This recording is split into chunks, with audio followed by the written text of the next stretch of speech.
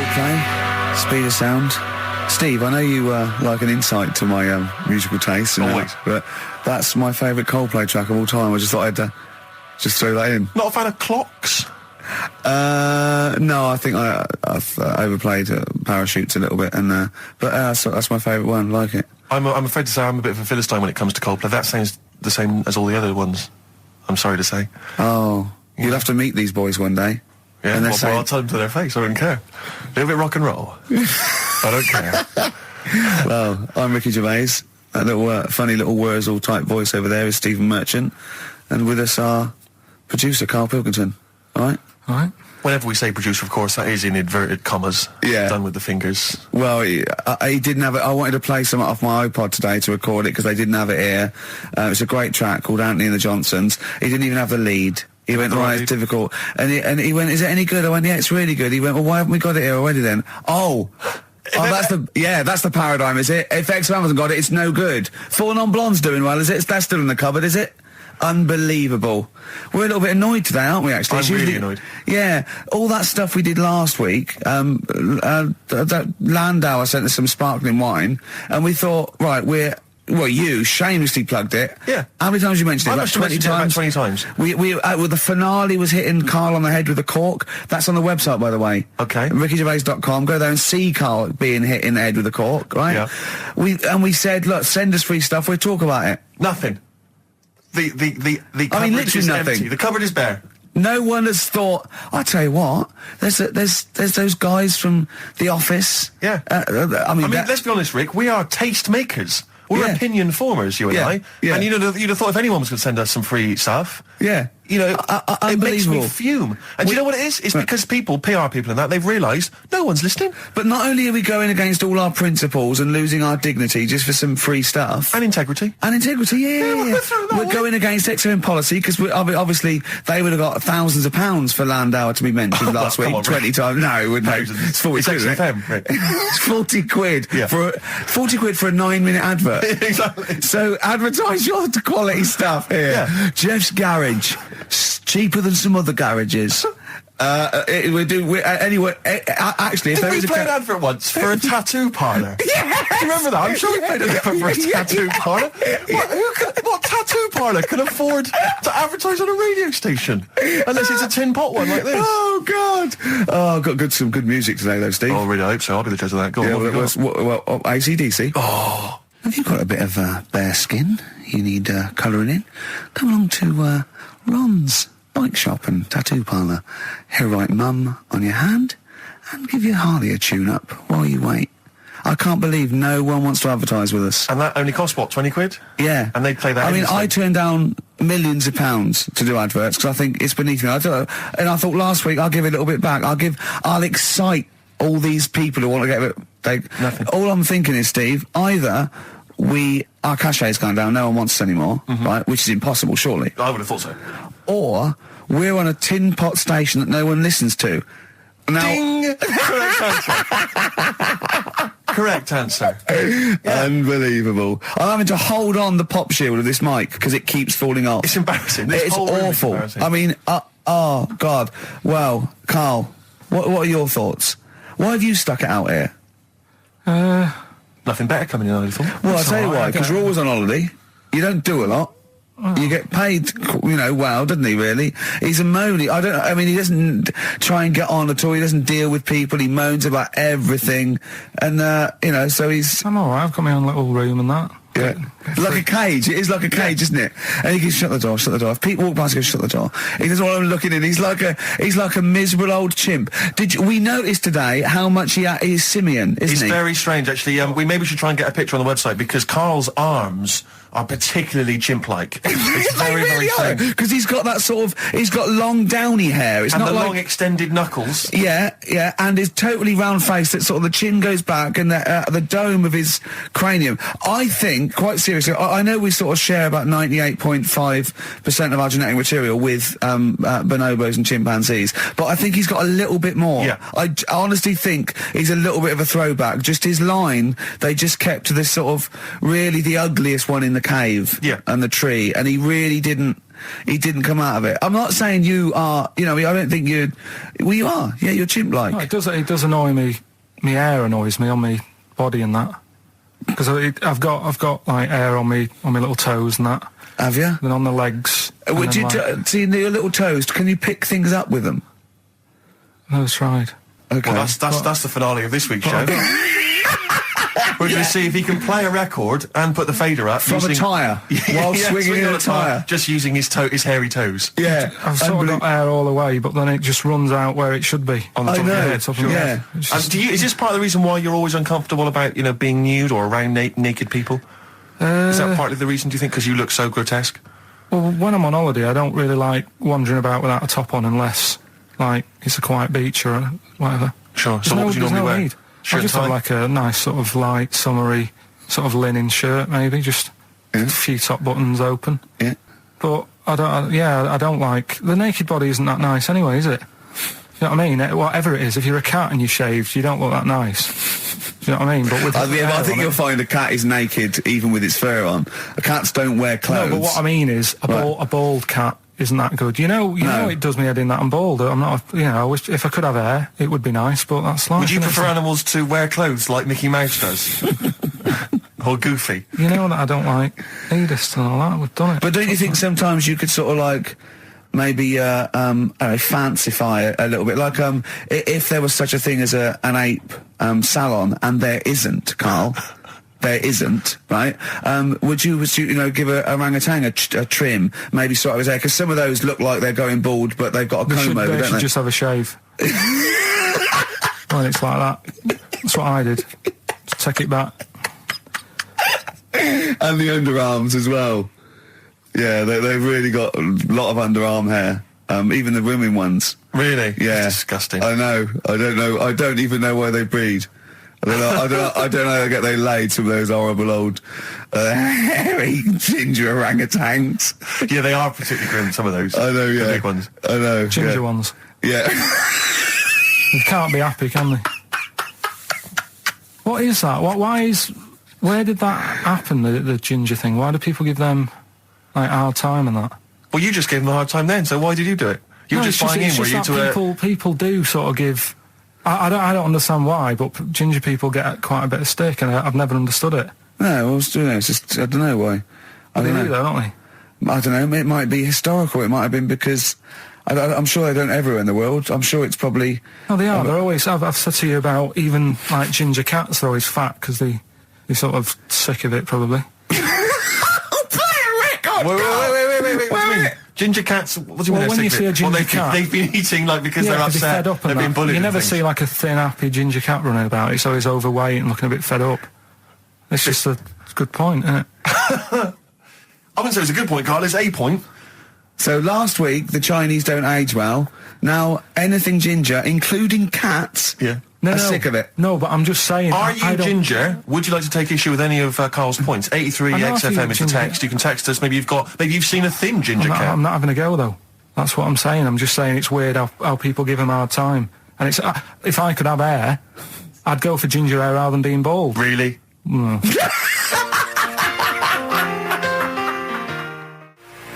Landed from Ben Folds on XFM 104.9. Ricky Gervais, Steve Merchant, Karl Pilkington. Had a fax. Never mind champagne and freebies like that. Forget that. We're not doing that anymore. It didn't work, okay? But we are still in demand. Got a fax here, right? So a guy says, I produce a programme for the BAS scientists, right? Wintering in Antarctica. Now, what this bloke is saying is, there are scientists, right, researching in Antarctica, and they're already locked away and sort of like out of touch because they can't get to them, right?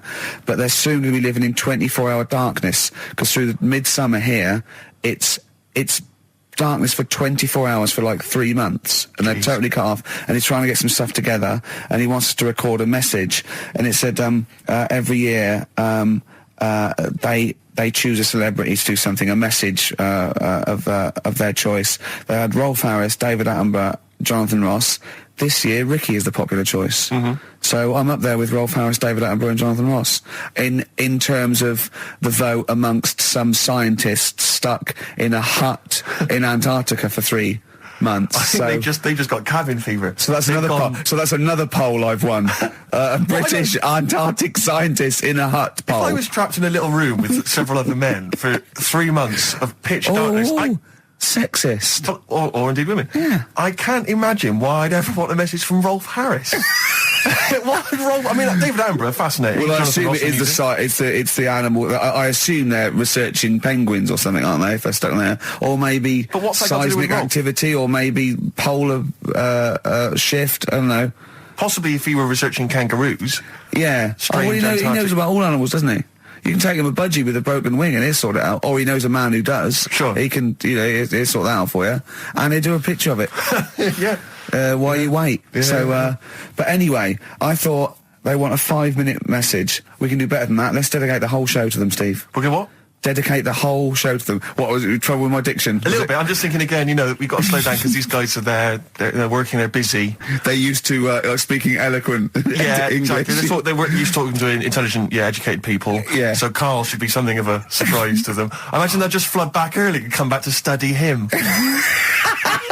So this is this show is dedicated to all you I know nothing about them. I don't know how many there are. I know they're just, as I say, in a hut somewhere, presumably with a laptop, drinking hot chocolate out of steel mugs with... Just looking up porn. Well, they're not on the internet, are they? Oh, are they not? Well, no, there's no phone line. Well, how do they charge up the laptop when it runs out? Well, they've probably got generators. They must have other stuff. They got a telly in that, haven't they? Of course they haven't. No, for DVDs and things. Well, they could probably have a DVD player that would run off a generator and stuff, so they can play. I don't know what we're giving this on CD or something, but and what are they? how can that enhance your life though? That you like 2 months has gone, you've sat there, you're chewing Kendall mint cake and just looking around at white walls, right, thinking that the Thing's going to come in any minute and put you out of your misery, right? And you go, all right, lads, it's here. What? A 5-minute message from Ricky Gervais. Yeah. Who? The fella from The Office? Oh, yeah. Go on. I mean, so Yeah. I don't know how I can enhance. I mean, I go mental. One of them's going, I voted for Ricky Martin. What? Yeah. But I don't understand what they're researching. You say penguins, but that's just a Well, hypothesis. I'm assuming that because it's Antarctica, where the penguins live. Is there anything else there? What else is going on? Well, There's there's a lot of presumably climate differences and... Well, yeah, because it's atmosphere a changes and land so on. mass, isn't it? Arctic's just on ice, and Antarctica is actually a continent. It's a land mass, so there's stuff there. But presumably not in the winter. I imagine it's like 10 foot of snow, and really not a lot happening. Sure. I don't know what they're researching. It could be astronomy, as I say. It could be some sort of seismic thing. It could be just testing polar melting. It could be penguins. I've no idea. I haven't got the information. I don't think they want us to go into what they're doing. I suppose they already know, yeah. They probably want to know what's happening in the world well, we've got the man here. That's an interminable 5 minutes for them. We've already wasted that 5 minutes. They're going to put it on excited to hear from you, and they've just got 5 minutes of us discussing what they might be doing. What I'm worried about is this bit. Well, for these 10 people there, we've just annoyed the 200 listeners we've got. Because they're thinking, what's in this for me? Well, we'll have fun along the way, and what I think we're doing, they've been stuck there, as I say, they're out of touch, they don't know what's happening, so Karl Pilkington is the man. We're going to have a song, maybe some ad breaks, and then Karl is going to let these scientists who are stuck away in the darkness know what's been happening for the last couple of weeks. Is that all right, Karl? Well, I don't really follow the news, so they probably play know a more. record. I was going to Play a ask them record. what's been going on.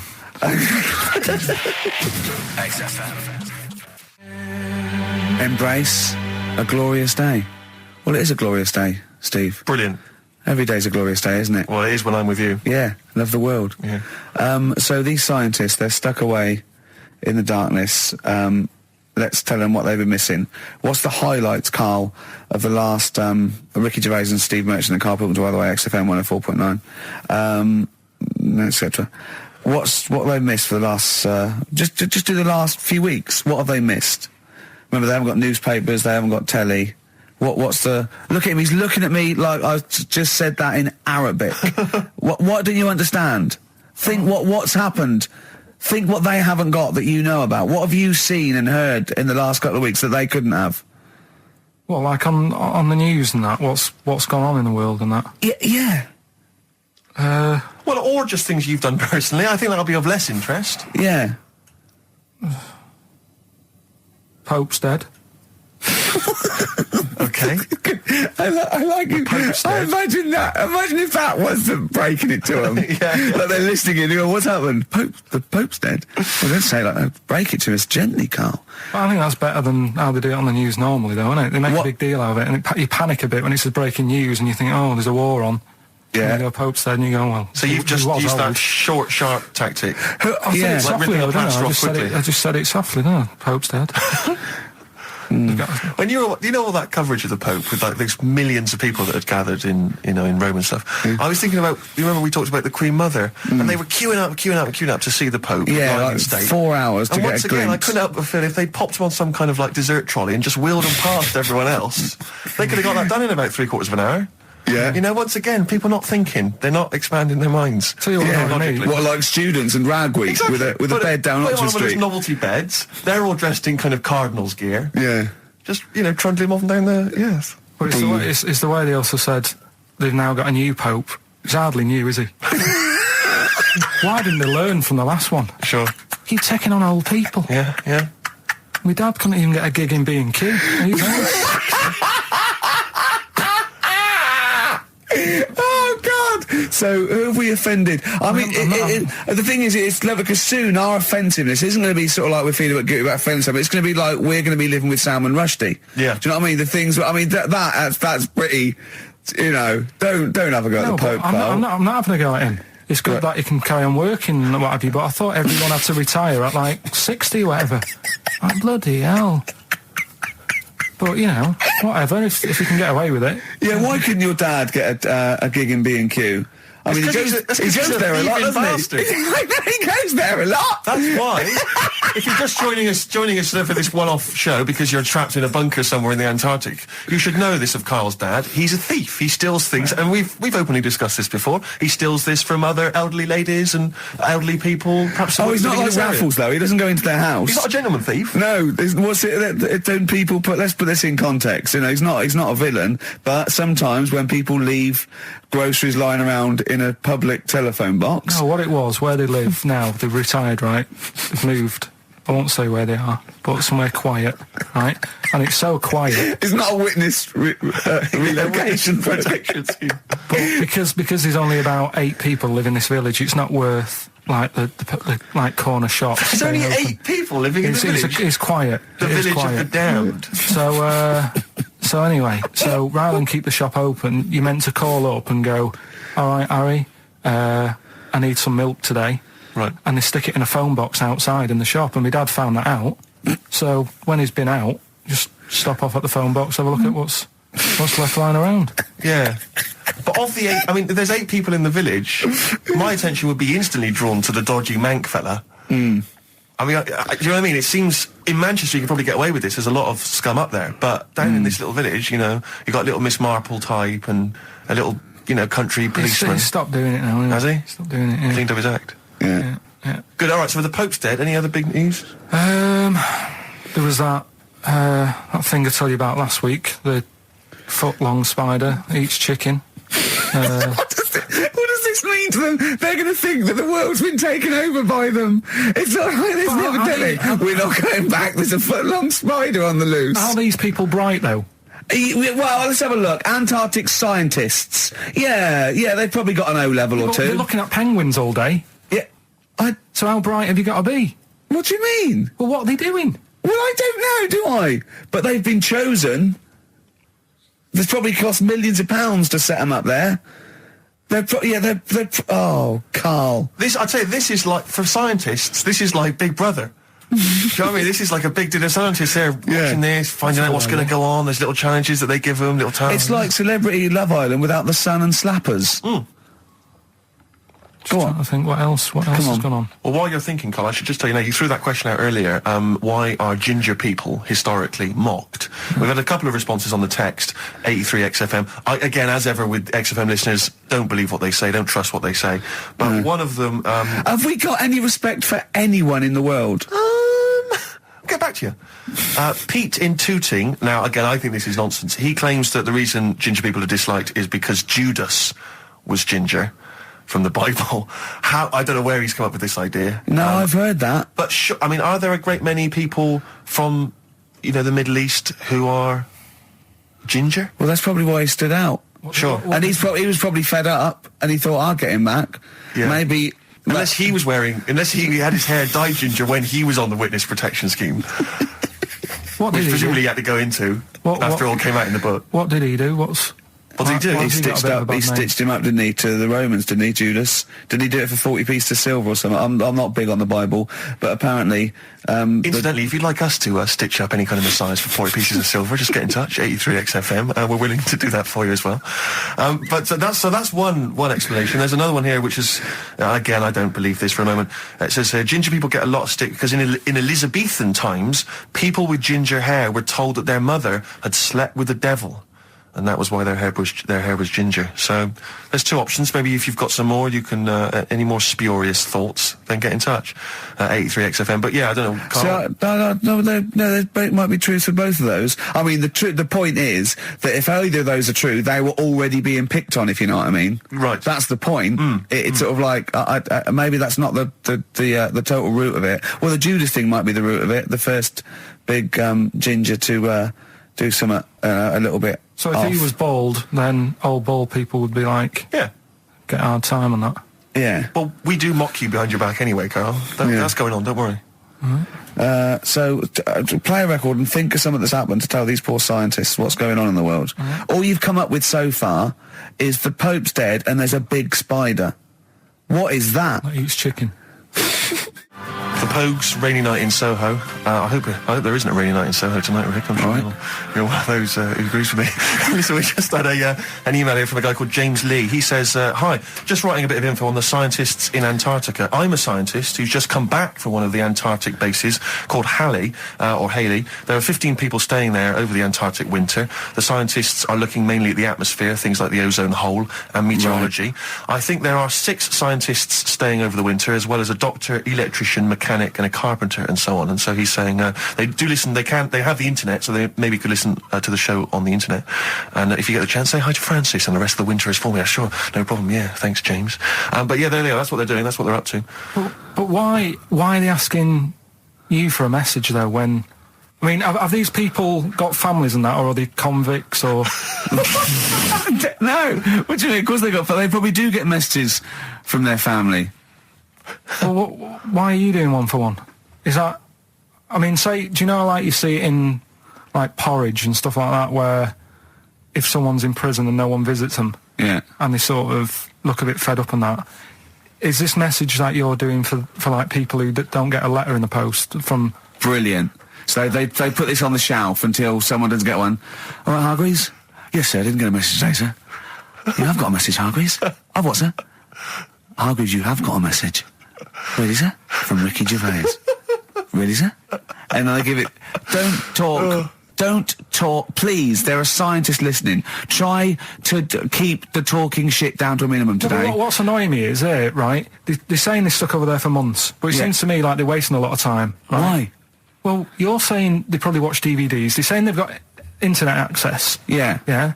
Well, I'm wrong. Listening to messages, yeah, get the job done and go home. Well, that's so. Well, then we don't have to tell them anything then, because they listen to the internet. If they've got the internet, then yeah, it's a waste of time. Good point. Play a record. Well, hang on. Before that, here's a good point. You've had a long time to research what's been going on in the world. We just had an email here from Nicholas who says, "Why haven't you told them about the recent pig Olympics that just went on in China?" You've missed that one, Carl. Once again. Who won?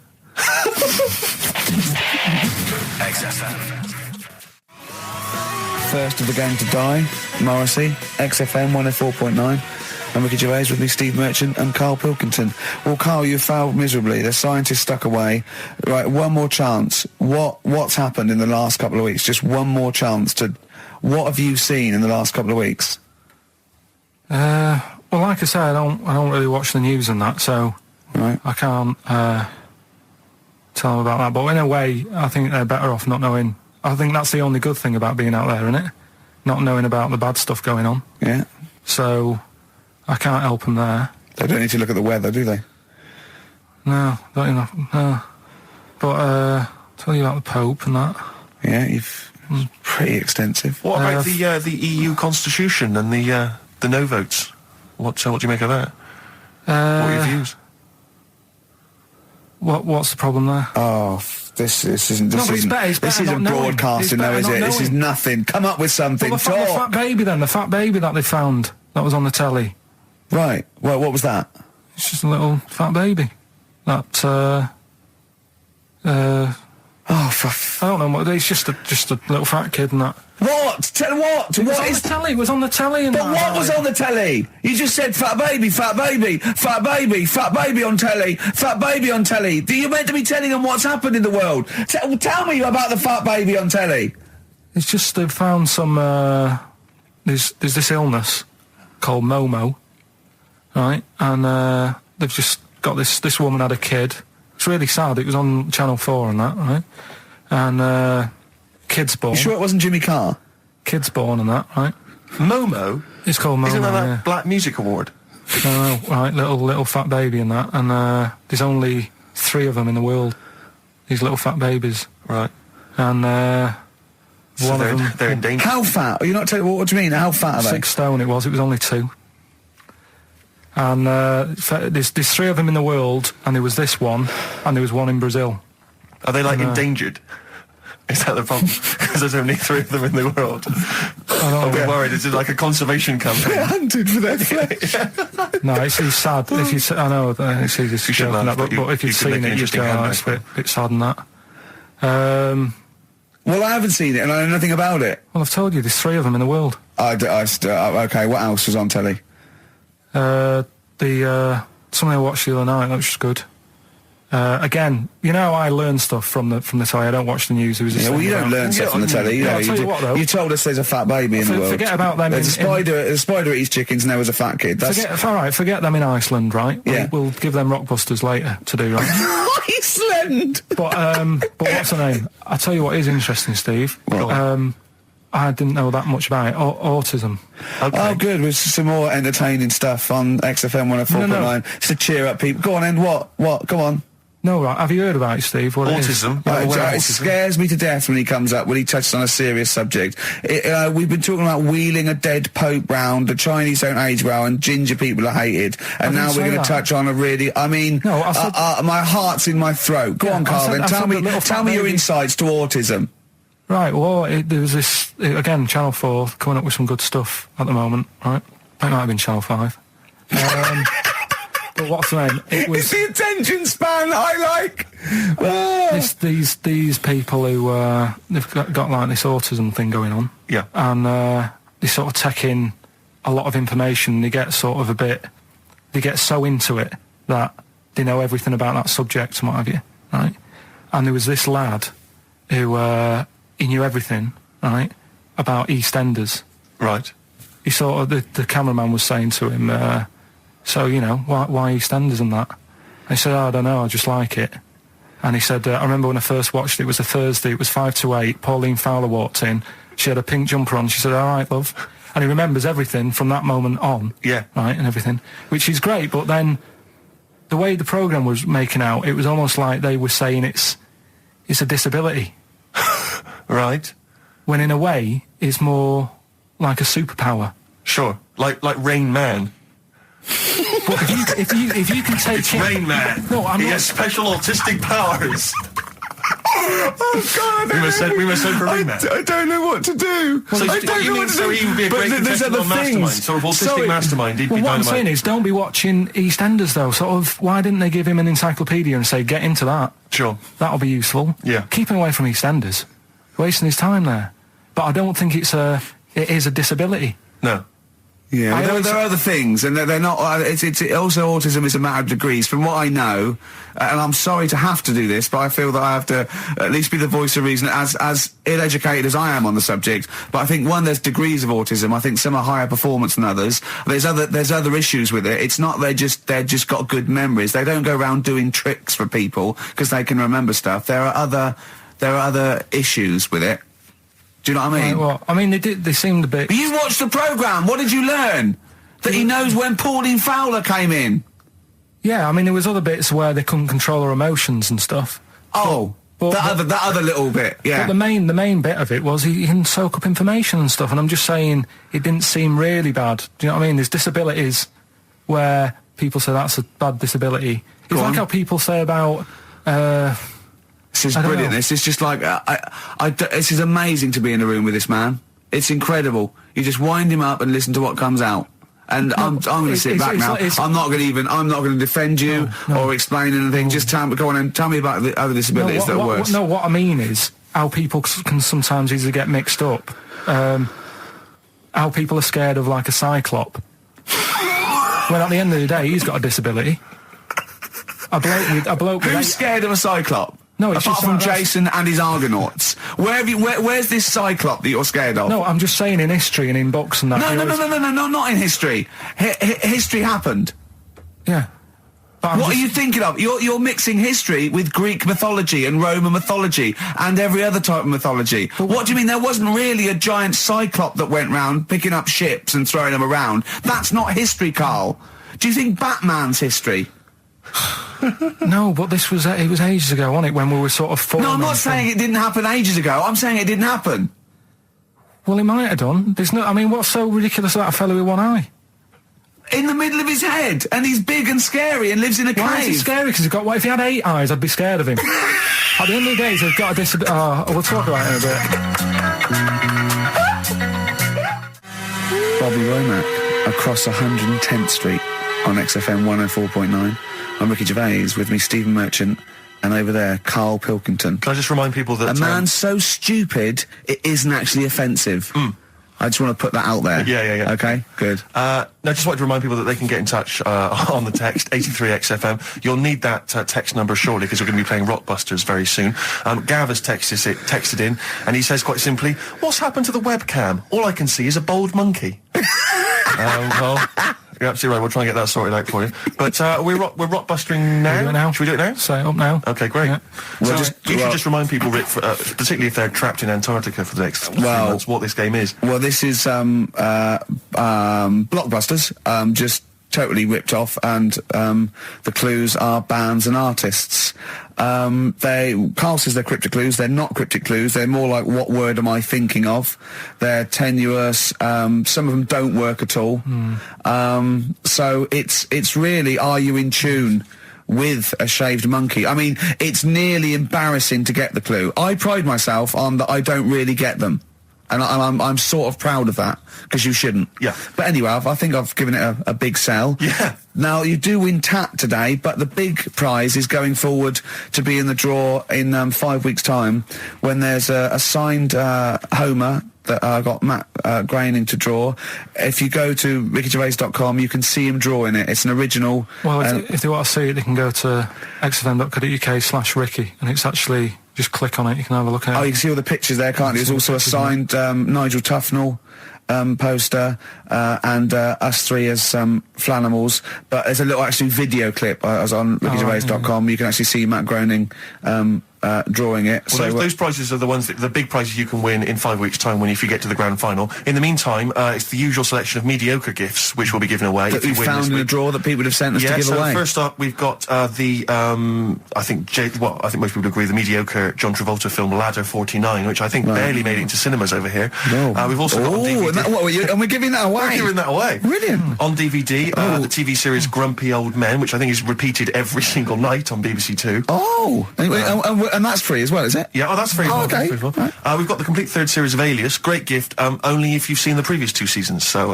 is that the one I'm in? I don't know, possibly. French and Saunders at the Movies, a collection of all their hilarious movie spoofs. Again, on television, I think every Friday. And the TV series Operation Good Guys. You know, fine series, but you could see that on UK Gold most nights. So once again, an excellent selection. But if you win all those and take them straight down to Record and Tape Exchange, you will be able to get 2 albums that you actually like. That's exactly right. So, people send us them, so they sort of get bigged up on the radio, so that's done. We don't need to worry about that. Angry. So, anyway then, three clues. Well, hang on, let's play the jingle. No, I haven't got one. You not got a jingle for Rockbusters? No. Well, do one quickly now. Okay. Rockbusters. Brilliant. All right, so we got 3 of them. Cryptic clue and the initials. The band, it could be a band or an artist. We've done all that, haven't we? Yeah. All right, first one. The fella let his wife know how he got the bruise on his leg. Right? Give us that again. the fella let his wife know how he got the bruise on the leg. He got a little bruise. Yeah, it's all, imagine that in the Times crossword. You read it again, it's slightly different. Every time I look back at this crossword, it's slightly different. All the words change. It can't be cryptic. The initials there, CL, right? CL. Fella got a bruise on his leg. He let his wife know how he got it. What's going on? Right, second one. All the muttering. And what's the next cryptic clue? Second one, that Potter lad had a lot of bottle doing all that stuff with the wizards and that, right? He had a lot of bottle playing with the wizards and that. What's all that about? Right? I love it! He always says, what's all that about? TB there, band or artist, the initials TB, that Potter lad, he's got a lot of bottle doing all that stuff with the wizards. Right? And the third one, the Buddhists won't be able to get in their temple without these. What do they need, right? The Buddhists won't be able to get in their temple without these. The initials TM. Right? 83936 is the text number. We don't want to receive emails from this because we can't be bothered, so just a quick text. Make sure you include all three answers. We're not interested unless you've only got, you need to get all three. Yeah. But the winner may only get two, but it's the first one with the most right answers. Yeah. And if that wins all those DVDs. Alias is a box set, to be fair. That's pretty good prize, that one. Oh, you could probably get two CDs when you take that down to Record Tape Exchange. And you don't need to see the first two seasons because you won't know what's happening anyway. Oh, okay, fine. I'm excited to think that there's some people now in Antarctica just scrabbling around to get a pen, just trying to figure them out. You know, they'll probably stew on that for the next, I don't know, 2 months. XFM. Forward Inc. Gorillas on XFM 104.9 on Ricky Gervais with me, Steve Merchant and Karl Pilkington. Karl, okay, we've got to sort this out. We didn't meet again this week, and this is a shoddy show. I thought we had a sort of framework for it, but do you know what I mean? No, I thought it'd be, Karl could sort of tell him what was going on. He doesn't know anything except watching telly, late night telly on strange channels. Like he gets all his information about the news on Anna Nova, and I mean, I even tried to help him because Monkey News last week was awful. It wasn't Monkey News. It wasn't Monkey News. It was. I can't remember it. I've been away on holiday. Brilliant. Yeah, and Monkey News stops. I phoned him up. There was a front cover of the, I think it was the Telegraph one day this week, and it was an ironic story. It was a fluff piece, but it was a funny story. And it was about a monkey in a zoo that had a ruck with its father because it's adolescent. It was like the equivalent of like 16 to 18, and it had a fight with its father, and it escaped. It ran away, and it was like, an interesting story. Yeah. I phoned Karl up and said, "This is Monkey News. A monkey has escaped from its cage after an argument with its father." And he said, "What was the argument about?" I mean, he thinks like Homer Simpson. Yeah. Amazing. What was the argument about? Like the zookeepers are going, "Oh look, oh no, he's brought up his untidy room again." The father, oh look, he's caught him smoking again. I mean, what do you mean, what was the argument about? They have fights. They have fights, and then it ran away. His dad wanted him to go to college, but he just wants to quit and get a job. Yeah, and he fancied a monkey in the other cage, and the father was saying, "She's not good enough for you." No. Oh. So what we've got was some it Monkey about? News today? Yeah, I got a little bit of Monkey News. You got a little bit of Monkey News, right? Yeah. You've redeemed yourself then this week. We've got some stuff there and that. What else has been going on? What are we going to talk about now? Sort of head's gone now. Your head's we've got gone. Monkey News. Yeah. And, why is it it seems like since we've come back on air, you have become dimmer. I mean, it is extraordinary. It's like BSC has kicked in. Or and did you we really just forget? We just forgot. Maybe what? it's been a long time. We've forgotten just how stupid he is. Yeah. It's proper. Do you mean it's the silences? He forgets we're on the radio. There's just I know, dead air. it's unbelievable, and it's our name on this. They put up, but as I said before, he is no offence, he's not a bright lad or educated or anything like that. Yeah, but some things he says does border on the retarded. Oh, I've been trying to take in too much information though. That's the problem recently. Well, I've said to you last week, I've been like reading more books and what have you, and trying to take in too much. But the problem is, like even watching telly and that now, Suzanne said to me, stop doing that. Stop watching telly late at night and going to bed because it's making your brain too active. And I'm sort of heaven forbid. And I'm trying to get to sleep and I can't. And then when I wake up, I'm thinking she had a go at me the other day, right? Because it was the night after watching The Fat Baby, right? Woke up in the morning and she had a go at me because as soon as I woke up, I said, It was something like, how can you freeze time?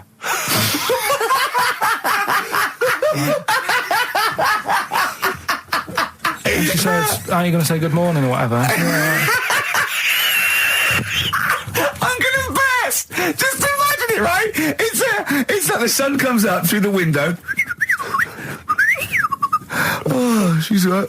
Carl's like that, his little head. His eyes open, he goes... One of those floppy night hats. How can you freeze time?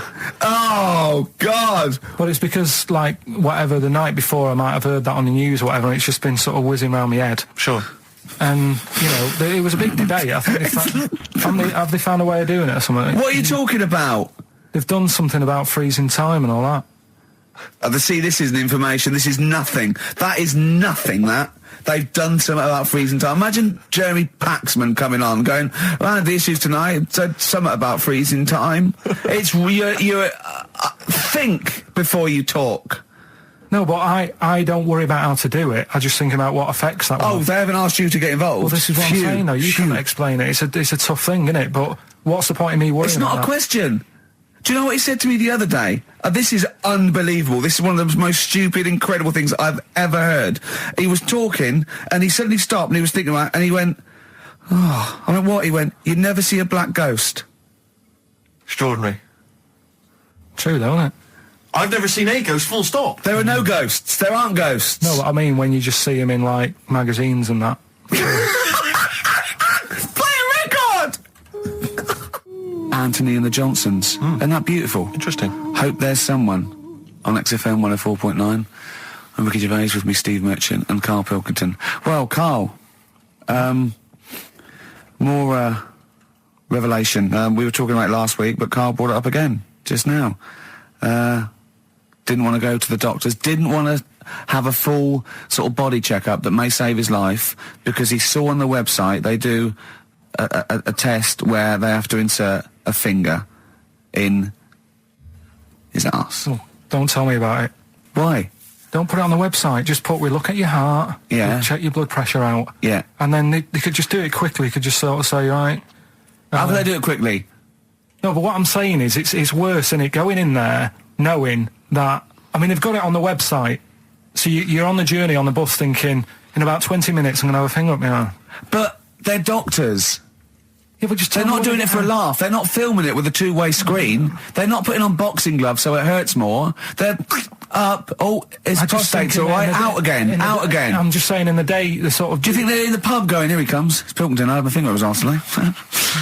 Do they allow ladies to do that? Do they allow female doctors to do it? Of course they do. They're doctors. No, that's worse. Though. You're sounding like him. No, I'm just interested in, because, you know, do they allow female doctors to do the finger up the arse thing? Well, of course they do. They're doctors. Forget the female and male. They are doctors. Right, do you know any female doctors to do that? But what I mean is, isn't it a bit like if you're being searched at an airport, you know, and you're a woman, they send in a woman person to search you. They don't send in a bloke to do it. Is that the same thing? Yeah, they probably trust someone who's gone through 6 years medical college not to be taking the piss as opposed to a fat security guard who couldn't get anything else. Do you know what I What are mean? you talking about? There's doctors all the time coming out in the papers, oh, they gave them this so they could look at their boobs or whatever, or, you know, it's all you're always hearing stuff about dodgy doctors. But what I'm saying is, the reason why they do that security, because there's lots of security people, and they can, you know, for your own, you know, for the, you know, your own modesty, there's a female one to search females and a male one to search males, and that's fine. But there's not like 4 or 5 GPs to choose from, and you go in there and you go, is it your arse and testicles? Do you want a bloke or, you know, you accept what if they've it. got long fingernails? They don't have long fingers. What do you think that this female GP looks like? She's sitting behind the desk like Cruella de Vil with cleavage and long red false nails, going, "Hello, love, bend over. This may hurt a little bit." There's gloves and Vaseline. I don't believe there's 2 of you now in the room, Karl. They're doctors. They have to. What would you rather do than put the hand down your throat and round your alimentary canal to feel your ass? It's a quicker way in. You seem to know a lot about these doctors who stick fingers up people's asses. You're a very well-informed gentleman about this sort of thing. Well, say if they did find something, Yeah. would you then have to get, like, a second opinion, so someone else's finger? Well, no, they test it to see if there's anything suspicious. That it's usually a swollen prostate, which can be anything. So they catch it early, and that's it. They feel up there. But if you want a second opinion, then the same doctor will just stick a thumb up and have a feel around then. Yeah. So it always works in the same way. Yeah. Well, if there's a doctor who can, I don't know, put me at ease. I mean, surely there's another way around it. I don't believe that. I mean, what is this? 60 million people or something in the world, isn't there? 60 billion or something? Well, 6 billion, something? Yes, you got it. Right. You hit it. Well done. That's good work. Right, so yeah, there's 6 billion, did I say? Yeah, what's 6 billion then? Loads, isn't it? Yeah, but... So if you want a doctor to phone up to assure you that the finger at the bum thing's not painful and that it's necessary and Just that that it's it's not just someone necessary, trying to get really. kicked. Just that it's not an easy way round. All right, what's Do the you know what I phone mean? number here? It's, changed, haven't they? Oh, You're the producer! Hang on, here it is. 0871 222 1049, and I think you select option 1. It tells you anyway what to do. Please, if you're a GP, or you've, even if you've completed medical, I mean, we want a qualified doctor, really. Anything else is not good enough for Karl Pilkington. We'd love to. You can ask him all the other questions, because Karl, as I said last week, he doesn't feel his own testicles because he doesn't like the feel. Yeah. So, I'd like a doctor to explain to him how necessary that is. And this is truthful as well. I've got a very slight pain around the genital area at the moment, and I think it might be some kind of groin strain, but I'm a little bit anxious, not entirely sure Yeah, what it is. you've been with me twice when I've gone along to get them checked. Yeah. And I go, oh, what's that? Yeah. It's terrible. I mean, but, it's usually... I think you're in a pretty low risk, aren't you? I'd hope so. You're coming out of the 20s. I think testicular sort of... I shouldn't be doing this, I'm not qualified. All they said was to me sort of like it's 20s and 50s. Mine, so we're into mine sort of felt like they dropped a bit the other week when I was on holiday. I don't know if that's like when you're relaxing or I was wearing shorts a lot. How far? If it's 2 foot, it's too far. I was having problems walking. What do you mean? Why? No, it was just a bit I had shorts on all day. I'm happy and walking about on the beach and what have you. And then at the night when I put some long trousers on, I was sort of walking like rickets. They probably like stretch a little bit. Sometimes, I told you when I was about 18, I was scared. I went to the doctor. I felt a pain, right? And because I was doing biology, I thought I'd show off this doctor. I said, I've got a pain. I think it feels like it starts in the epididymis and goes up through the urethra either. And he went, finger up the arse. He said, your jeans are too tight. They're squashing your balls. So we want a doctor like that. So what's the phone number again? It's 0871 222 1049. A qualified What do you doctor. mean your balls dropped, though? We've got to come back to this. I don't know, they just felt like... it's not too bad at the moment. I was all right on the way in, but it was I feel twinges all the time, but you never know whether it's just because they're but they felt like they weren't my own. Do you know what I mean? They sort of felt a bit like these are... There wasn't a bloke standing really close to you, was there? You didn't get them mixed up, did you, on the way back? On the flight back? Someone else has got them. Well, take a leaf out of nudist books. They just walk around, they've got nothing on it. About nudists. Why? Well, let's play this ad break and that. And Have you had another encounter? if we've got time, I'll tell you about it. Have you really? XFM. Right, we've got who's that on the line? It's Rob. Rob, and are you a doctor? I'm a final year medical student. I'll be a doctor in 2 months, touch wood. That's close enough, isn't it? Yeah. Excellent. So, where do you study? Do you want to give more details, or do you want to remain anonymous as you're calling in to I study at Barts Hospital. All right, great. So, why do GPs sometimes put their finger up a man's anus? To see what's there. If you've got hemorrhoids, if you've got an enlarged prostate, it's either that or they stick up a big tube and have a look up with a light. What? And it's easier to do that. Now, are you dumbing this down for us, or are you going to fail your medical exams by saying stick up a big tube with a light? I'm dumbing it down. Okay, come on then. We're all intelligent people here, and Karl. So you tell us what's that called? It's called a sigmoidoscope. Right. Nice. That was a clever test, wasn't it, Rick? I think he's a real doctor. Yeah. 12-inch long tube they can put up there. So, Karl, would you prefer that or a finger? Well, so do they sort of do the finger first, and then... I mean, at what point do they say, hang on, we need a light here? I mean... It's normally if there's something wrong. But... So if I go then, say if I go to this well-known clinic, right, and they go, yeah, the art's good and that, yeah, finger, there you go, and then they go, hang on, I'm going to go and get me light and tube. I could start worrying then because they've sort of found something. And they're not likely to go straight in with the tube. They'll probably send you off some tests first. But Carl, there's nothing. Hospital. But you go to these places to put your mind at rest and to know where you are with your health. I mean, it's not that you go along. That's what most people worry about. They think that because I'll go along and they'll find something. Well, one, that's illogical. It doesn't heighten the fact they find something because you go along. And two, if they do find something, it's a good job you went along. I mean, I'm a hypocrite because I don't go to the doctor, but I've had that Carl, done. you should be concerned if when they shine the little light in your ear, it comes out the other side of your ear. No, the other ear comes right out the other side. That's when you should be worried. But Rob, right, you said then, if they find something, they send me off for some tests. Why can't I just have the test without that and cut out the middleman?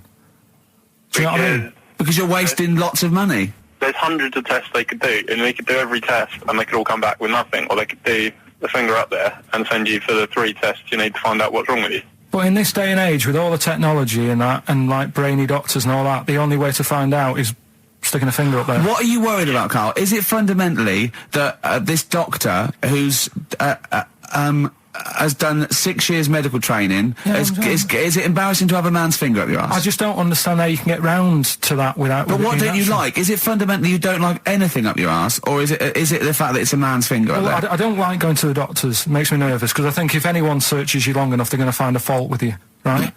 And especially if they're going that far into you. They're going to find something. And Probably not. well, you know, I just don't... I don't know how to get round to that sort of... that point where you get a...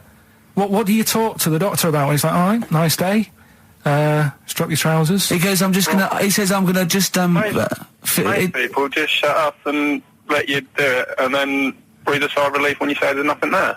Yeah. But is that at the end of the test, or is that the first thing he does? It's the last thing. So that trousers up out the door. Because he knows it ends conversation. He knows it's a bit of a faux pas. The doctor says, "Oh, I better not kick off with the finger up the arse." What I do is I'll start on with the the head, and then we're then go, "Oh, one final thing, Mr. Pilkington." So Rob, he drops his keys and he goes, "Pick them up." And as you bend over, will you be doing this, Rob? Is this what you're like open to do? You do all these. I'll have to do it at some point.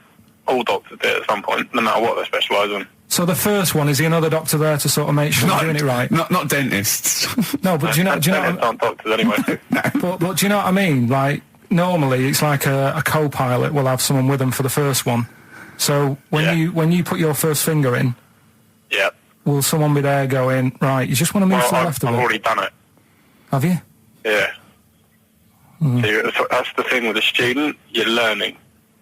So you get people teaching And you learn on... these things. Can I just point out, Rob, I think I'm right in assuming that you have a glove on, Yep. and there's lubrication, Yep. and it doesn't hurt. No.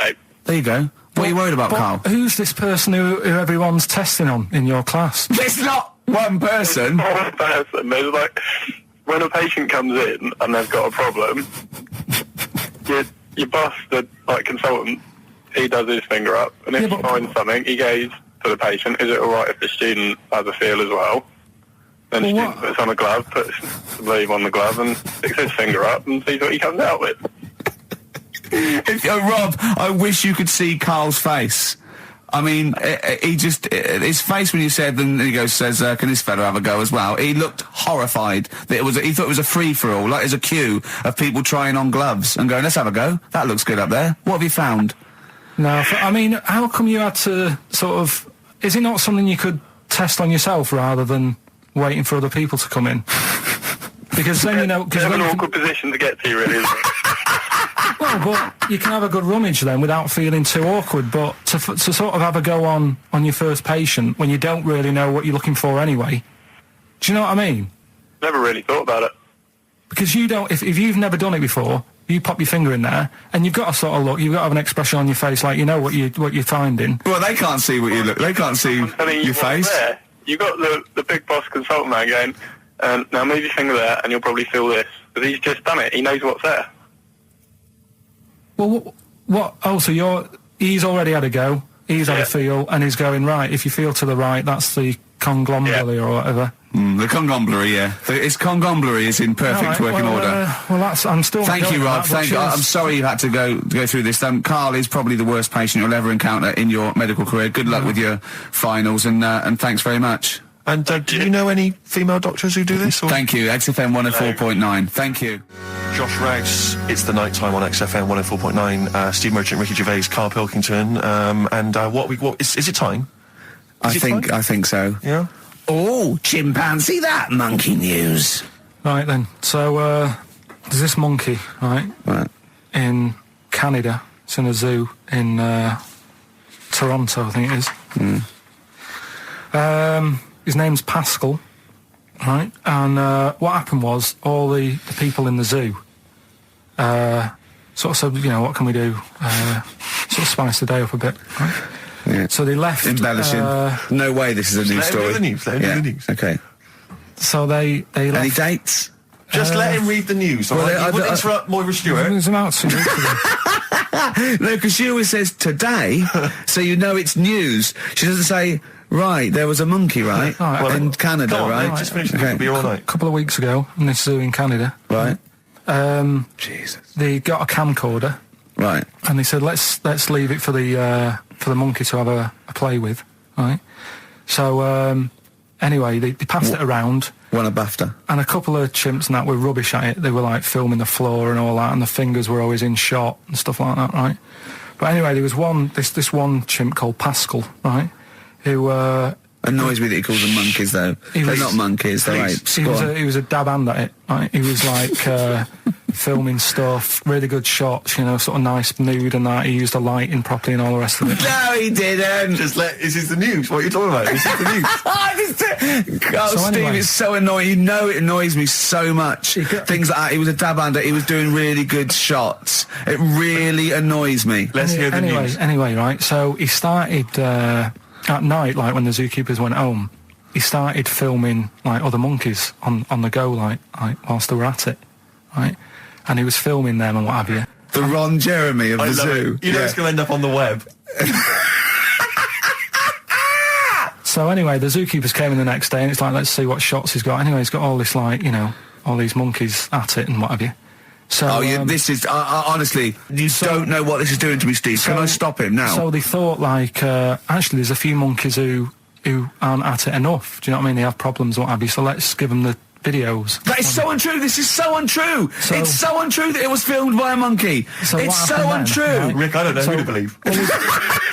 Oh, Carl, you're talking so much shit again. You must know that's not true. There's no way. There's a load of tapes out. Look at me. Look at me. Don't keep talking. Look at me. Yeah. You must know that's not true. Can we just hear the end of this news? You had to go at me last week because I didn't have the full story. I've got the full story. You're still not happy. There is no way that by chance, what should we do? Let's give him a camcorder. That could happen. Right. He then films him at it. That might happen. It might happen, but I don't think he'd keep the camera still. Two, they go, hold on, this is good stuff. This is good shit. This porn's good shit. Anyway, look at that. He's got a lovely shot. Yeah. So this is ridiculous. Let me just recap because I lost my way there. So the monkey has filmed the monkey porn, and now they're showing it to the other monkeys. Is he directing? Can you hear him saying stuff? Can you hear him go? It's just like Chimp Pimp 1, 2, and 3, and all the rest of it, right? But anyway, so they've got all these other tapes because what happened was they said he's quite good at this. Oh, and the animals, God! And the animals are happy having him around because he's not a human. He's just one of the gang. Do you know what I mean? So they started putting him in with other things like ostriches. Right. And talking shit. There was and do you know they have a problem with pandas in Japan? So they've sent him out there filming a bit of. Where are you going? Honestly, you really annoy me. There's no way this is happening. Can we just hear the end? Why can't he just find a real story about a monkey? Let's hear the end. The end is really that he's going to China. He's filming the pandas and what. No, he's not. They wouldn't send a monkey director. They would not send a monkey director. Thunder Road by Bruce Springsteen, possibly the greatest rock song of all time. I don't know. Big words. Big words indeed, but I echo them. Well, we're running out of time. We've got to get on with the show. It's near the end. I hope you enjoyed it. I hope the scientists stuck in a big, hut in the middle of nowhere in pitch darkness, 10 of them. I imagine they've been fascinated, Rick, by the finger up the arse discussion. We had Chinese don't age well, gingers.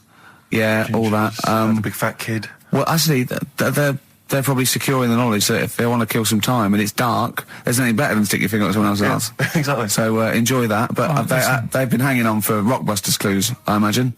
Here's the answer. So give us the clue again quickly. All right, so the first one was the fella let his wife know how he got the bruise on his legs. Go on. Right, that was Courtney Love. Yeah, Courtney Love. So that's Courtney Love. So that's the fine. first one, CL. So that one's fine. The second one, that Potter lad. What am I doing? Letting that one Just go? let it go, just let it go. Am I just letting that go?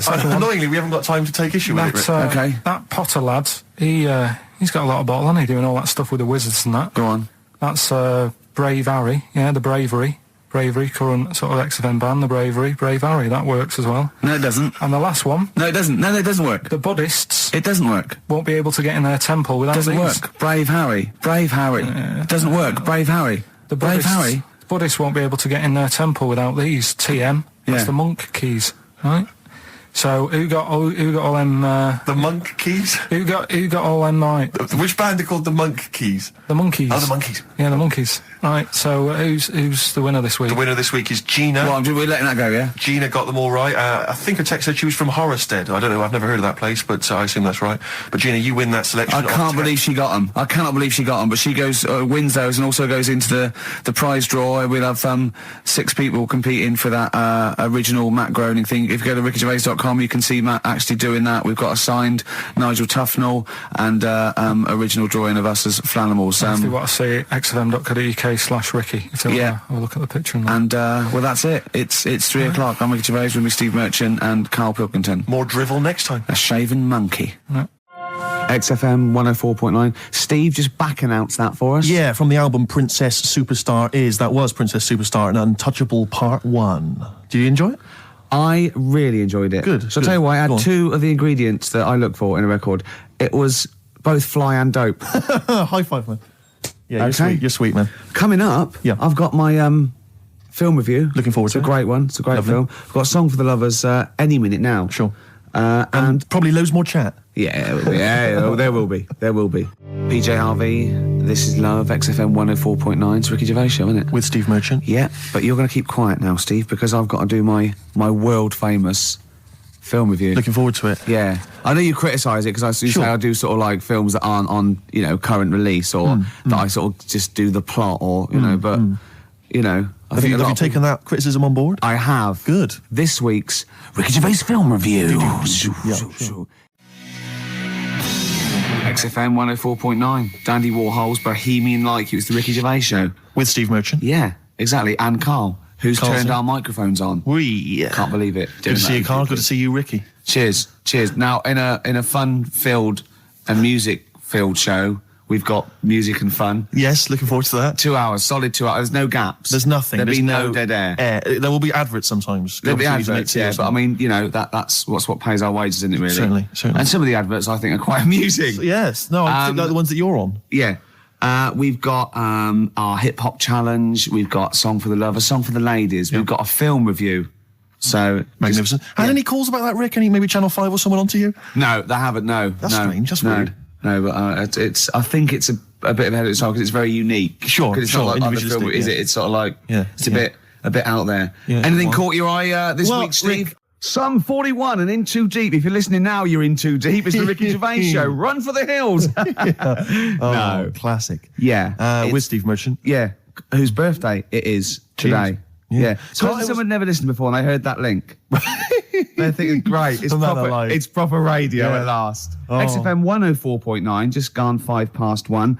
Steve, do you want some great music I'd today? love to hear some great well, music. I've brought in some good stuff. I've brought in Oasis, we've got Radiohead, Sure, I've got some sure. Dre, I've got some Alba, I've got some Jimmy Webb. I'm looking yeah. forward to Yeah, that. yeah, You know, yeah, we're keeping yeah. it real. Oh, absolutely, yeah. I've got Charlatans, I've got Nirvana.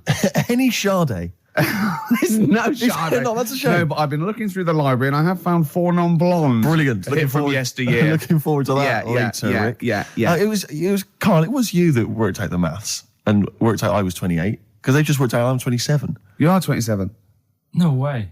Yeah, I asked you, didn't I? And I said, But what I sort of questioned was, I said, well, if you're 27 today, that means last week you were 26.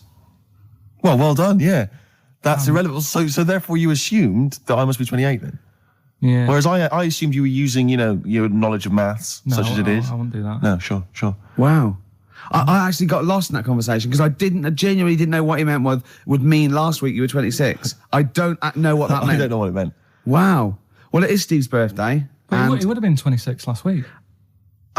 Sometimes you genuinely frighten me because it's those staring eyes. There's nothing behind him. It's this little bald head. Looks like Davros looking at me. Genuine fear on his face when he enters into a conversation with another human being. What bit don't you understand? If he's 27 today, he would have been 26 last week, and he doesn't look 26. He didn't look 26 last week. He looks older than 28 today.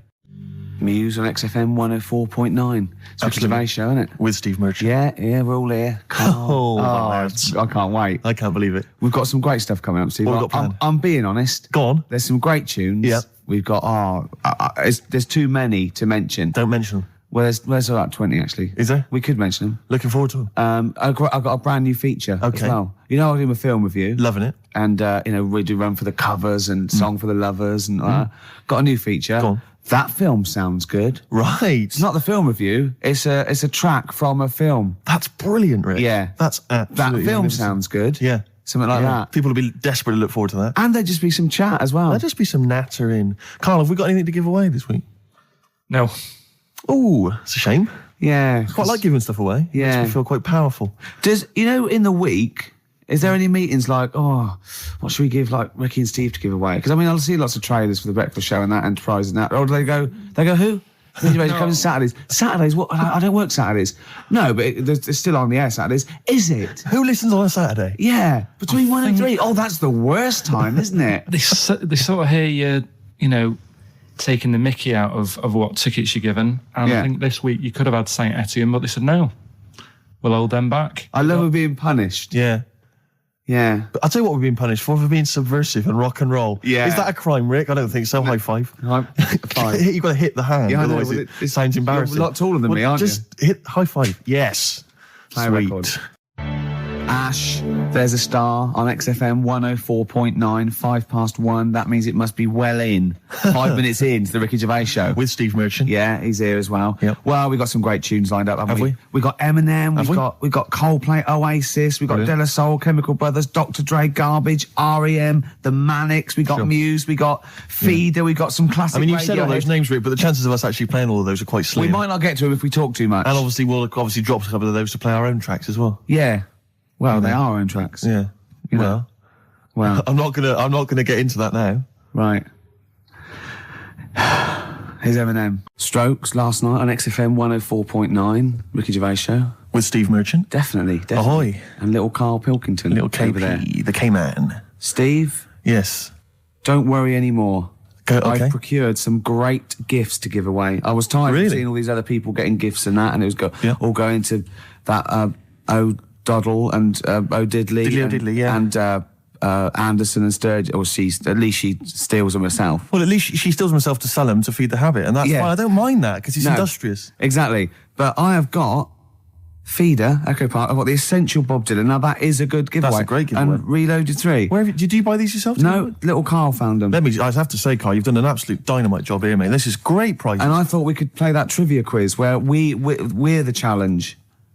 If they get Right. someone to catch us out, maybe, or a question. You confused me slightly. Explain again. Well, we could play a little trivia quiz, couldn't we? Right. And then we could sell the fish. Use Cut the out words that you need man. to complete the sentence, And Rick. then...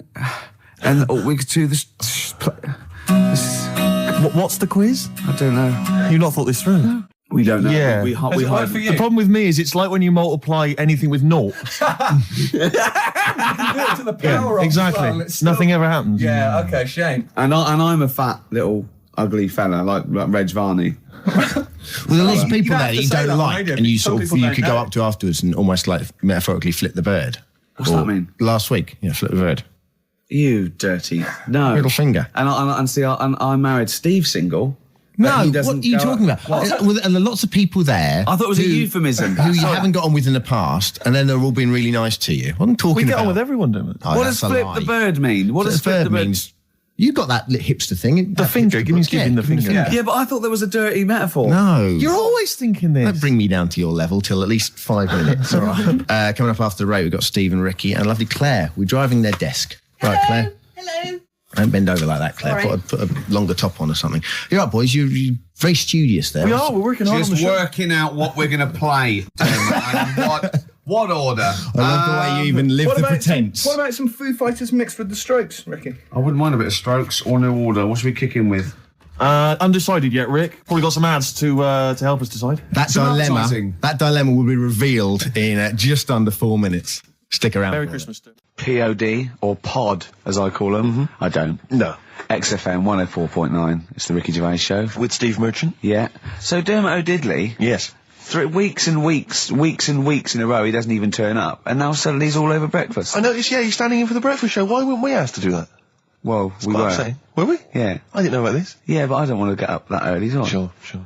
I feel a bit hungover today, actually. Do you? Yeah. What's happening? What were you partying last night, were you? Well, not partying. We just went out for a couple of drinks and had a meal, and then went to the Borderline and saw. But I'll tell you about that. It's good. You saw a band? That's the first time in years, isn't it? It is, yeah. Like Yeah, because do you know John Sim, the actor? not really. He's in this band, right, called Magic Alex, and it was really good. They're sort of like a friendly Oasis. They got, it's quite mank sort of feel, but it's really good. Good songs and everything. Is he the singer? Yeah, no, he's a guitarist. Nice, cool. But it was full of actors because of that, and I felt quite tall. That's ludicrous, because you're a very short man. Well, I am. I'm sort of. I was average, but now I'm not. I don't think 5'8". That's right. But there, I was like quite. It was like Lilliput. So I just got to hang out at actors do. Yeah. This is the reason, because actors are often quite handsome people, but yet they're always quite obnoxious. We are. No, I mean, they're normally quite obnoxious, Rick. Again, you're a good example of that. And yet, I think it must be the small man complex. That's what makes them so obnoxious and so kind of desperate for attention. Didn't realise it before. Steady on. Because, of course, I tower above everyone. You do, don't you? I'm, for people who don't know, who are listening, I'm 6'7" tall. That's high. Yeah. That's and for people who've never seen him, he doesn't hold it well. It's not like he's a sort of handsome athlete, is it, Carl? He's a bit of a, what do you call him? Carl, don't answer. No. Don't get drawn into that. You know the game he's playing. No. Do you know yesterday when you were in the office? Yeah. You did a little move, and it reminded me of Blakey. Oh, I hate you, Gervais. Oh, I hate you, Pilkington. That's our stance. Yeah, but even he held it a little bit better, didn't he? Because he was a man, he had a big coat and everything, and a peak cap. But, yeah. I can't believe you. Like, I've not suffered enough from being freakishly tall. Now, two of my best buddies, live on radio, are just... It's not just height, though, is it? It's the posture and the face and everything. But it's got your places, hasn't it? No? What do you mean it's got me places? I think people give you a bit more of a chance in your career and stuff, 'cause it's like... What, yeah, stacking shelves? Because I can reach to a high level. XFM 104.9, kicking off there with the Dandy Warhol Steve. Sure. Ricky Gervais Show with me, Steve Merchant. Well, then always let me say that. Well, I thought you would... What? Well, it's 1:05, isn't it? Already an error has occurred. Yeah, It's a shame, 'cause it could have been slick. But, Steve, we've got some great music. I've been on a bit of a soul tip this week, to be honest. Yeah, I was a bit of a folky last week, but, you got stuff from, like, early Bowie, some Stevie Wonder, a little bit of Groove Armada. We've got the classics. We've got Coldplay, we've got Blur, we've got Ash. Sure. We haven't planned anything for the show. Got nothing, have you? You're just reading the list of songs there. Songs that I thinking might that play. will fill up some time. Oh, no. Anything interesting happened to you over the week? Nope. No, I just swore off air, and Carl went, never swear in an on-air studio. I love it when Carl tries to sound like he's professional and understands the business. Yeah. You don't fool us, Carl. Yeah. Eh? Oh, I wish I could buy like a Carl, like those Garfields you can stick on a car window. Oh, yeah. I reckon we should be able to get a car like that we could send out as a gift to people. That'd be lovely, wouldn't Just it? this little face pressed up against the glass, like a window licker. Yeah, like you'd have to lick his face to stick it there. Yeah, that'd be a joy. Oh, bless him. Or one of those things you throw out a window and it sort of like flaps down. They sell them for a quid. Yeah, exactly. Or those little dancing baby cars. pigeons. That's what we used to use. Or frogs from the pond. Sure. That's cruelty to animals, and I don't condone that. And it was a joke before the RSPCA phone in and say stop throwing frogs at windows. Well, people who are listening... I don't mean the French, by the way. That sounds like xenophobic. Before someone calls in and says, stop throwing French people at windows. Yeah. So I'm digging myself into my hole here, aren't I? Yeah. It's all gone horribly Quick, wrong. mention the Germans and then let's go. yeah. I don't mind the Germans. No, good. Hives there on XFM 104.9. I'm Ricky Gervais. Steve Merchant. It's with you. Oh, yeah. Yeah. Sentences. and It's all that. just using the traditional English But language. you put me off. You pointed to yourself, and I just said Steve Merchant. You know what we do that every week. You introduce me. You Yeah. say with me and I go Steve Merchant. No, yeah. So it's a catchphrase that everyone's waiting to hear it. No, but usually I go Ricky Gervais and you go with Steve Merchant. But this time you pointed to you, so I said it. But I didn't say it. It caught me off guard, so I didn't use the sentence. Oh, I don't like the way you sit, right? I've read medically that if you're slouching like that, can you try and describe how you're sat? But you've got the kind of have you ever seen that picture of when John Lennon was off his head on Smack recording Let It Be and he was lying on the floor at Abbey Road? That's basically what Ricky looks like now. I was scared. It's not good for you. That look at you can't breathe properly in the diaphragm, so you're going to speak badly. Hey, listen, I was trying to speak medical stuff there. I was trying to run into trouble. Anyway, Rick, what are the words to Wham Rap? Now, what are the words to... I don't remember Wham Rap. What the hell's got into you? Hey, sucker. No, there's nothing you can do. Brilliant. We look forward to a forthcoming revival of your music career. Yeah. White Stripes, fell in love with a girl, XFM 104.9, 1:05 of a Saturday. That's what DJs say. Of a Saturday, yeah. Yeah, Of a Saturday. Yeah. Fast approaching. Yeah, time fast approaching 1:10. What do you mean it's fast approaching? What's it speeding up, is it? Time's speeding up as it gets towards 2:10. Shut up. Ricky Gervais, obviously. With him, Steve Merchant. Yeah, and Karl Let's Pilkington. not forget Karl P, the K-man. He's growing on people now. Love him. People love him. People was thinking, oh God, he's too much. Now going, they love him. Like same as you. I mean, they still think you talk a little bit too much, but I mean, they love Karl. But I shouldn't say that because it rock your confidence. Exactly. Yeah. Yeah. No, I am a man of nerves. Sorry, I'm sidetracked because I'm looking on the internet here, on the website for XFM. Yeah. Because I was, partly bored, but also I was looking on the other day. That's nothing I said though, was it? No. Right. No. And there were some people commenting on the show. Yeah. And one person on there, I'm trying to find it, I don't want to misquote them, but basically, as far as I remember, they said that we knew even less about the music than the DJs that are on in the week. Right. I think that is scientifically impossible. Yeah. So they've embarrassed themselves. Exactly. I think it's impossible. You can't know less than the people that are on I in the don't week. think so. It's just, I mean, it's like trying to multiply with zero. You just end up with zero. It doesn't make sense. I checked with Steve Taylor, the man with the knowledge. He should know. But I don't think that's really annoying. It's so annoying because I'll tell you this, we are passionate about the music and we do know what we're talking about. Yeah. Just because we don't read the back of the CD box like and their play the list we're given with the 9 CDs that are on the playlist every month. There's a piece of paper here. The Carl's looking at me like he's thinking, oh no, we're having a go. You've given away the magic of radio. You get pieces of paper here and they've got little bits of details. So for instance, White Stripes, this is the next single off White Blood Cells, February 2002. Now, it sounds like we know about the music. We read that off a piece of paper. Exactly. Whereas when we say about music and we're wrong, at least it's because we didn't know. Exactly. See? All right? Don't criticise us. Athlete and Westside on XFM 104.9, sunny day, 2007. It's going so well, wasn't it? Yeah. Going so well. But Ricky then, Gervais. once again, the English language tripped you up. The mouth with the tongue lips was all over the brain and talk. The brain and talk through the throat. Oh, dear. Oh, language is his tool. So, Rick, I think we should do some introductions because I think it seems to me every week everyone knows who you are because you're, the face of the moment. But they forget who, me and the K-Man are. Well, with me, Steve Merchant. Hi. And the K-Man, who's our producer and friend. And can I just say that I really look forward to this show. Like, I get, oh great, we're going to do a show and we're going to play some tracks we like and have a laugh. But now I'm looking forward to meeting Karl. Of course. Honestly, I come in and I see his face and I go, all right. And I'm, just great, like just a little friend. Do you know what I mean? You know when a kid comes on to play with a friend, you go, oh, and can I come out to play? And it's like little friends. It's like that with Karl. Yeah. Yeah, because we don't see him in the week, you see. We deliberately stay away from him in the week so that he'll be fresh to us. It was, go on. You start off friendly, like you did today, and as soon as Steve turns up, you start getting nasty and saying things about my little bald head. No, I said, look, okay, right, listen, let me explain. Carl was making the tea, and you know those bins, the sort of like a round sort of Metal Mickey type bin that you can take off the thing? I went, oh, that would make a good little helmet. It would make it look like Metal Mickey because it's the same shape as his head. Sure. Right? And I put it on, and So far, so good, Rick. No problem there.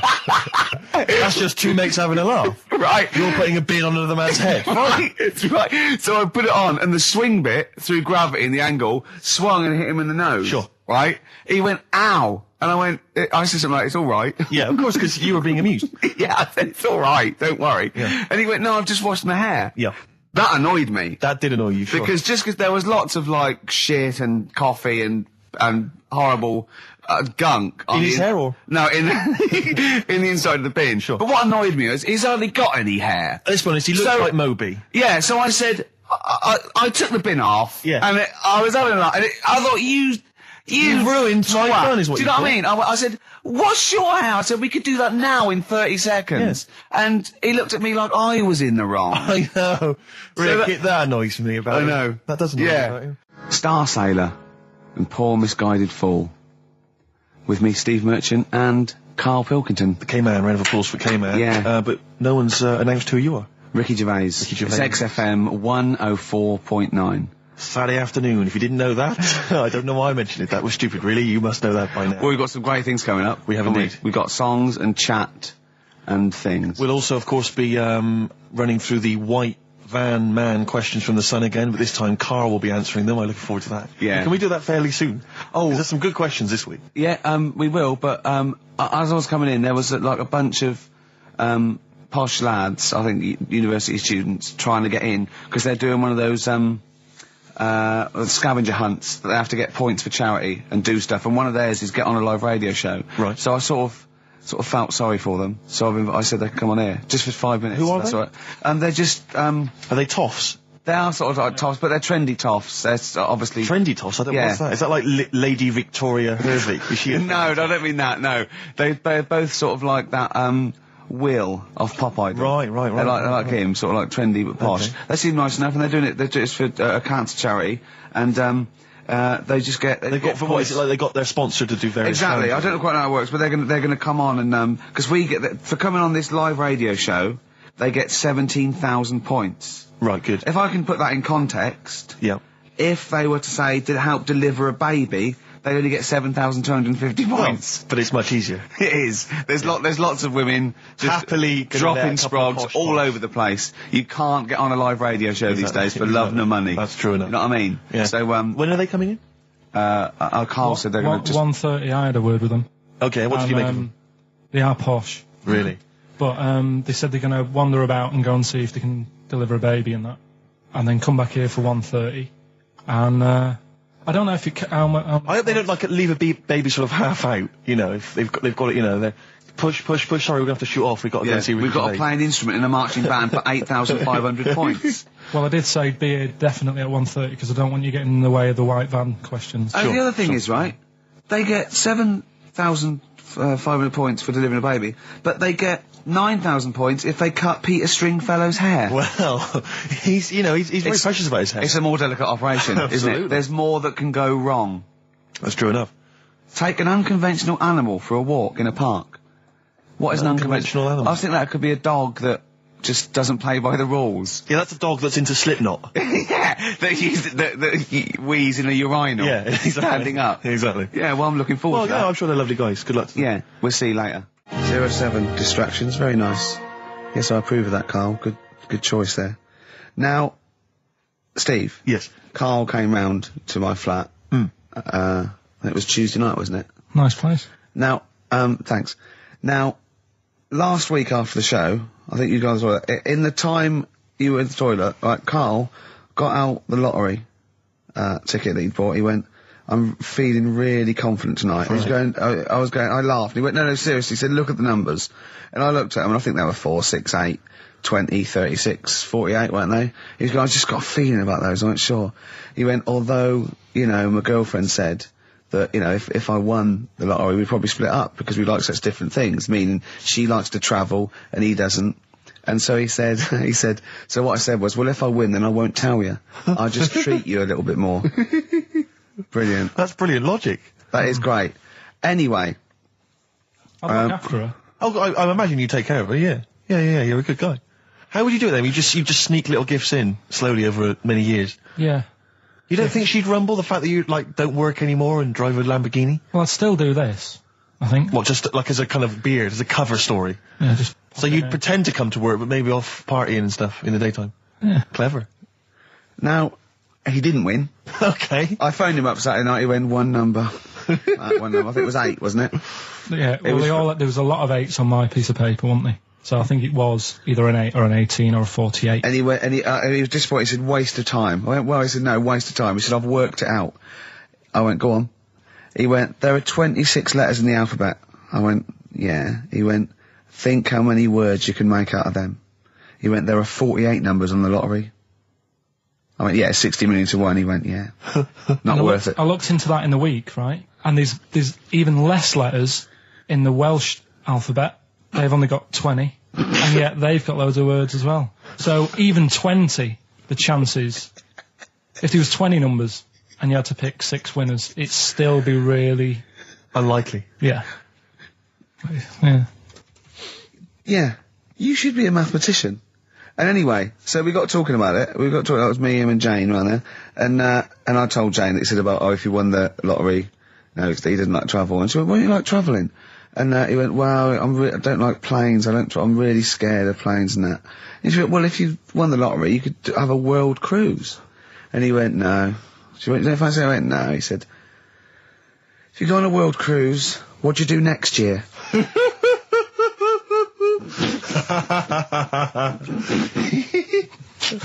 Oh, Genius. it's brilliant logic, Carl. It's But you know on the world cruise you don't actually see the whole world. I mean, you... And if you did, it's not like saying, well, I don't want to see that twice. Do you know what I mean? the world. It is the world. It's a lot. It's a lot to see.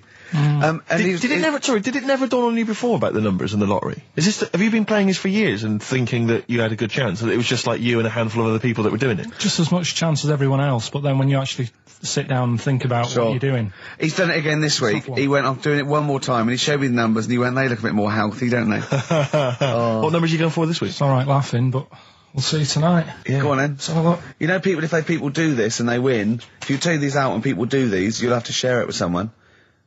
It's alright though, isn't it? Give them a chance. Tell them give people a clue. What numbers are you doing, Carl? No, I'm not going to tell them all. I'll give you 4. I've got 5, 9, 12 and 26. Okay. You're not going to give us the other 2? No. Because that's a big difference, isn't it? What are the... 4's worth about 8 grand in it, but if I give him the other 2 and it wins. Yeah. What are those 4 numbers again? 5, 9, 12, 26. Pete Yawn, for Nancy, on XFM 104.9. I'm Ricky Gervais, with me Steve Merchant. Hello Karl Pilkington.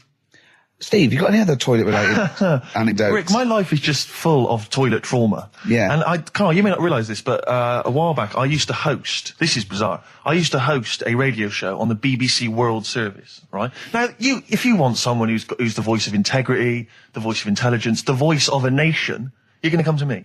That's obvious.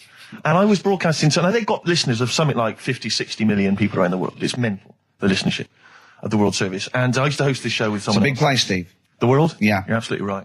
And anyway, so I had to be into Bush House where they broadcast from 10 o'clock every Friday morning to broadcast around the world to 50 million people, right?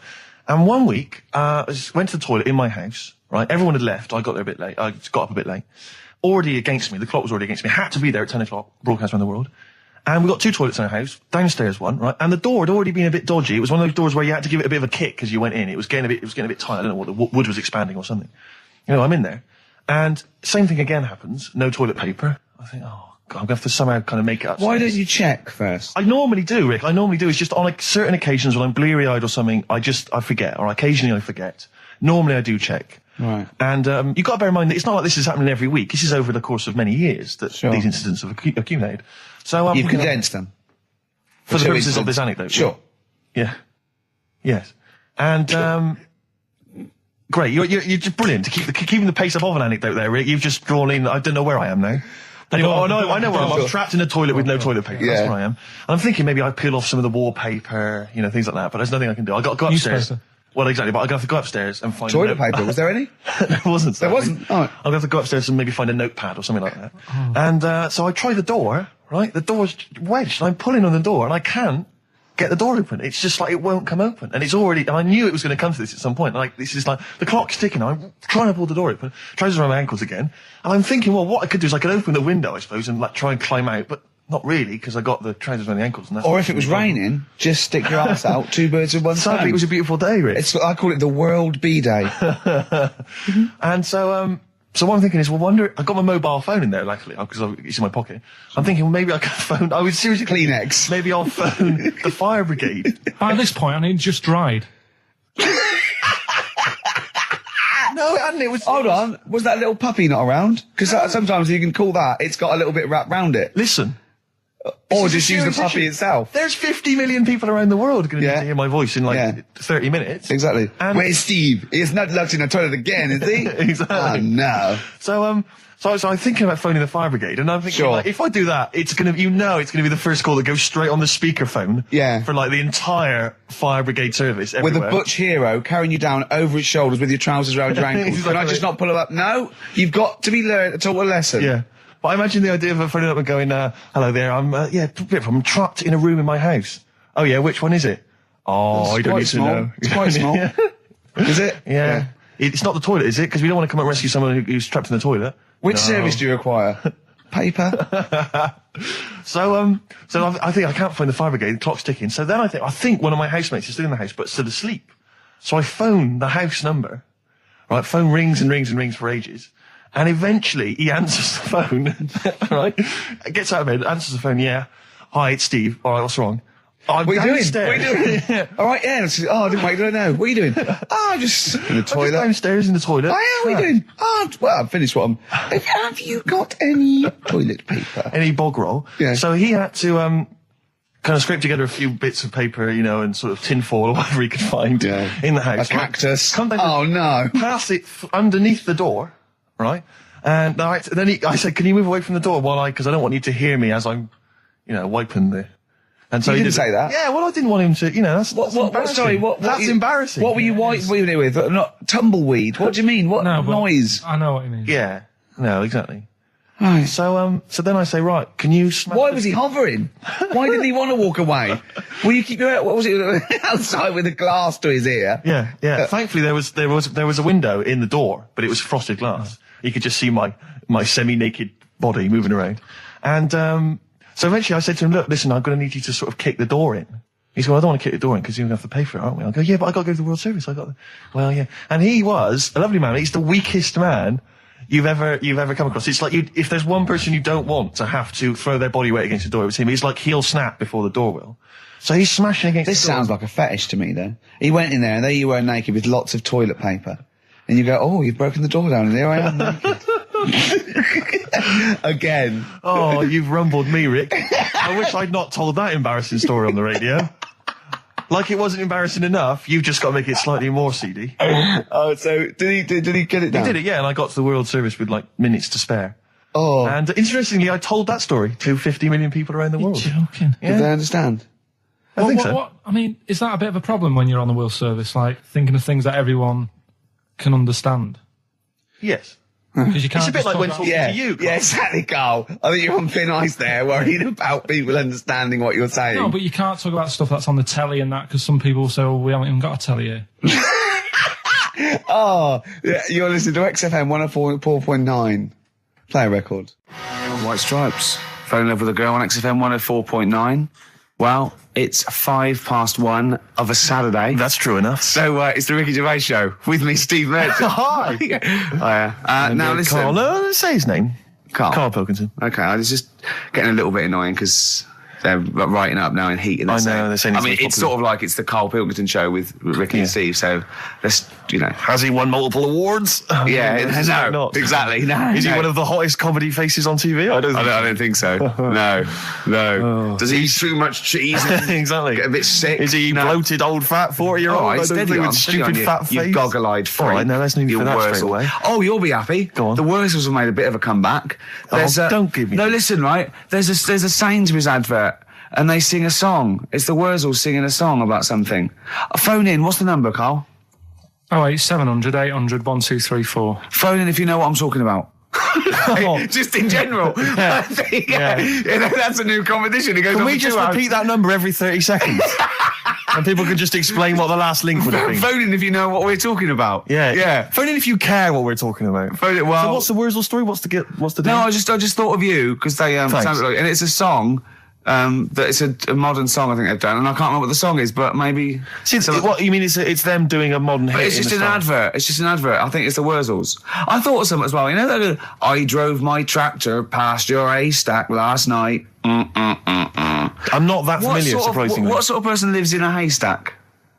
Maybe they don't live in it. Maybe it's just saying that's your haystack. Well, yeah, they're probably a farm owner. But the problem with the Wurzels is, it's like, if you come from the West Country, you're just constantly cursed by this. Oh, you must love the Wurzels. Do you like the Wurzels? Ooh, ah. And it's like, But then why do you do your hair and your sideburns like them if you don't like them? Well, smocks are very comfortable, Rick. But, I don't want to be kind of, tight. I mean, there's lots of famous things that have come from Bristol. Obviously, Tricky and Massive Attack and Portishead from the area Portishead. Yeah. No one seems to flag them up every time they want to slag off the West Country. Do you still make your own clogs? Yes, I do. That's fantastic. Cheap. You used to knit your trousers, didn't you, when you used to go? Was it why was that? Because it's just like cheap material. Straw is cheap down there. Our Freaks Electric, Richard Eccles, Sugar Babes on XFM 104.9. Steve. Absolutely. I'm Ricky Gervais. With me, Steve Merchant. Hello. Carl, the producer. 7 minutes past 1 of a Saturday, and what a lovely Saturday it is. It is indeed. It looks nice and bright, but it's deceptive because I went out and I just had a t-shirt on and I had my jumper on me. I got out there and I thought, this is chilly. I had to pop the jumper on. Oh no! So just be if you're just looking out the window thinking I'll go outside, pop a jumper on or a jacket because it looks nice, but it is a little bit colder than it looks. Rick, can I ask, were you wearing the jumper around your waist, tied with a knot, or did you have it over your shoulders, like maybe you just jumped off a yacht? I popped it round my waist, and I'll tell you what, I tucked my t-shirt in for neatness and comfort. Lovely. But I know that's a little bit dorky, so I was trying to hide the belt line. Okay. So then I popped the jumper on, didn't have to worry about it. Did you go with the double knot? I didn't. Just a single knot, because that can loosen if you're not careful, especially if you're carrying bags or you're busy on the tube. I know, but I wouldn't mind that as long as I didn't lose it. As long as I saw it loosen and fall, I'd pick it up and You'd be pretty devastated if you fell off clean and it. Not in the washing machine, no. I'd pop it in a cold wash soak, right, and then leave it out on a few towels or something, or pop it over the radiator. So what's the problem with putting it in a hot wash? Well, it can cause shrinkage. Oh, no. So coming up, we've got loads of tunes. We're going to be playing some of the best bands around, some new ones, some old ones. Might even play some Adamant. We don't know yet. Let's have Badly Drawn Boy, though, shall we, Carl? Current single. New Order. Here to stay on XFM 104.9. I'm Ricky Gervais. We're here to stay. Yeah. Over the next 2 hours. Yeah. All right. That's Steve Merchant there. Hello there. We're with our producer here, Karl Pilkington. We'll be talking to Karl a little bit later because we've got to have his thoughts on Aesop's Fables, continuing the education of Karl. We've got some great music coming up, haven't we? Good music. A little bit of, what have we got? Happy Mondays. Badly Drawn Boy. Yeah, all that. Bob Dylan. All sorts coming up. Yeah, Rick, I don't know, I just wanted to bring your attention to this. Someone passed this on to me. It's from the Guardian's media website. There has a sort of website that's dedicated to kind of media information. Is this about our complaint? Well, the headline is Comedian Rapped Over Radio Innuendo. Right. Jessica Hodgson has written the article. Are you familiar with this? Have you seen this? Be careful now because we actually got a complaint. And people don't know this. We got a complaint upheld, and all of this we're very sorry. We didn't mean to offend, and it was a while ago. So we are going to be very careful. Carl's getting very nervous. We're just going to read out. We're not going to editorialise, Carl. We're just going to read out what the Guardian printed about us. All right? Okay. Comedian Ricky Gervais has had a dressing down from a broadcasting watchdog for his repeated use of the word cock in a lunchtime radio show. That's all right. That's what it says. Fine. Carl. That's what He's not going to say it again. He's not. Yeah. Go on. Imagine this is the news and I'm reading it. Yeah. The Broadcasting Standards Commission upheld a complaint against the comedian for coarse sexual innuendo in the programme on London station XFM. The Commission acknowledged that the presenter's remarks were intended to be humorous, but took the view that the amount and detail of the coarse sexual innuendo had exceeded acceptable boundaries for broadcast, said the BSC in a statement. The complaint objected to a section in the Comics Saturday afternoon show when he discussed the different meanings of the word cock. Gervais wondered aloud whether the word was acceptable when discussing birds, but not the male sexual organ. A BSC spokesman said the comedian went on and on about it for nearly 5 minutes. XFM, a self-styled alternative radio station, said in its defence that its remit was to provide cutting-edge programmes for a youth audience. The station said the programme's brief was to include elements of alternative comedy within certain shows that would not fit within a more mainstream radio station format. In this particular show, it was not the presenter's intention to shock when they took a humorous look at how the English language could be construed in different ways within different contexts. Gervais, whose big break was on Channel 4's 11 o'clock show, has shot to household status through the portrayal of David Brent, the middle manager from hell in BBC Two cult show The Office. Just in case you didn't know who I was talking about. Yeah, he's a household name, but they just thought you might not clarify. have heard of him, but he is a household name. Now, that's good. That's good reporting, and they're quite right about it. And just to remind people, it was when Steve said the only bird that hasn't got a penis is the swan, and I went on about the male bird being called the cock, but I couldn't use that to mean, and it was childish. But what annoys me is, I'm sure I've heard things on like Radio 1 like that. Oh, what's what's her name in the morning? Sarah Cox. Yeah, and as there's a DJ like Karl Cox. Yeah, so you got Karl.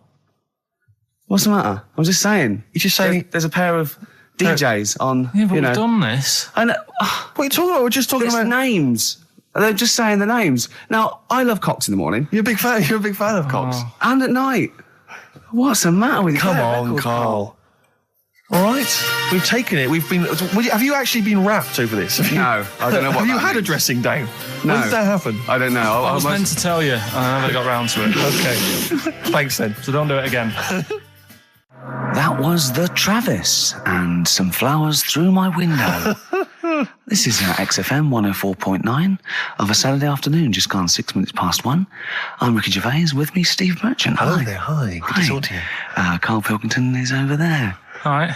Hey. Keeps it real. Yeah. Respect, Karl. Oh. Rick, I just think, we want to lift off the show straight away into the stratosphere. Yeah. And the best way to do that, it seemed to me, was to resurrect a game we used to play when we first began the show in old XFM days. Do you remember the game? Do you remember the game Make Ricky Gervais Rub me hard. Rub you hard? No. No, So that was only in the pilot. We never actually did that on live. Okay, right. No, it was the game Make Ricky Gervais Laugh. Oh, I remember, We used yeah. to get people, Karl, you probably didn't hear it. We used to get people to sort of send in pictures and jokes and stuff. And if I could make Ricky laugh on air with those, He won a particular toffee. things, then they won a gift of some kind. Yeah. Anyway, a lot of emails actually saying people love your laugh, Rick. So in a sense, we're giving the public what They they want. must be taking the mickey. But this is a picture I found in today's copy of The Sun. So if you're listening at home and you want to know what the picture looks like, rush out and buy a copy, only 40p. Yeah. And Are we amused me sponsored straight by away. The Sun? We do White Van, man. Exactly. It amused me straight away, this, because bear in mind, Right. it is one of the world's biggest rock stars. Okay. Just check out the face.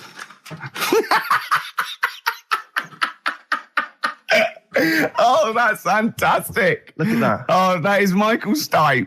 Oh, dear, with sort of like looking like, I don't know, some sort of Nazi officer. That's not libelous. That's not like it's in your opinion, Michael Stipe. Yeah. He's outside there during the press conference for Peter Buck's acquittal. It's not a good picture. I love REM and I love Michael Stipe. I think he's a lovely man, but that's a bad picture, isn't it? He's got big glasses on and Yeah. stubble, obviously still bald head. He doesn't appear to be looking at anything. He's looking right He's not beyond like- everyone else. Can you see that, Carl? I'll tell you who he looks like. He looks like Zig, I think, from Zig and Zag.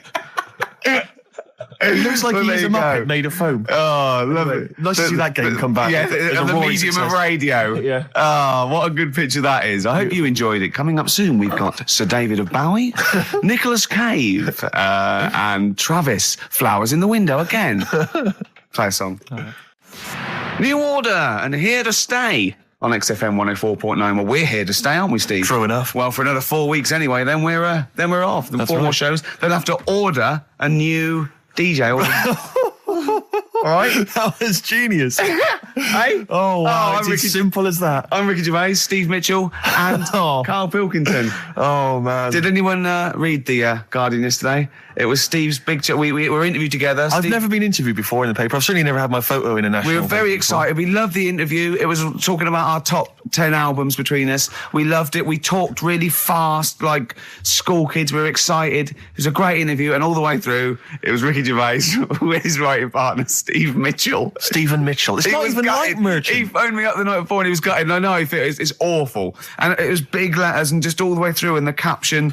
And it's just like, Oh, God. But it's embarrassing. Do you know what I mean? It's embarrassing because it's like I was trying to get in the paper. I couldn't believe my luck. And then that just draws attention to the fact that I'm not a celebrity and consequently they can't even remember my name. But the worst thing was that one of my favourite albums of all time, I said in there, was Blood on the Tracks by Bob Dylan. And I said, because, you know, I think one of the most beautiful songs ever is If You See Her, Say Hello. And of course these people were sort of transcribing it from, you know, a dictaphone. It came out, my favourite song of all time was If You See a Sailor. If you see a sailor. Oh, hello. Fruity. Oh, Bob Drillboyd's up on the trap with Where's the Sailor Gone to? With Ricky Gervais and Stephen Mitchellings. Oh. I don't know. They must have thought my name was Mitchell all along. They obviously never knew. The evidence is there. But I don't know why. It was like they reported in the paper that we'd been nominated for a Sony, and it said Ricky Gervais, who hosts the breakfast show on XFM, and it's that sort of, it's just guessing. It's like, presumably someone's gone, does he host the breakfast show? And someone's gone, yeah. And that's their research done. Yeah. But there was a thing about The Office set in Swindon. That's someone going, just writing an article about The Office. Where's it set? Swindon, I think. Is it? Yeah. Okay, that'll do. Yeah. Yeah. Even we research the show now and again, don't we? Yeah. Even we look things up. Well, actually, people phone in. Usually that fella. What's that fella's name that calls in who's not got the website? He's got a funny name. Oh. Gilwell or something. James. Phone in if you remember what his name is. Yeah. James at Lose Control. Yeah, what's his surname, though? Oh, for goodness sake, this is just going to be interesting to him and his friends. Oh, yeah. Oh, yeah. You remember? We better play another record. Yes. I'll tell you what. If Johnny you like Mango. Mango, that's it, yeah. Now, if you like Elvis Costello's Alison, or maybe Freeze, My Brother Jake. One of my favourites. Stay tuned. See? Strokes. Someday. No, that was a better choice, wouldn't it, to start off with? Hello, ladies and gentlemen. XFM 104.9. I'm Ricky Gervais, obviously. Steve Mitchell. No, come on, let's get my name right from now on. That novelty's worn off. What is it? Is it Steve Merchant? Oh, yeah, that's the wrong one, isn't it, Mitchell? The Guardian got it wrong. It's Steve Merchant. And the more I say Mitchell, the more people are thinking it might be Mitchell. Oh, God. Sorry, Dave. But Karl wanted to start off with the Stereophonics. Oh, loser. Because it was a newer track. And Karl now, we've made him what he is. He was nothing when we found him. He was like work experience. And now he's going, we should start off with the Stereophonics. I'm going, trying to tell you what to do, Ricky. If I want anyone's opinion, I don't. Basically. But he'd probably come to me, I imagine, wouldn't he? I'd be the first person. Before Karl, I'd consult you, Steve. Thank you. Just keep it, just because he was in Pilkington's making music. Pilkington's making, I bet you never pleased a crowd once. Did. Loads of times. Go on then, what did you play? What's your biggest gig you ever played? I did a social club gig. Yeah. And it wasn't just about the music either. I used to. What else could it be about? I used to take prizes and cigars and stuff. In a youth club. To give away. I just love these 14-year-old manx hanging out going, let's go down here, you might have some fags and cigars for us. Well, it was whatever was on my mum and dad's dressing table. That could have been embarrassing. That could have been deeply embarrassing. Oh, yeah. Oh. You've won. And third prize, some handcuffs. And a black mamba. I'm not saying that at any point in your upbringing, your parents left around any kind of marital aid on the dressing table. Don't think I'm saying that, Karl. I'm not suggesting. He doesn't like this, does he? Well, I can understand why. Oh, yeah, because it's about his parents having sex. Well, they must have. Yeah, at least 3 times. I think I was an accident. I think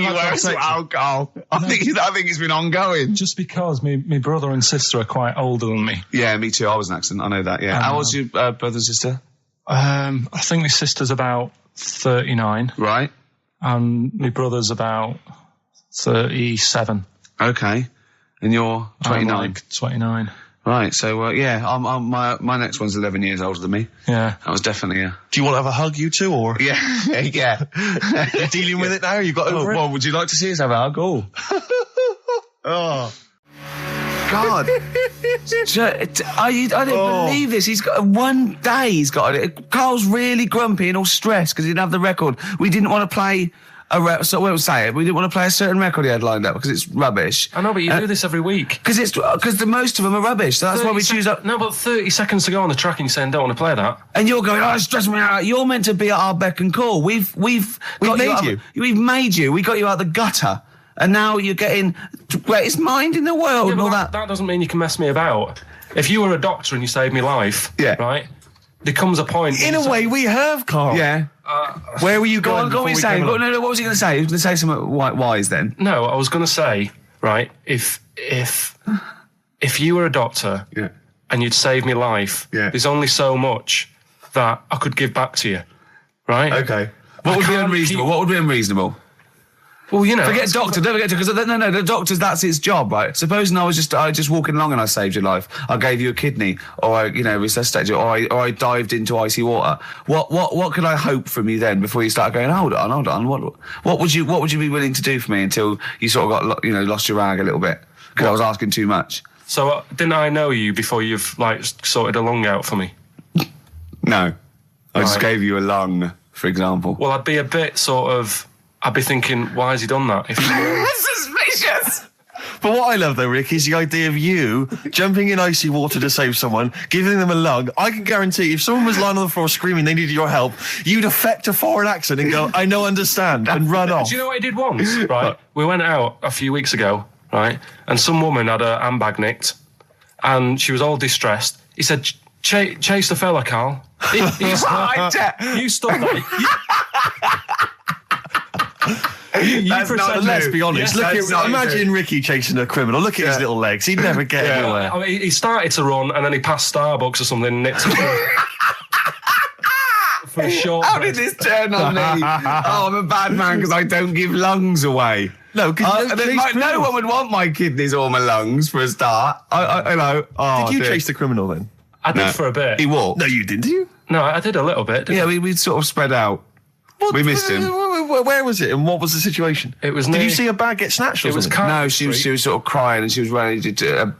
Some blokes came in, sat next to her, and then just ran off with her purse. And you walked after them. No, they'd gone, Steve. They'd actually gone, but it was just a bit distressing because she was devastated. I know how she feels as well because I had a jacket, and you think, I've just got to find them now. Yeah. Where are they? Who are they? So she was really off her head with sort of she was angry and sort of crying. Yeah. And it was horrible. It was horrible, wasn't it? Wasn't it, Carl? He's broken his mic now. Right, play a record. This is Carl, what are you doing, mate? I don't believe this. There's only 2 weeks to go. These should be special. Carl, play the record. We've asked you to play the record. Like you. Go on there, Steve. Absolutely. Stone Rose on XFM 104.9. I'm Ricky Gervais. With me, Steve Merchant. Hello there. And Karl Pilkington for the last time. Indeed. I'm afraid. Yes. So, we're going to have a little bit of a chat. We're sewing up some things with Karl. Indeed. We're giving away that prize, that BAFTA bag, and, playing some great music. And we're just, I'm bringing in my favourite tunes. I'm bringing the Smiths, Radiohead, Cat Stevens, David Bowie, Neil Young, the classics. Steve's doing the same. Indeed. Well, Karl, the last time apparently, someone's got it a bit wrong. We're not actually away for 6 weeks. We're away for we'll be back in, August, won't we?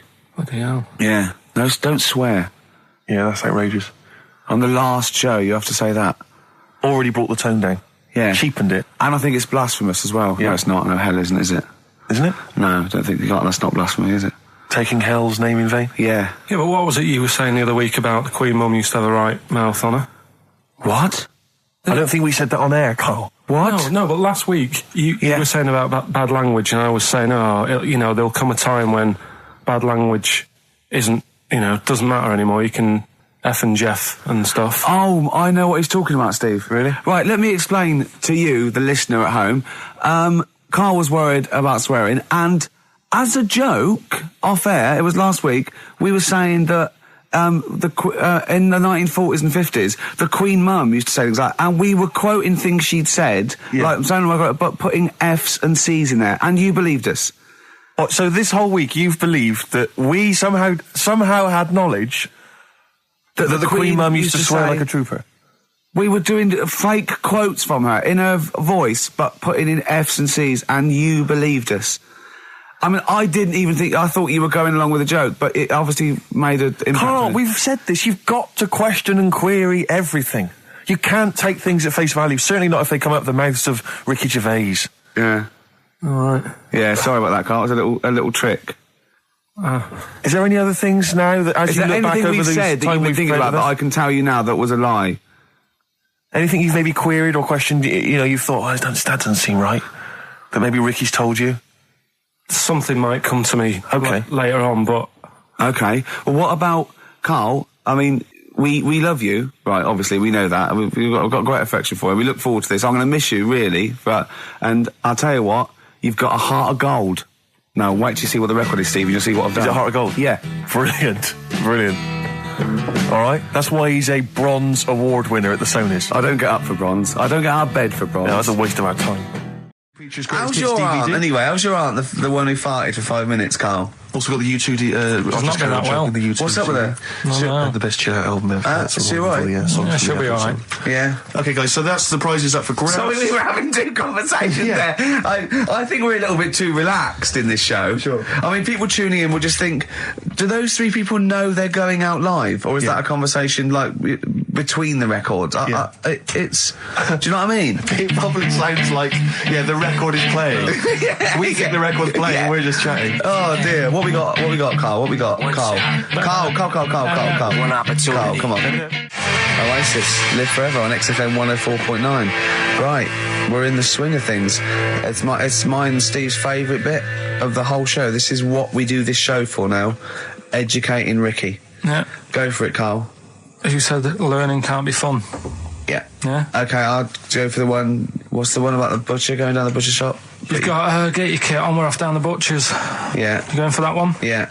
Well, do you know the saying, don't let the cat out of the bag? Yeah. Do you know what it means? Yeah, don't give away a secret.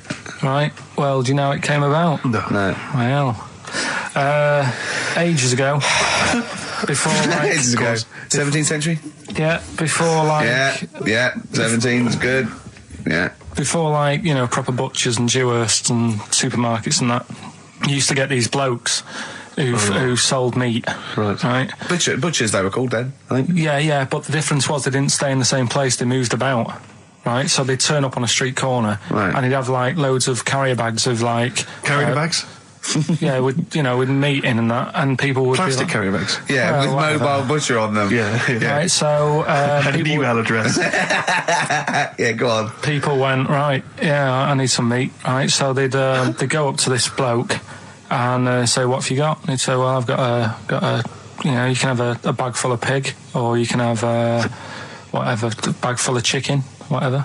Yeah. And they'd go, yeah, how much? They go, call it a fiver, whatever. Yeah. And they'd buy them, and to make more money, they didn't always fill the bag with what they said was in it. I thought that might be the case. Right? Yeah. So what Did they they used ever to do... put cats in there? Yeah. But I don't see what...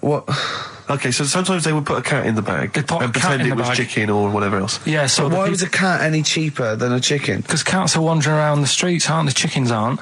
So they'd get a chicken, they put a chicken on the top so that when they look in it, they'd go, yeah, that's all right. Got a bag full of chicken. They'd get home to make the dinner, and they'd be like, what are we having tonight? And they'd go, well, you'll never guess. And they'd have, like, well, you can have a chicken leg, and... But it would be a cat. Yeah. They'd have to defrost a pizza. Yeah. Did they mind that they were eating cat then, in those days? He didn't say. He just was saying about the saying, don't let the cat out of the bag. It's like, if they see that, they're going to go mad. I'm mildly disappointed with this story. It's all right if it's true, but there's something about it. It's just... I want to know more. He always leaves it... Is it Karl doesn't quench your thirst for knowledge, he creates more. I don't know if that's a good thing or not. Well, yeah, he's like the pot noodle of information. Yeah, do you know, he never... I want to go... I'm not nourished by it. It's like if for every fact he tells me, there's 10 others that spring up that I have to get clear. Well, so it was the people that were doing this, it was the dodgy butchers that coined this phrase. Were they saying to each other, don't let the cat out the bag? I.e., what I mean by that, Jack, is don't let them see the cat. What we've stuffed in there. Yeah. Dodgy butcher, there's another phrase, isn't it? So that's the first one. Is that a euphemism, or is that dodgy butcher? As his meat delivered around the back. Sure. So that's that one. So let's get your kit on. What does that mean? It's a euphemism for homosexuality. Okay. And meat, presumably, in that means different things. It doesn't. It's a word that is also a male would bird. it mean chicken or cat necessarily in that context? Or well, I suppose it could. Yeah. Look at him. Carl looks at you like a cat. Yeah. Whenever we leave him behind, if we don't talk like straight at him and let him see our lips moving, and it's monosyllabic and very look, he's lost in that conversation there. He just drifted off, didn't you, Carl? No, I just was also thinking on animals and that. Something else I was going to use. Go on. Was this isn't a radio show, is it? I just suddenly caught myself. This is nothing. I told you that before. It's been bad today. No, but I mean, it's the way, this casual way that it's like we almost have no regard for our listener, and I'm not proud of that. I just don't know what to do about it. Do you know what I mean? I don't know how to do this properly. I mean, we're just chatting here. I mean, it's only Anderson who's seen through us, and that surprises me that more people haven't. I mean, what are the figures like? Do people listen to this show? I'll find out for you. You keep saying that. But, there's this parrot, and, apparently it lives Rick, it's unique, if nothing else. I mean, when you wake up with Woken tomorrow, you're not even going to hear him start a line with there was this parrot. Go on, there was this parrot, yeah, go on. And it can talk and that. Someone's obviously, taught it out how to speak and that. And, it flew away, and it's living in this church, right? And people are at the church doing hymns and that, and then trouble's brewing. In between the hymns. That parrot was owned by an old miner who used to swear a lot. Yeah. Well, then the vicar is going to be really annoyed. That vicar, that vicar's going to go on. I just hope it stays quiet, Rick, during the vicar's sermons. Yeah, go on. Have you read it? No, go on. Have you read it? No, because that's what happens, right? Go on, tell us, Carl. During the hymns, it's sort of effing and jeffing and stuff. Effing and jeffing? Yeah. And everyone's like going, it's quite funny, really, it doesn't know what it's doing. Everyone's having a laugh. Yeah. But it's causing a havoc at funerals. When did this happen? Not years ago. John was a much-loved man. He was a wanker! Yeah. So anyway, that was another story. What can you say about Uncle John? Bollocks. Oh, Carl, I love the fact that when you look at things, you go, that's interesting. A parrot swears at funerals. That'd be a nightmare. And it stays with you. You see, for a simple man, you retain an awful lot of knowledge. It's just all rubbish. Do you know what I mean? If you just replaced all this rubbish with good stuff, you'd be an intellectual. Yeah. Really. Because, your retention is fantastic. Yeah. So Did I lose you again there, did I? So was it the word retention? We've still got Wash Up With You. Yeah. Should we play a record and do Wash Up With You? Yeah, we'll play a bit of Aqualung then. Aqualung!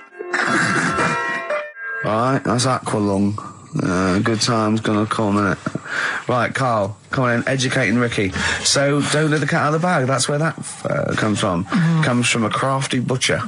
Right, go on then. So the next little headline is Wash Up With You. Wash Up With You, go on.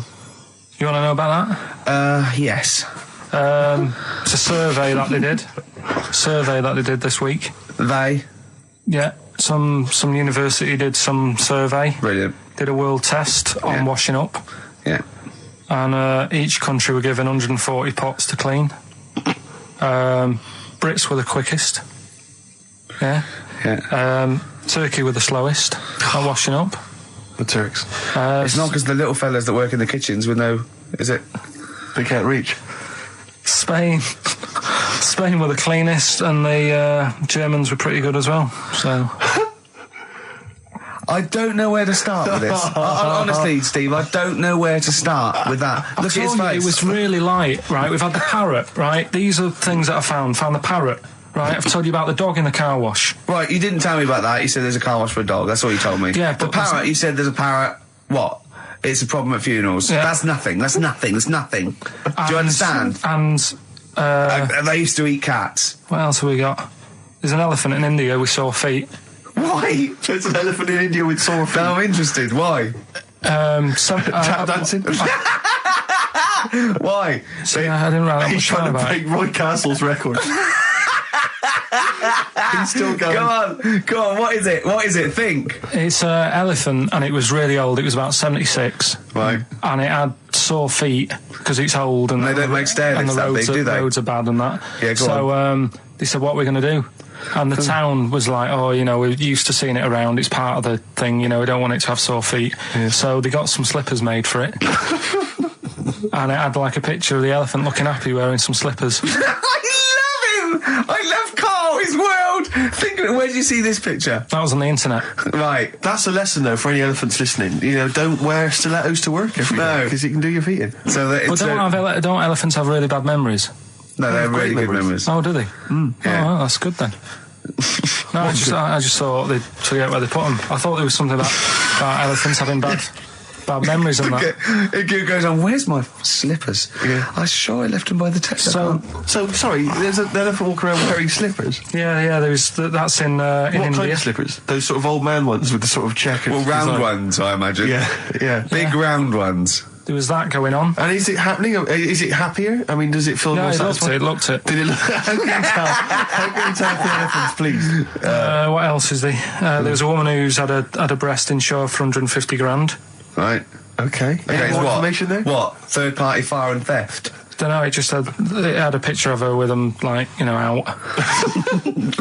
I just thought, yeah, he should get them covered. Oh. He's done another real joke. Brilliant. That's a proper joke. He's done look at his little face. He smiles. I'd like to see you on one of the sort of TV panel games. If they could bring back sort of celebrity squares, he'd be amazing as the centre square. Oh, that would be incredible.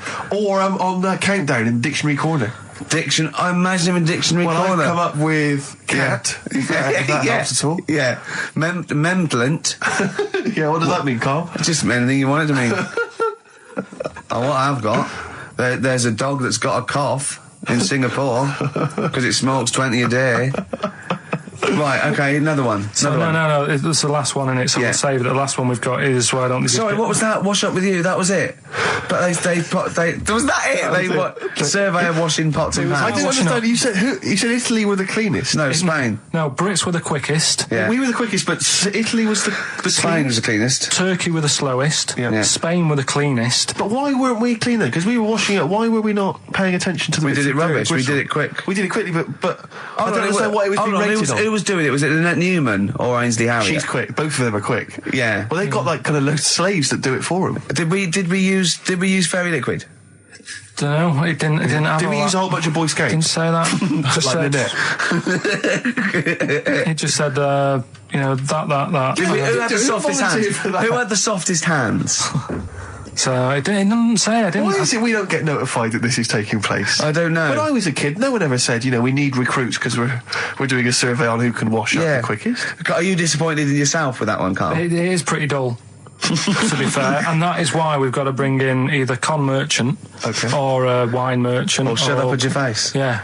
Would you be able to, if I put you on the spot in the next, sort of after the next record, would you be able to give an example of how con merchant would work? I mean, is there something you could do just to sort of experiment? Should we play record? I can do better than that. What? Ads. Go on. Travis on XFM 104.9 on Ricky Gervais with me, Steve Merchant and Karl Pilkington. We're doing Educating Ricky. Right, final one. Come on, Carl. Right, what was it? It was, why don't they just get a diary or some paper or something to write on? Yeah. Because snappy. I couldn't think of a heading for it. It's basically Go on. People who have tattoos. I've never understood it. Right, that they have something put on their arm. Right, sorry. Have we started the educate? Is this part of it? Are you educating me? This is something that will be useful in my life that I didn't know about. Yeah. Go on then. No, it's just that they've got a machine out, right, that does tattoos.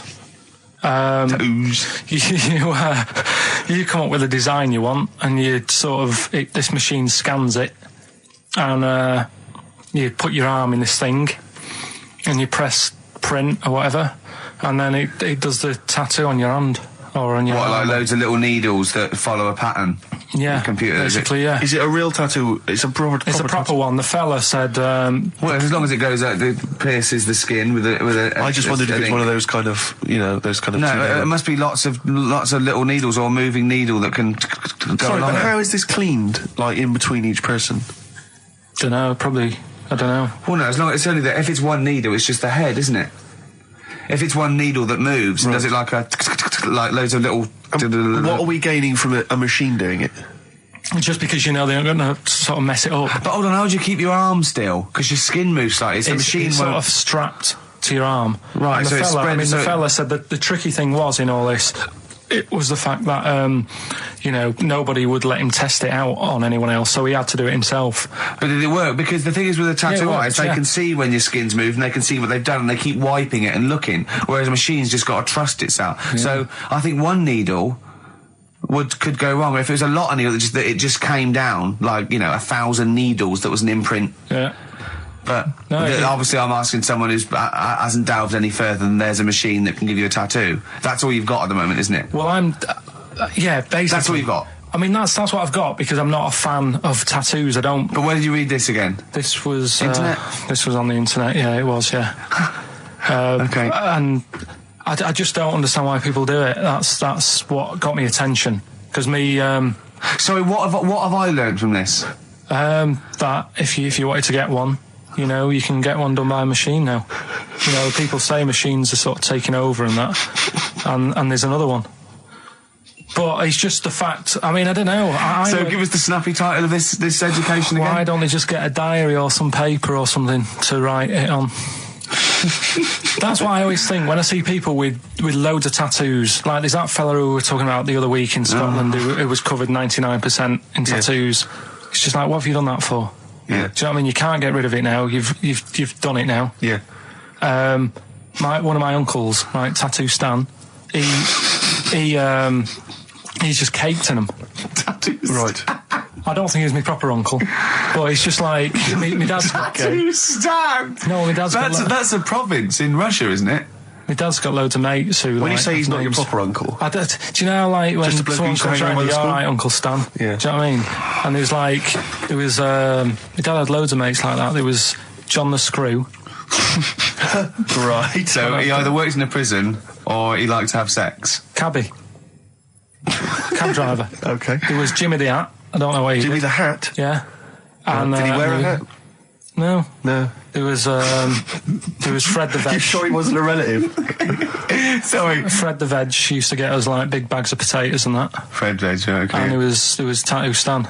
Right. And he was just caked in them. And I used to always look at him thinking, why have you done that? I must have only been like, 6 I or suppose 7. if you're born with a name like Tattoo Stan, Exactly. you're destined, aren't you, were really? they like a 1950s gang? I'm worried about... I'm worried Who were doing about... a bank job? What was his name? The Hat? What was his name? Jimmy the Hat. I'm worried about Jimmy the Hat. Yeah. Not having a hat. I don't understand Are it. you sure he didn't have a hat? Not when I met him. Did he ever wear a hat? I didn't see him that much. Do you think it was a joke, like, when your mate's sort of like, 8 foot and huge, you call him Little John or Tiny? Do you think... Well, the fact that he never wore a Yeah, hat. they went, hold on, I've noticed something about Jim. Go on. No hat. And I go, oh, true, let's call him Jim the Hat. Jimmy the Hat, yeah. But my Uncle Stan, he had like loads of them. He did them himself. Oh dear. And it was always that thing. God. What was it things like? He had like the cross. cut here, Cut one here, on made the in neck. Britain. And if you're going to do them yourself, I'd say at least make sure you're sort of a good drawer. Yeah. And don't do it in the mirror so it comes out backwards. Well, that was the other thing. But like, I remember he did. Names are all right. He had like all his kids' names down his arm. And, what are they called? Yeah. oh, God, it's Tattoo Stan Jr. Yeah. and Paul shits the bed. I'm trying to. Oh, Wabbai Kate. yeah. But he had. Frankie never amounts to anything. Oh, God. So he had like. Johnny, I don't think he's mine. So he did all this. I don't even know why I'm telling you about tattoos. No, nor do I, Carl. I was watching. Did you watch The Mammals in the week? No, I missed David it. Attenborough. No. I was thinking actually, right, all this MTV stuff, if there's one reason why I'd like to do it, is I was watching Attenborough, the Mammals programme. I reckon I could do something like that. Right. And just have like me, instead of Attenborough, like a young sort of fresh person, watching like certain animals and saying, do we need these? Do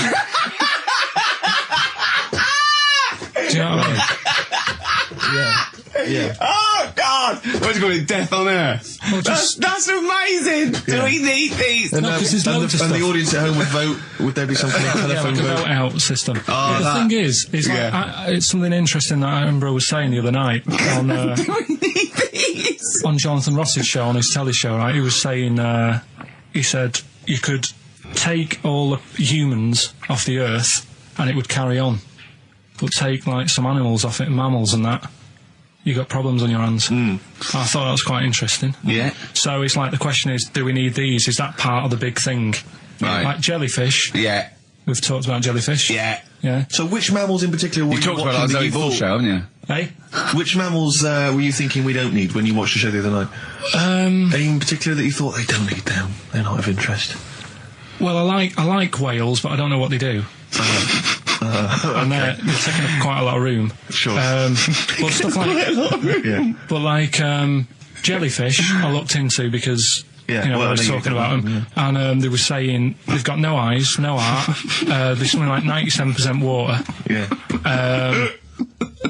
They're blind, and they do about 33 miles a day. Right. So it's like, do we need them? Could we clear them out? Yeah. Well, the big net. That would be the programme. What? Right, we'll get rid of them. Next week we'll be looking at Rhinos. I think it's genius. Honestly, I think it's genius. And like going along sort of like picking up sea anemones and going and just lobbing them into the sea. Well, what do you think about MTV doing that? And then I just, in between the bits, Play music videos? I play music related relates to to it. fish, so I could play like Fish, Yeah. that rock guy, or the animals, Rock Lobster. yeah, or what else could This I get could in run there? and run. What other songs have got animals in them? The Well, monkeys, could play the monkeys. Yeah, there's about 1 million, so let's not start this. No, but do you know what I mean? So do we need this?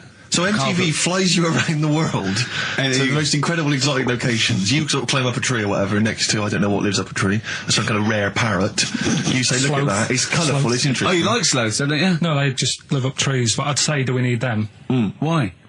Well, what do they do? What do you mean? What do they do? What do you want from an animal? Carpentry. What Well, do you like, want? I don't like scorpions, right? Right. But then I found out they look after those monkey things. They're not monkeys, they're Whatever. lizards. Well, all right, yeah, then lizards. They look after the lizards. So there's a reason. But do you need the lizard? Could be your Well, next yeah, question. because the local people made shoes out of them. But not when the scorpion protected them, they didn't.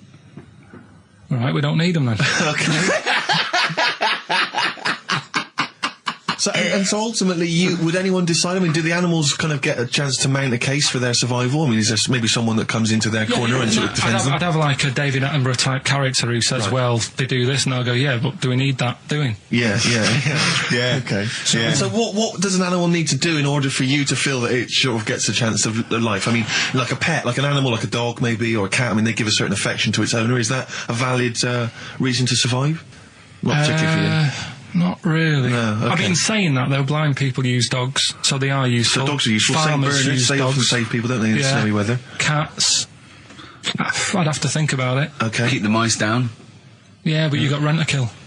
So Okay. what I'm saying is something that will affect the world. Right. I think you'll find everything does. Except Carl. I'm not sure what effect he's having on the world. I'll tell you what though, Steve, right? Did you watch the mammals? I didn't see the mammals. They had bison on it. Right. The weirdest looking things you've ever seen. Yeah. They've really Again, you're on dangerous ground here, Carl. but they've really got it's like, decide what you want to look like. It's just a mismatch of stuff. It's got a really big airy head. Yeah. Unlike you. Sort of bald at the back. Right. Sort of It sounds like thinner. someone you went to school with. Was there two of them? Ah, brilliant. From the album Original Pirate Material, it's obviously The Streets, and an album track from that, It's Too Late. Fantastic, isn't it? Yeah. I know everyone's raving about it being, one of the albums of the year, but it is, I think. It's great. That's brilliant. I love the backing as well. It's just so good. The lyrics, the things that go. They're my favourite band of the year. Next week, then, we'll do all our favourite songs of the year, shall we? No, I think it's got to be 2 weeks' time, hasn't Oh, it? 2 weeks, is it? Yeah, We'll do I'm the away Christmas. next week as well. What do you mean you're away next week? What are you doing? Zoe Ball show? I'm going up north again. Why? So Claire's going to be here with you. Okay. Yeah, at least What are you doing up north? she does her job. Just Suzanne's dad's birthday. So I bet he's a party animal. I've read that they really kick off, don't they? Is it? Yeah. Mental. So Are you gonna be raving? can't concentrate now. Oh, well, he's all stressed because the lady from MTV's here. She's going to film his little face. So the what- things he said in the week, he was so worried. He's got worried about the spot on his head. That won't come out. Just you got your best side. He's on that side. That's all right. Oh, yeah, the camera's out. Look, he's getting nervous now. Okay, Carl. Ignore the camera. Okay, just ignore the camera, okay? Now, me and Steve have done our research for you, and we've got 2 amazing things to tell you. What should I tell them first, about the baby or the... Well, they're both equally fascinating, so you choose. I'll tell you the crab thing first, right? Steve actually saw this thing in The Guardian of the Week, about our research thing, and then we looked into it on Friday, and it is incredible. Right, listen to this. There's a thing in a bay in, New England, right, where it's like the biggest, they make silicon chips and stuff for computers, right?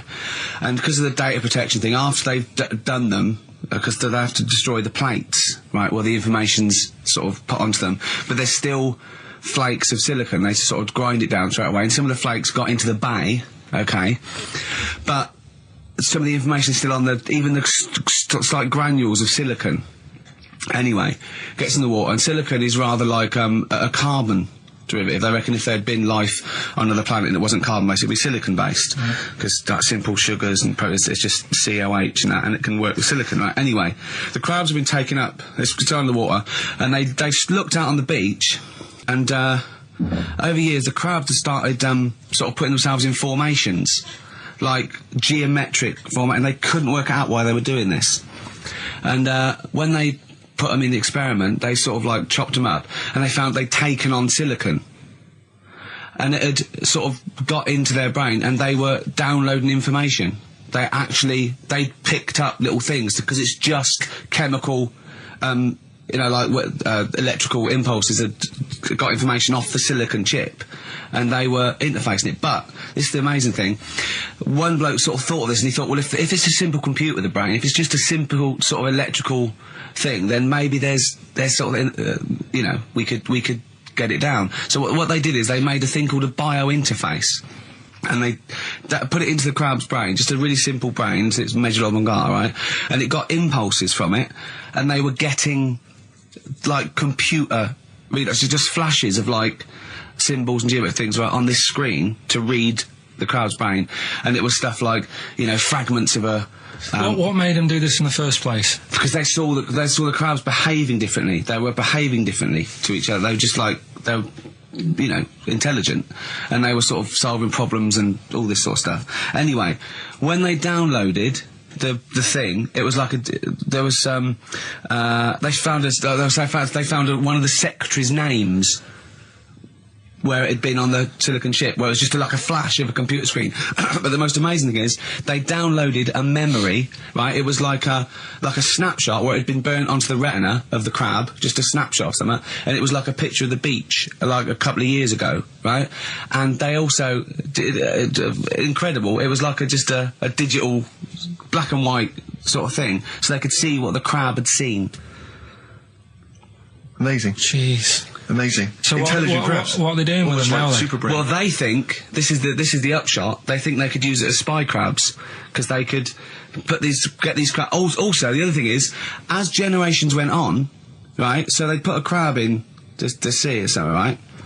Lots of crabs in, and then as generations went on, a newborn crab, they downloaded the memory, and it had the memories of its great all together. It had every memory that any crab had been related to it beforehand, because it passed it on. It just passed it on. So not even ones that had been eating the silicon stuff. Yeah, no. These are just like ones that have had kids. Yeah, and they've got like, and they know so you'd know everything. Your everything right the way back. So would that work if we ate silicon? Well, possibly. So what are they going to?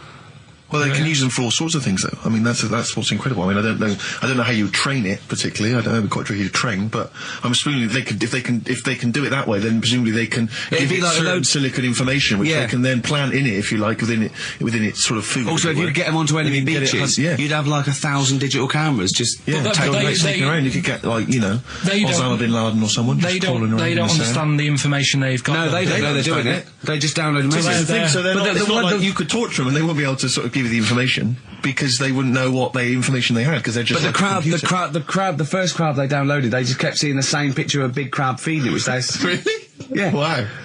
That's what, like its mother crab or something? Yeah. Just memories of it as a child. But they're not in colour, presumably. No, Because it's all in black and white. they're all in black and white. It's just a digital camera because it's just they don't see in black and white, so it's just like a I don't know. I think it's burnt onto the retina or something. And the only one that they kept were the ones they saw a lot of the time. I mean, in a way, some of the educating Ricky I've got for you today is on the similar lines. Right.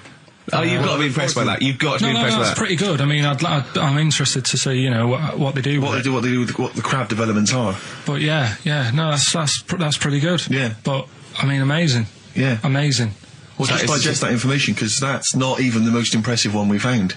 I think it is. I suppose it's pretty impressive, but the next one's maybe more shocking. Okay, right. But let's play a tune, and Ricky's got another extraordinary Okay.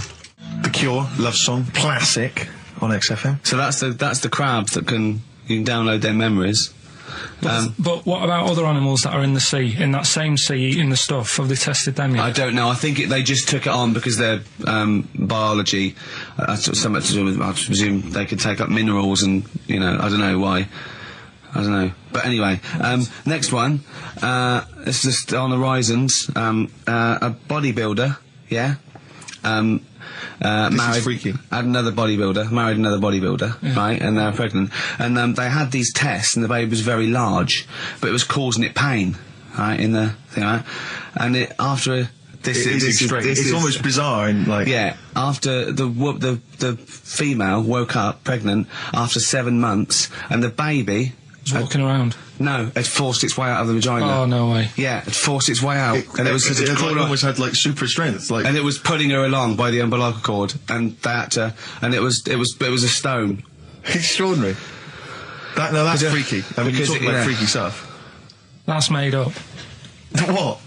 It wasn't pulling her along. It was putting, she could feel it. Exactly. And it was, do you know what I mean? Like, just went, and just sort of squeezed its way out, because it was ready, because all the hormones. Because it thought it was ready. Oh, God. Imagine that. Just waking up and finding that in the bottom of the bed.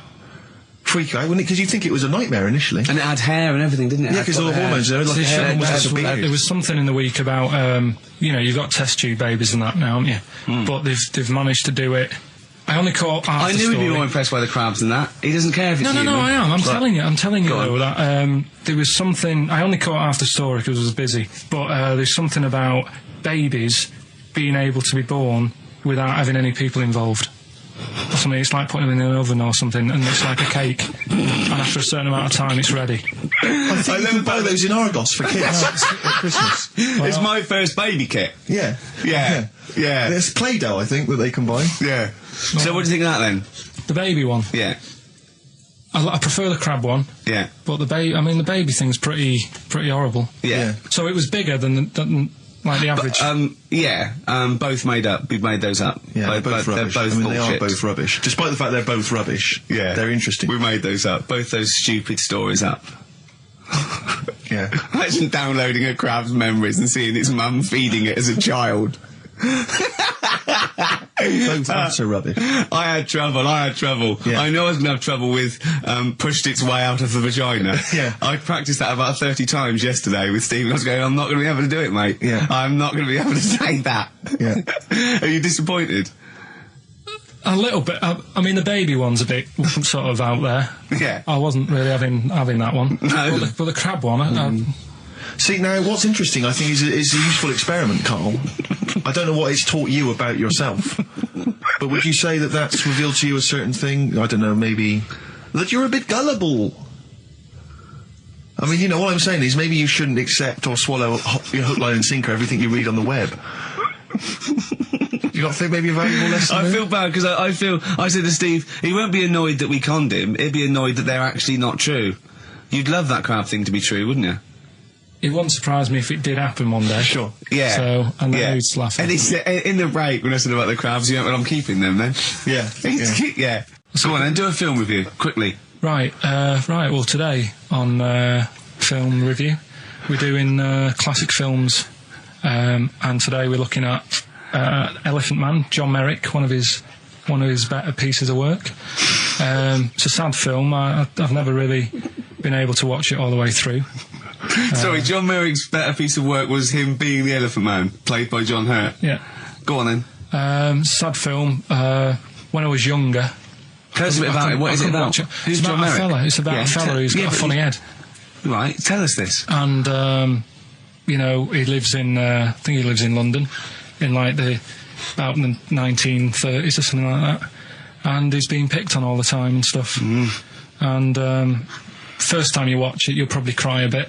And then the second time you watch it, you're just sort of thinking, God, that would be bad.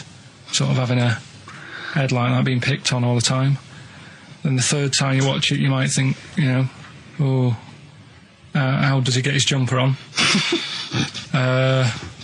Then, I don't know, I'm probably bored of it the fourth time. but it's well worth watching, so Elephant Man. Brilliant. Yeah, see it. Brilliant. I think if you want to get on TV, Carl, you'd be better as the subject of maybe like an omnibus documentary. Living with Carl. He had some Germans laughing at him on the tube because they recognised him. You don't think of that? Well, because obviously Ricky doesn't travel on the tube anymore. He's too rich for that. I never did. I always thought it was beneath me. Sure, but I used to walk everywhere, didn't you? But I'm still forced to take the tube, and sat on the tube, and it pulled up, and outside the window, just happened to be on the station, was one of the posters with us. So I was kind of there, not realising it was behind me, and these big kind of fat German or maybe Bavarian guys. Well, they're in lederhosen eating sausages. Yes, they were. They're Bavarian. Yeah, they were. And I noticed one of them kind of looked at me, and then looked at the poster, then looked at me, just happened to say it, and wittered something to his friend in German. You know, I don't want to try and do an impression. That's freaking goggle eye. Oh, wow. I think that... No. But I know what you're thinking it means. It doesn't mean that. Right, okay. It means... What's a rough translation? Elegant boy. Right, okay, yeah. And so anyway, he pointed goggle eye. He pointed out the poster, and his That's mate... lanky piss and streak.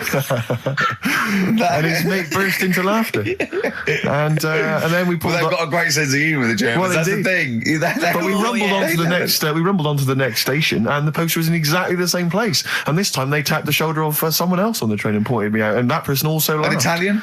There was a French. Was there a bloke with a beret and a little moustache on the other side? Yeah. Was it United? Did you get on the United Nations Express? Imagine that. Yeah, it was fake. See the freak. Look at his freaky goggle eye. Right, whereas I love the fact that before you were at least pretending to be speaking German. Now this is an Italian with an accent. It's just a guy speaking perfectly good English.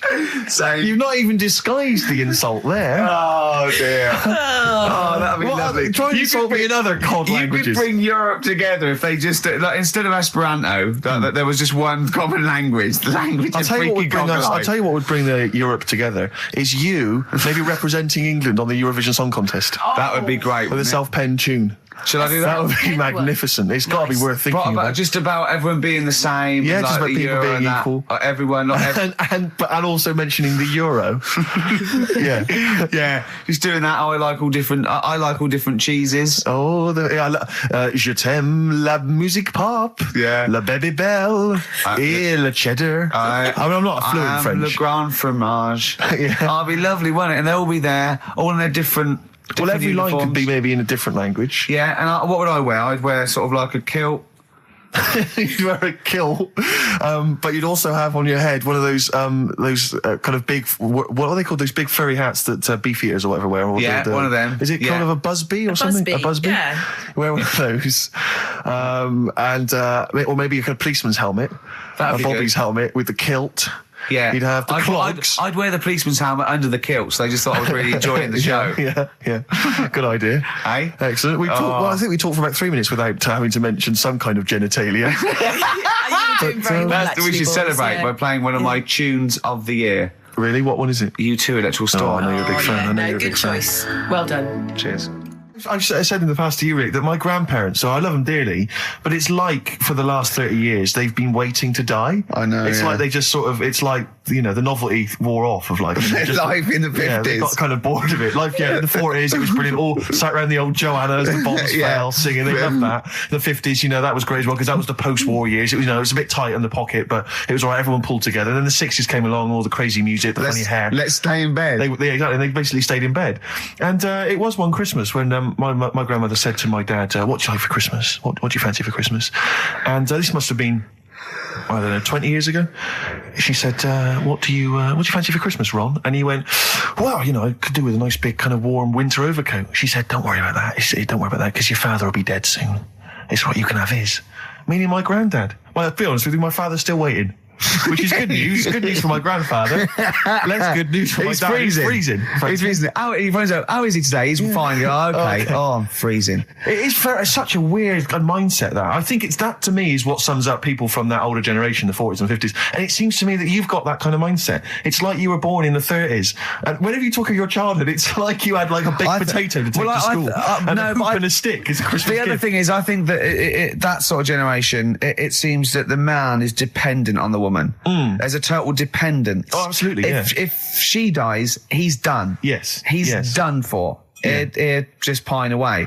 If he dies, she's got 30 years of pottering. Absolutely, yeah. Do you know what I mean? Yeah, and going to, like, you know, the youth club and the church. I know what you mean, yeah. It's sort of like that. It's sad. Of course, it's sad for them, but it's not the end of their life. No, sure. And it sort of is the other way around. I don't know why that is. Yeah. It's terrible. That's a little melancholy thought for I know, Christmas I've really time. you brought it down, you've brought it down, I've brought it. This isn't a nice show at all, this is terrible. Well, we're going to have really people just killing themselves. What? Well, I didn't really want to make it a Christmassy type show because I don't really like it. Oh, he's done it again. Well, you did Christmas once, didn't like it. No, my dad always said... All right, steady on. Dad said Christmas morning was for, like, you know, for me. So he used to stay in bed. So he never... That's brilliant. That's a great thing to say, isn't it? Yeah. Christmas morning's for you. Run wild. Do what you want. Just don't bother me. I'm going to Honolulu for 2 weeks. That's great. Dad, it's Christmas. Do I have to do anything? No. So my mum used to get up because she used to like to see my face light up, you know, when I open my presents. And then... to give fireworks. And then I'd have to go to my bedroom from about 6 o'clock onwards because, like, my mum and dad were into having big Christmas parties and I wasn't, like, old enough to go. Right. So they'd say, right, you know, you've had your fun there, you go up to your bedroom, stay in there. Really? Yeah, I remember one year, right, I got a train set, that's what I wanted. Yeah. Right? It's brilliant. Playing with it all day. I thought, I don't mind about the party, I'm happy staying up here playing with this. Brother comes in, he's had a few, right? He's going, yeah, give us a go on your train. How old is he? He's a bit older than me, so he might have been like, let's see. Well, let him be 18. Probably about 18, 19, how old something were like you? that. I had a train set, so I don't know, about 14. something like that. Yeah. Right, so I'm playing on that, loving it and stuff. And then he comes in and goes, oh, give us a go. He turns the transformer up to like 14. He went really fast for about 5 seconds, broke it, and then he went back downstairs. Wow. So Christmas, I hadn't even got to Sounds Christmas like Day. the Conservative government with British Rail. Satire, though. Satire, Rick, I just thought that there's satire. If there's any satirical shows listening or magazines. It doesn't work in any way because there's the analogy falls down apart from there being a train. Think it through though. British Rail was trains. Yeah. And the government broke the trains in many. Well, they didn't break them, like not officially breaking them, but they kind of. It does work. It's perfect. Oh, I'm pretty pleased with that. And I can't. And no one's asked him to be on. Have I got news for you? It's weird, isn't it? Because it's strange that when you've got a satirical mind that's as quick as that. Yeah. All and right. he's broke your little train set. So what did you do? I just like watched telly and had some sausages. I bet you were happy with that though, weren't you? Oh, it's a bit annoying though, isn't it, when your main present of the year has been broke.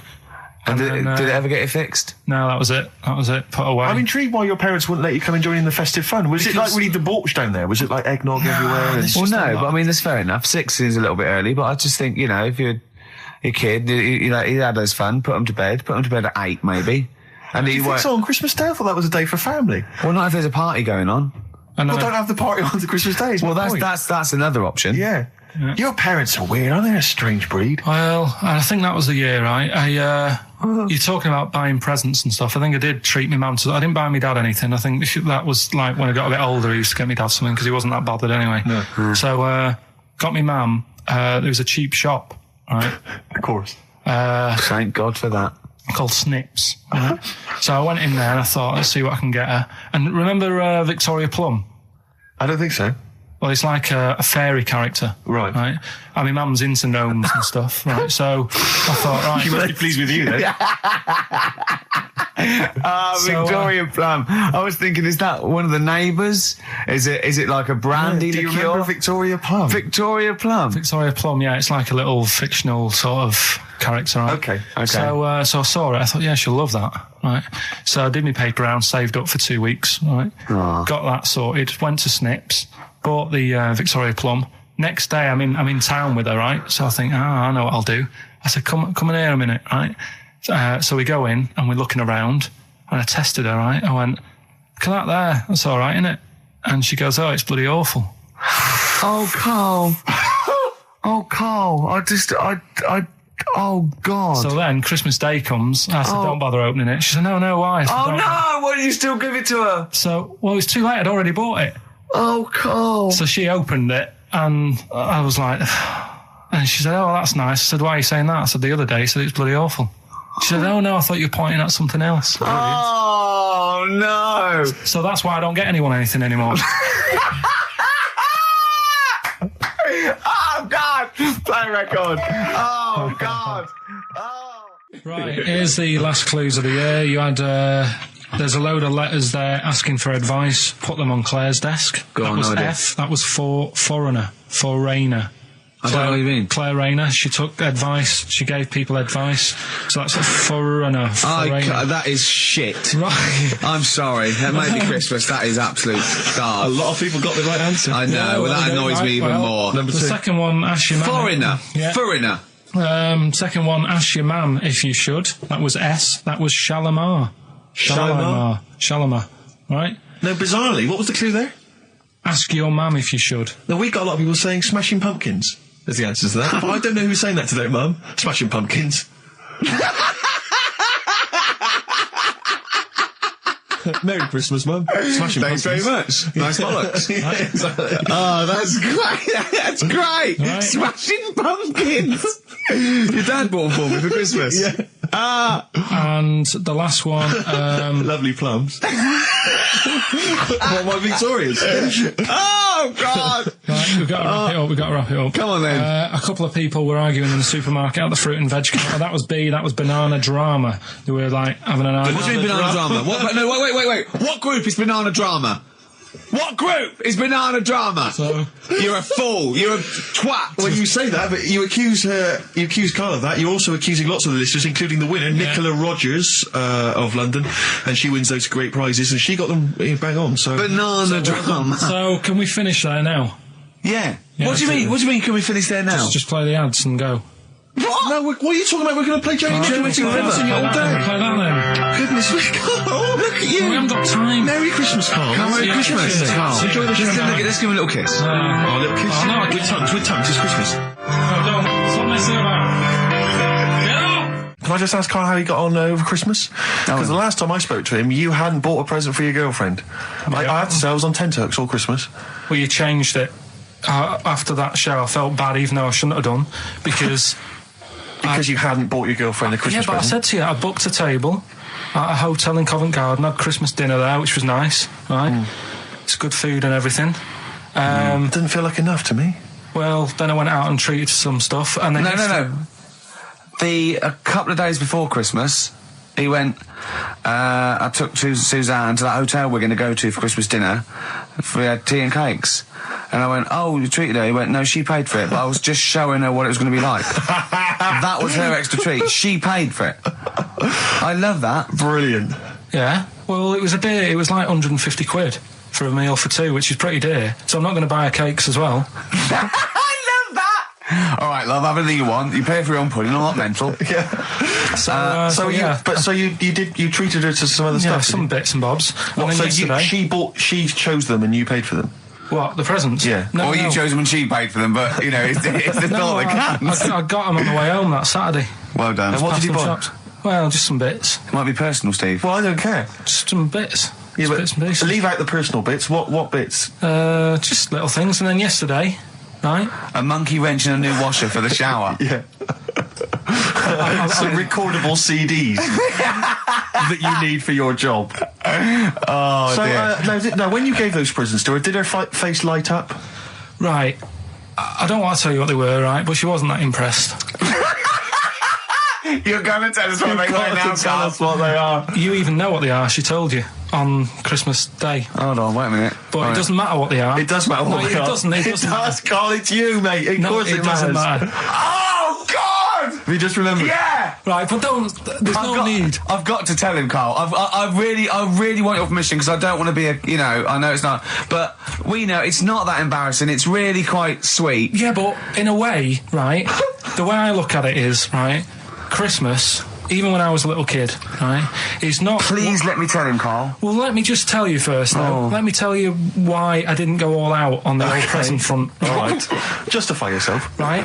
First of all, I've covered it up since then anyway, right, with that present, because I bought her some shoes yesterday, and she did say, I'll give you the money for them, but when I get home, I said, it's all right. I said, you can have them, right? So not only did I buy her some food on Christmas Day, I got her shoes. She's probably had a total... And they feel like a horse. Yeah. It's sort of like, yeah, there you go, there's your shoes, there's your food, right, bed down, see you later. Yeah, but what I'm saying is she's done... fed and clothed. Yeah, did you comb her hair? She's done well this year, right? So... The thing She's done well this year. It's like you're a single parent living on a council estate with a smack problem, and you still managed to buy them some Lego. When I was a kid, it wasn't about what you got. I remember one year when I was about 8. Right? It's going to make me cry, isn't it, this? No, it's not. I'm just saying the way it is, right? I woke up at about 4 in the morning. And I was like, oh, what have I got? And I couldn't sleep. I was that on edge. It's the excitement of Christmas, isn't it? It's like, oh, what's wrapped up? I need to know. Sure. Yeah. And it's the fact that people are saying, no, you won't know until tomorrow. Yes, sure. That annoys you and winds you up. Okay. So I got up at 4 in the morning, opened my presents, and then went, right, I know now, went back to bed, had a great sleep. Yes. Right? So it's nothing to do with the excitement of what you get. It's the excitement of not knowing what you've got. And then what happened when you got up to go down with the presents? What you're saying to me is that you could wrap up a brick because the thrill of Christmas is in hoping and being excited about what it is, not the actual gift itself. Yeah. Is that what you did? Did you get a brick? No, let me tell you now what he got. He got her a present, right? And she said, she came and I said, yeah, he got me. It was an industrial-sized packet of condoms. It was a joke gift. No, it wasn't a joke. It wasn't even a joke. I went home that Saturday after the year, past Boots, thought, might have something in here. They were on, like, some value. Right, you passed the makeup. Were they used? Right, but anyway. The makeup, you passed all the other... Past the makeup, stuff. past the lovely vanity cases. Yeah, the foot spas. Exactly. Yeah. Oh, hold on. How much are these, love, for 100? Yeah. $4.99. Yeah. Do I get them reduced if I buy in bulk? So how many did you buy? What was it? I don't know, probably about 100. Right, okay. And is she allowed to use those with anyone? Did you wrap them? Can she just go out and have a wild Well, you don't need to wrap. They're already wrapped, aren't they? Oh. And then what did she say when she opened them? No, wait. Carl, what did she say? Right, play a record and we'll come back to this. You're worse than my father. That's genius. Made famous, of course, by Jimi Hendrix. Yeah. That's All Along the Watchtower, as originally done by Mr. Bob Dylan. On XFM 104.9. So, Carl, just take us through the moment where you gave this gift. Firstly, so you went into Boots, right? You thought, all right, 100 condoms, brilliant. Okay, did you wrap it up? I don't know if it was 100, probably 80. Right, okay, yeah. Right. You don't want to go mad, do you? Wrap them up. I'm just resting easy knowing that he's not trying to breed. Right. No. Yeah. So I got her them. I got her Grease on DVD because she's always watching that. Yeah. Right. Yeah. So just think of when her mum said, "What did Carl get you? Some condoms and grease." I was going to say, I'm glad he said on DVD.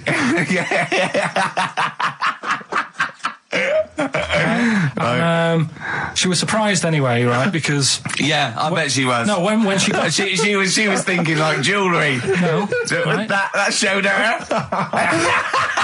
That surprised you, hasn't it? All right. So hang on, wait a minute. You thought it was a holiday, didn't you? Yeah. Look at your face. You don't know me at all. So hang on. So did you give these on Christmas Day? Right. What happened is she got in from work that Saturday, right? And I said, look under the tree. Knackered. Oh, right? At least it's Christmas. Yeah. At least I'm going to get a little bit. I said, look, you got some stuff under the tree, right? So did you give her a sugar lump? Right, she was really chuffed with that. But she said she was a bit puzzled because I didn't know we had any wrapping paper, right? So I ended up using wallpaper. You didn't take it off the wall, though? You had No, it was some left over, right? So she said, why have you used wallpaper? I said, well, I didn't have any paper and you were getting in a bit and I wanted you to have a surprise. So she said, can I have a feel of them? I said, no. Presents. You thought, right, I've got the right thing. Yeah. Right. And then Christmas Day, I said, no, don't get carried away. It's nothing really good. You know, we said we weren't going to buy each other much. So there you go, open them. Yeah, go on. And Can I just ask, had you received your present from her yet? yeah. So what had you received? What did he have? Had some shoes. Nice. Right. Getaway game for PlayStation. Nice. I'm just totting up the value of this. those, Go on, yeah. And So- just also think about how much fun and pleasure you get from them. Yeah. Although, of course, condoms, I can see the Well, see the appeal. Well, okay. So yeah, I think but I can... also add to that bit 150 quid for a meal. If you're going to start totting up, 150 quid for a meal. I bought some shoes, 72 quid. Yeah, that was after the event, though. Doesn't matter. All right, so you'd received these, dare I say it, thoughtful and nice gifts. You handed over the box of condoms. They were wrapped up. She unwrapped them. Yeah. Go on, take us through it. Walk us through it. Well, it's not something you play with on Christmas morning. Oh, God. Oh, right. But when she opened What them, did she say? What did she say? Well, I wrapped them twice as well, so she thought it was something really good. Extra It's like, protection. Right. And, So she thought it was something really good. and then The disappointment would be doubled. Yeah, go on, yeah. then she just opened it and went, oh yeah, so what's on the telly? And that was that. Ungrateful. What an ungrateful woman that is. Well, she got stuff. Fancy not wanting I told her. a box of economy condoms from Boots. I said to her about the thing about, you know, it's all about the surprise and that, innit? Yeah. You explained that to her? Yeah. What, after she'd unwrapped it? Yeah. Thoughtful. And she was all right about it. Yeah. She understood. Rick, you know I suggested to him that he buy his girlfriend a gift. I'm worried I've done more damage to the relationship by suggesting that than if he had just forgotten. Next time you've got to go shopping for her yourself, Steve. I think I might do. You've better go shopping for her yourself. I'm glad it's all over though. It's mental. Yeah. It annoys me. The whole thing annoys me, and she knows that as well. Yeah. She should know. What, she still insists on having Christmas once a year. Well, Wow. I'm you know. no, but well, anyway, what did you get? I can't think what you bring to the relationship, Carl. I don't know what it is she's getting from you in this relationship. It's like she's doing all the work. Well, yeah. 80 times. Oh God, Carl! I love it. You're brilliant. I know what she's getting. He's the. What? No, he's not thoughtful. No, but he's thoughtful. He's the best he can do with the brain he's got. Do you know what I mean? Right. He's doing his best. He's absolutely doing his best. There's no. He's working at the limits of his powers. Do you know what I mean? Though he's done as well as he can with what he was given. Sure. Yeah, and that's admirable. Yeah. It's like, I think he's done better than you'd expect. I bet his teachers didn't even think he'd get this far. Do you know what I mean? What, find a girl? No, well, yeah, a job, a girl. Yeah. Do you know what I mean? Clothing himself. He's done really well. What do you think, Carl? You think you've done well? I think I've done all right compared to some of my mates. What are they doing now? Probably not that much. Do you know what I mean? Mrs. Matthews said I wouldn't be an high flyer. I think I'm doing all right. Yeah. Do you know what I mean? I have a holiday every year. Got somewhere to live and that. Yeah. Got a new flat, haven't you? Yeah, so where are they then, the condoms? Did she show them to her family and friends? No. Take them into work? Look what I'm Carl's got. surprised she told Ricky, actually. I was a bit disappointed in that. Yeah. Because I didn't go shouting around. Well, she was what so I got. excited, Carl, clearly. She was just so pleased and proud. All right, play a record, we come back to it. No, that's it now. What?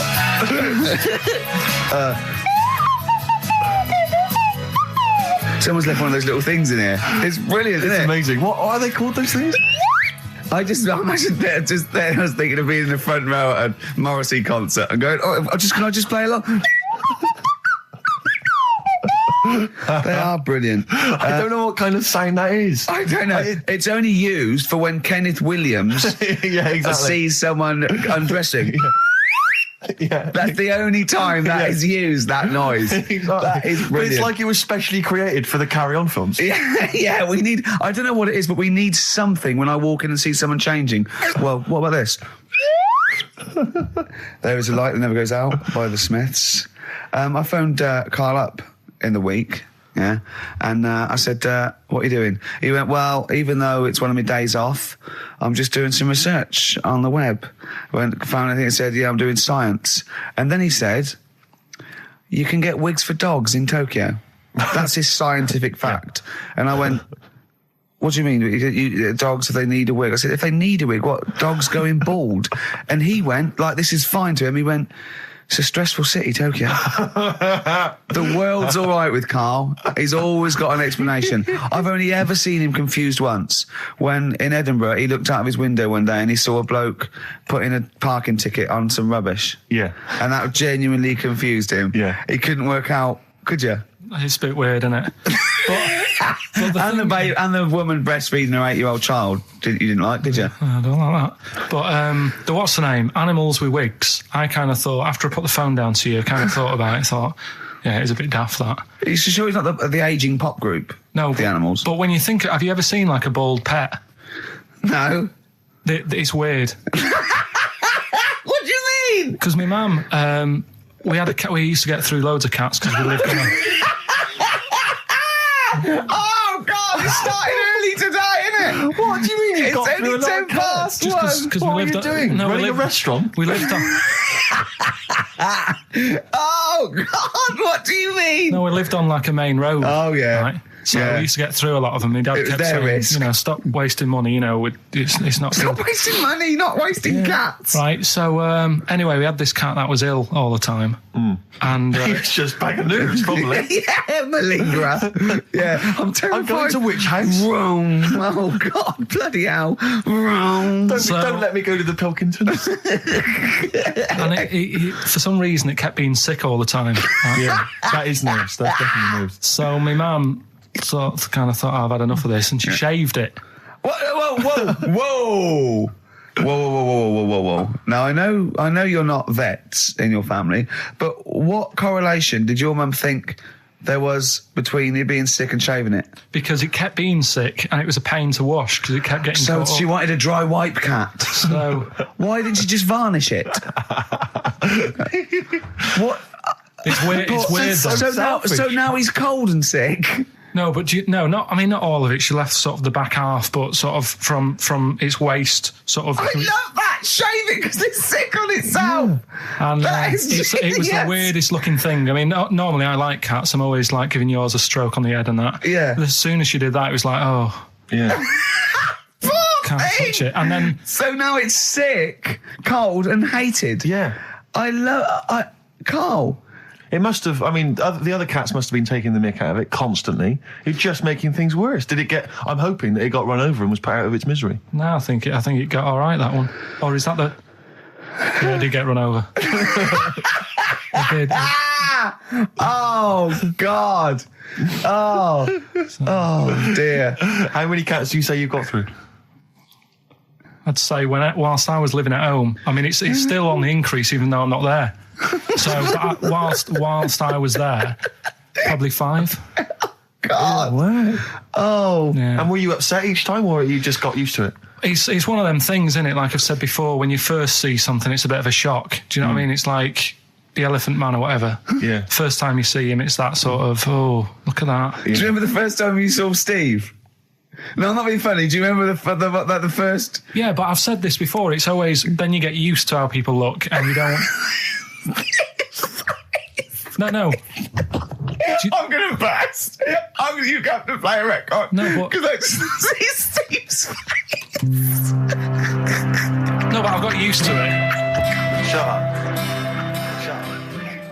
It's a long time since we've had any white van, Karl. For those that don't remember this particular hot feature, we basically ask Karl some of the questions that are asked of a white van driver in the Sun. They always have this on Saturday afternoons.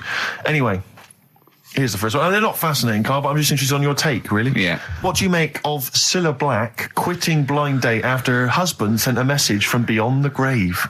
Are you familiar with this story? I didn't know that. What's that? She went to see a medium, and supposedly her husband passed on information through the medium, which was incredibly vague, but persuaded her to quit live on air. Well, it's about time, isn't it? If even dead people are saying... enough's enough. But I'll tell you what, though, talking about ghosts and that, do you know how I'm into them? Yeah. Right? How weird do you think this is, right? Well, it's not true. Before you say it, play a record. No, go on. Go on. Right, it's this woman. I don't even know if it's ghost, really. It's just a bit weird. Yeah, sure. There's this woman, and she's Well, she's not a woman, she's a kid. Sure. Okay. She's walking down like a street in her area. It's a nice day and everything. Everything's normal. She's walking down and a woman comes up cycling past, right? The woman on the bike looks at the kid absolutely terrified, right? Got a really scary face on her. Yeah. The kid's thinking, why is she doing that? Yeah. Right?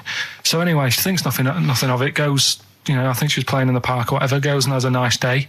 About 15 years later... Oh, right, yeah.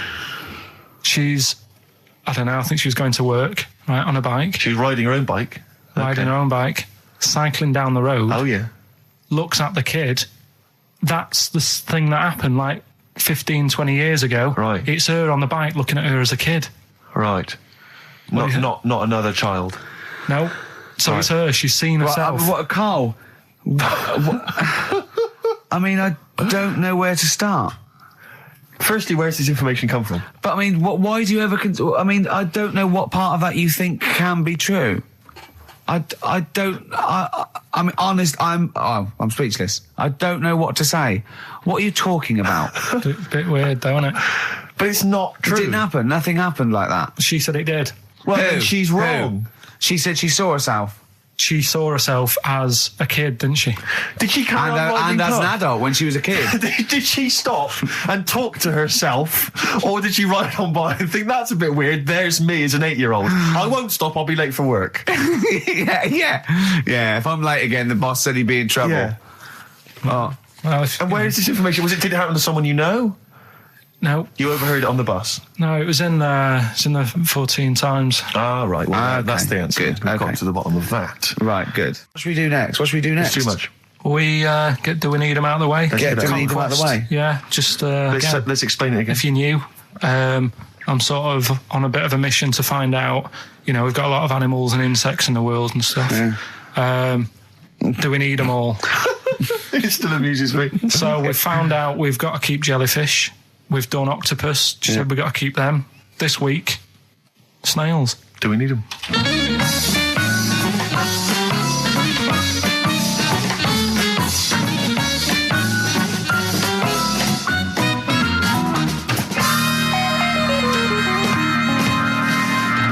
Just doing some research, right? I'm sort of working my way through different creatures and insects and stuff that's on the planet. Yeah. Right? And finding out if we need them or not, right? Yeah. Do you know much about snails? Well, sea snails? Well, yeah.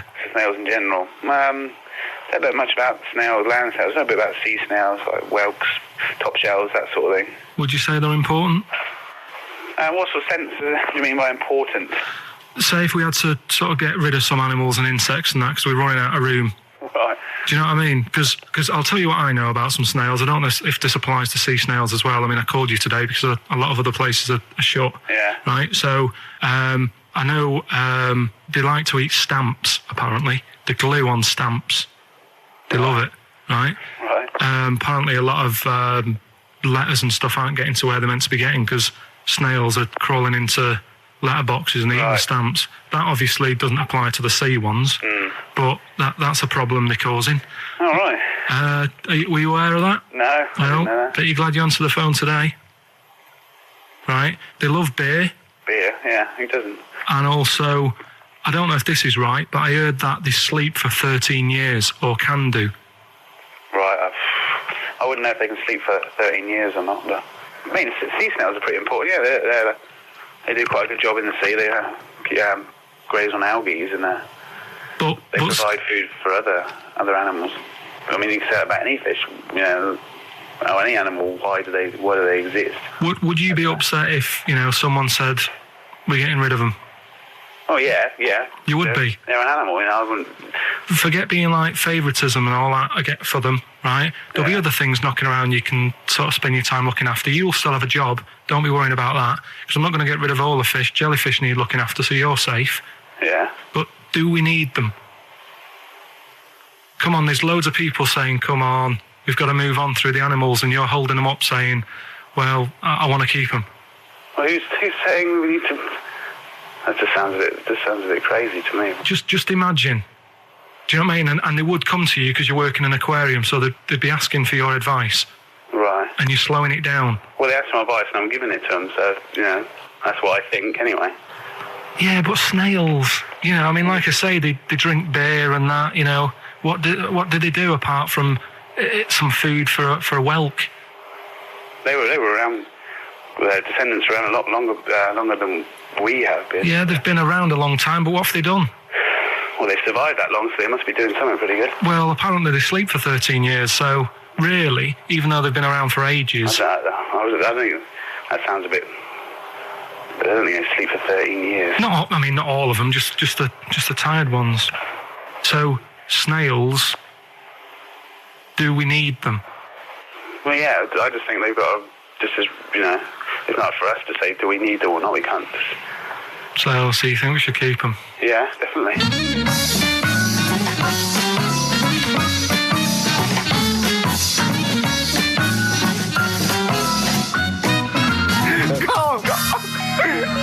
Carl, I'm proud of you. That was getting really quite annoyed. I know. What did he think he was doing? What? I don't know what you tell these people. I mean, you don't get their permission to play this out, do you? You just don't tell them. The thing is, right, I sort of told him what it was about, but we won't say who he is or where he works, because it doesn't matter. I just needed to speak to someone who knows. I know the fact that you were trying to get an answer out of him by suggesting that he would be safe, because he could look after jellyfish if he gave the okay to destroy snails. He was getting livid, you could tell. Oh, God. Brilliant. So he's been around a long time, but what have they done? That was great, Carl. Play a record. Well done. Bit of Amy Man. Oh, I'm obsessed with this song, Red Vines. It's brilliant. XFM 104.9, Ricky Gervais, Steve Merchant, Karl Pilkington. Tell us about this monkey, Carl. You're going to love this one, Steve, right? So last week we were talking about how, a lad left his family because there was problems at home and that. He went and lived in the wood. He got airy. Right? No. Leave it there, Rick. We haven't got time to go into it. Right, so... That's what happened. And that's what happened. He lived with the monkeys. He went airy. That's what happened. Looked into some other stuff about, airy kids and all that. Yeah. Came across this story about a bloke, right, who worked in a zoo. Oh, dear. Right?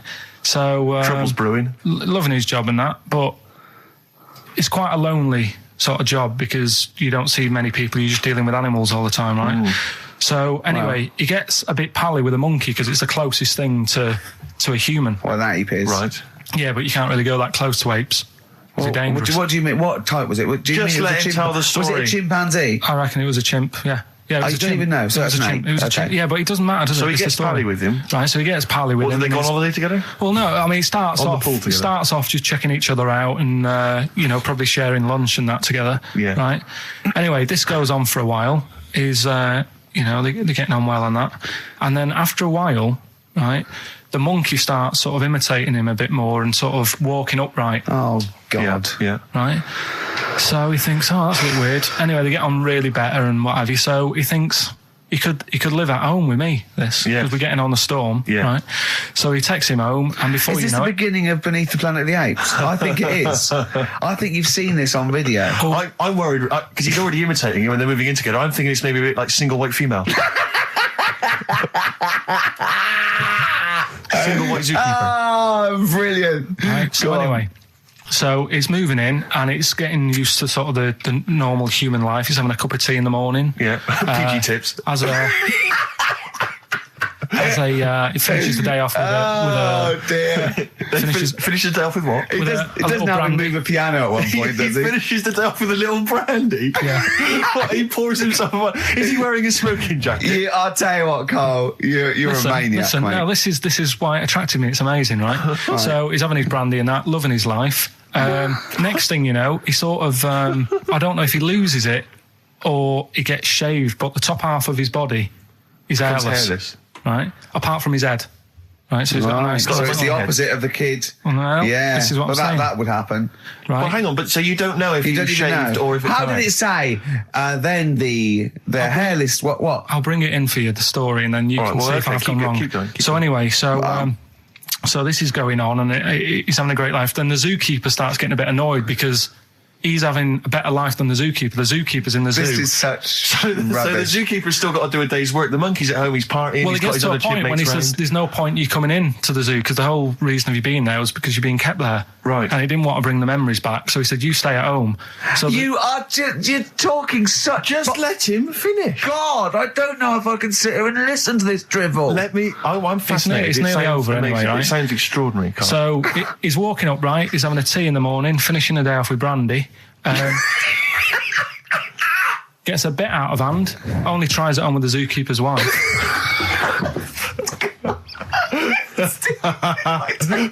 Make him go away, Steve. How does he do that? Well, because he's around humans a lot, he becomes a bit of a charmer. And, But what is it that he could do to seduce her? Pick fleas out of her? he didn't say. He was built. Yeah, he was well done. So what about that?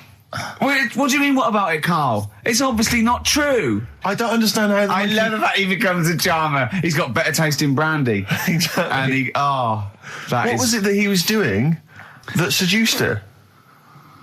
I don't know. Maybe because he was at home more than the zookeeper was. But what would he be doing, I Carl? love the fact that... He's not going to be talking with her. They're not going to be playing Trivia Pursuit. Maybe she liked the silent type. He didn't go into that. He just said that's when the trouble started. Carl, play a record. Right.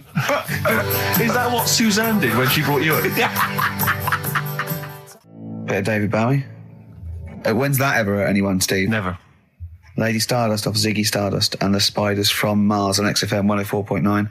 I'm Ricky Gervais, Steve Merchant. Karl Pilkington is in the middle of educating me. Educate me. Did I tell you the time when the doctor said I was going to die? All right, keep talking. Right, ages ago. Must have been about 15, right? And at lunchtime there was this... We used to have a choice of stuff to do at lunchtime, right? Used to have like a burger place that had an arcade machine in it, right? So we used to go there and play on that and have a burger. Or there was this baker's, right, that my mum worked at, and did great cakes and stuff, right? So she used to like bring some home and that, but she couldn't always bring them home every night because, you know, they'd cost money, and she used to get them for free. And they used to say they'd rather chuck them away than give them to the staff because there's a chance that the cream might be off. Right. Right, so they used to chuck them round the back. So I used to go around the back with my mate and eat a load. Brilliant. Eating out of bins. No, it wasn't out of bins. They were still in trays, but they just stacked them up near the bins, right? So this got out. I mean, it used to be chocker. Once the school found out, everybody used to go there, and it'd be like, well, have a cake. The headmaster crawling through, fighting the kids off. Right, so I'd have, you just eat, 6 jam donuts or something, and then you'd spend your dinner money on the arcade machine. Brilliant. Right? So it was a good afternoon, really, right? So you'd do that, and this one day I must have had 6 or 7 jam donuts, a few Congress tarts. What's the Congress tart? I love them. I can't get them in London, right? So I'd have some of them. If anyone can get a Congress tart for Karl in London, please let him know. So anyway, this day, that was just a normal day. Do you know what I mean? Twice a week, you'd have a load of cake. In your life, yeah. Yeah, so normal anyway, day in your life. Were the frog boys there with the webbed hands and the big heads? And the horse in the settee? Yeah. But the day after one of these days, I had really bad cramp in my belly. Right? Okay. I was like in agony, could hardly walk. So I said to my mum, You could hardly stagger to the free cakes.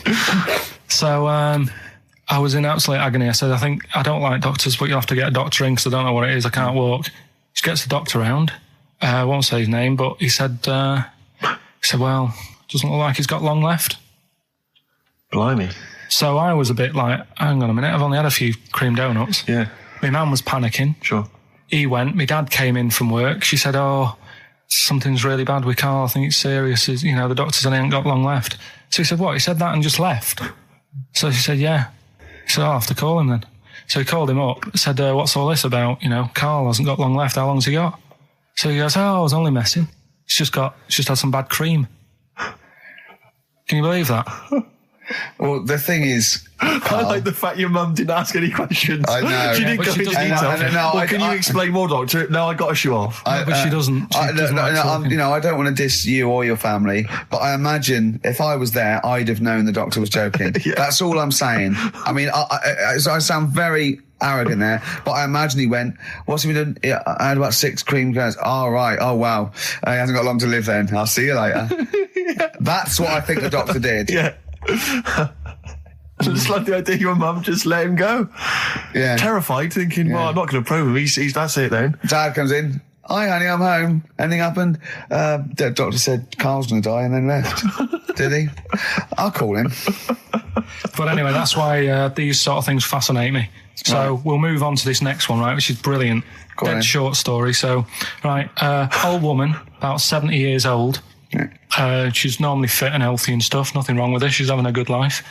And one day, she goes for a check to the doctor's, just to check herself out, because she's getting on a bit. Yeah. He says, take your clothes off and that. So she does. And checks her out, says, yeah, you're looking good, you're looking good. Turn round.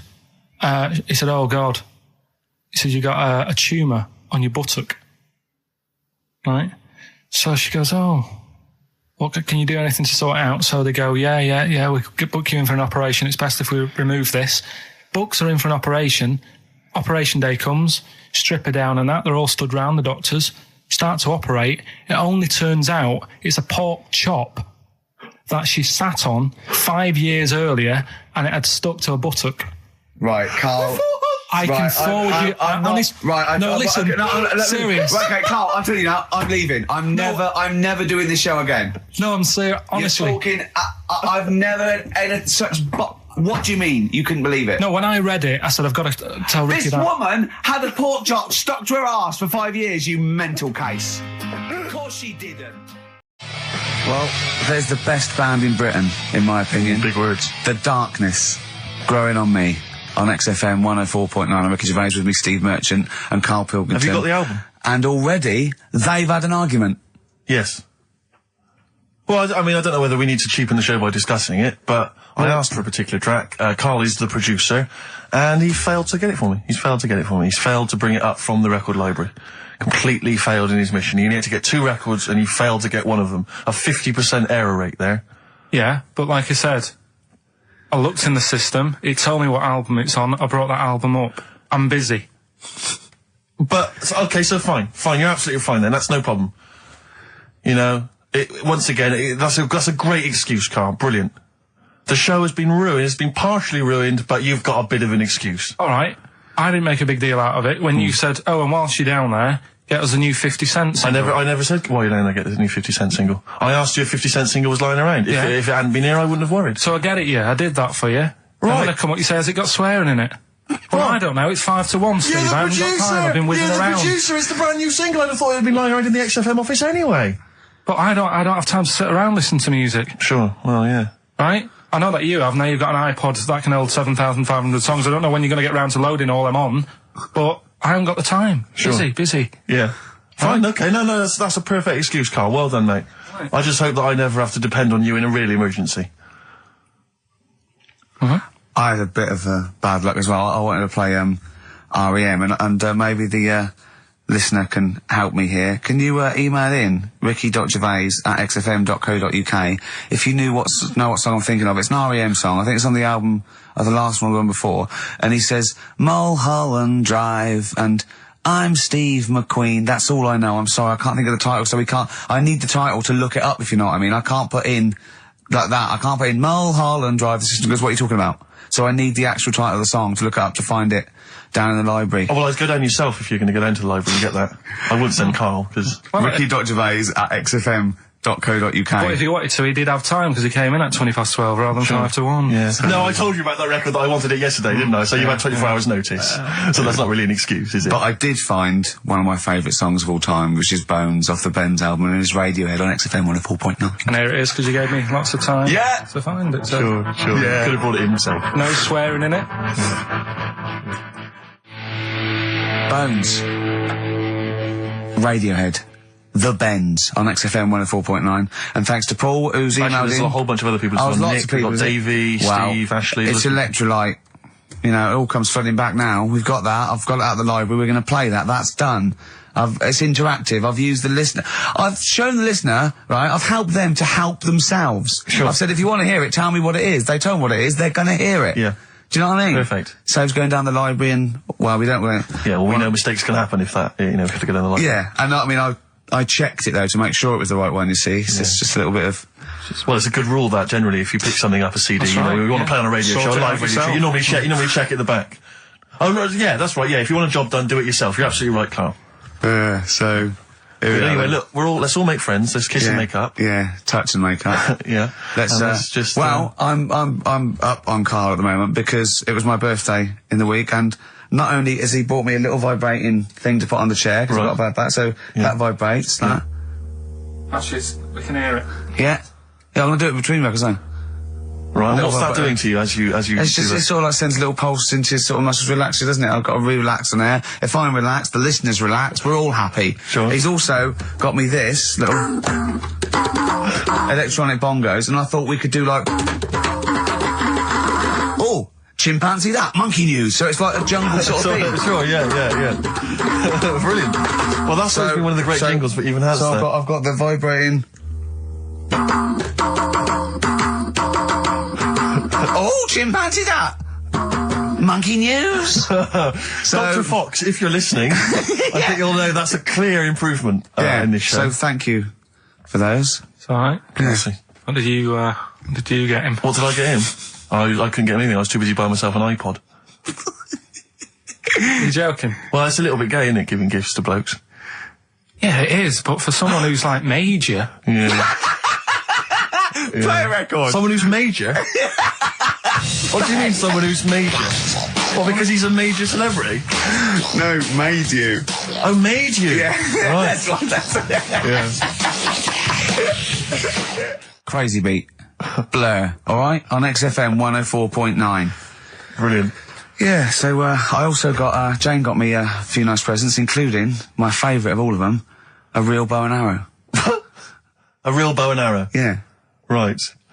And what, you know, you're going to rob from the rich, and give to the poor? Yeah. I just got to make the little outfit. You and your merry men. She's got me like 2 yards of green felt. Sure, yeah. And I've just got to find and a tree house. Someone who can make me a lovely little natty outfit. Yeah. Why has she bought you a bow? You live in central London, so where are you going to be using We've got this? a garden, I did it yesterday. I've got my finger though, because I'm like protective, so it's just, it goes so fast, isn't it? I didn't understand that sentence. I'm here in the studio. I saw you point to your finger, so I'm guessing from that maybe you injured your finger. Yeah. For the listener, again, what exactly were you talking about then? No, because when you pull it back, it's... Okay. So... And do you have a target? What do you use as a target? I've got a big cardboard box flat on it, down the tree. Right. I go, it's brilliant. Sure. I'm getting a bit excited thinking about it. Yeah, no, indeed. Because when I make that outfit, I'm going to be running round. Yeah. Yeah. So, and do you have a picture, like a face maybe on the target, like Osama bin Laden, something like that? Yeah. Sure. No, it just says this way up, fragile. Right, okay. I forget what came in it. But, you know, it's good fun, isn't it, Carl? Bow and arrow, isn't it? Brilliant. Yeah? Would you like a little bow and arrow? Yeah, it's alright. Yeah. I forced out a rifle as a kid. Did you? Yeah, that's... A real one? Yeah, just shooting cans and stuff. Yeah. It's alright. So... Well, a wonderful anecdote. Well, I went out with a drink with Carl in the week, and we went to a restaurant, didn't we, Carl? It's a good night. And we sat there, and next to me, when Carl came, next to me was, what's his name? Ross Kemp.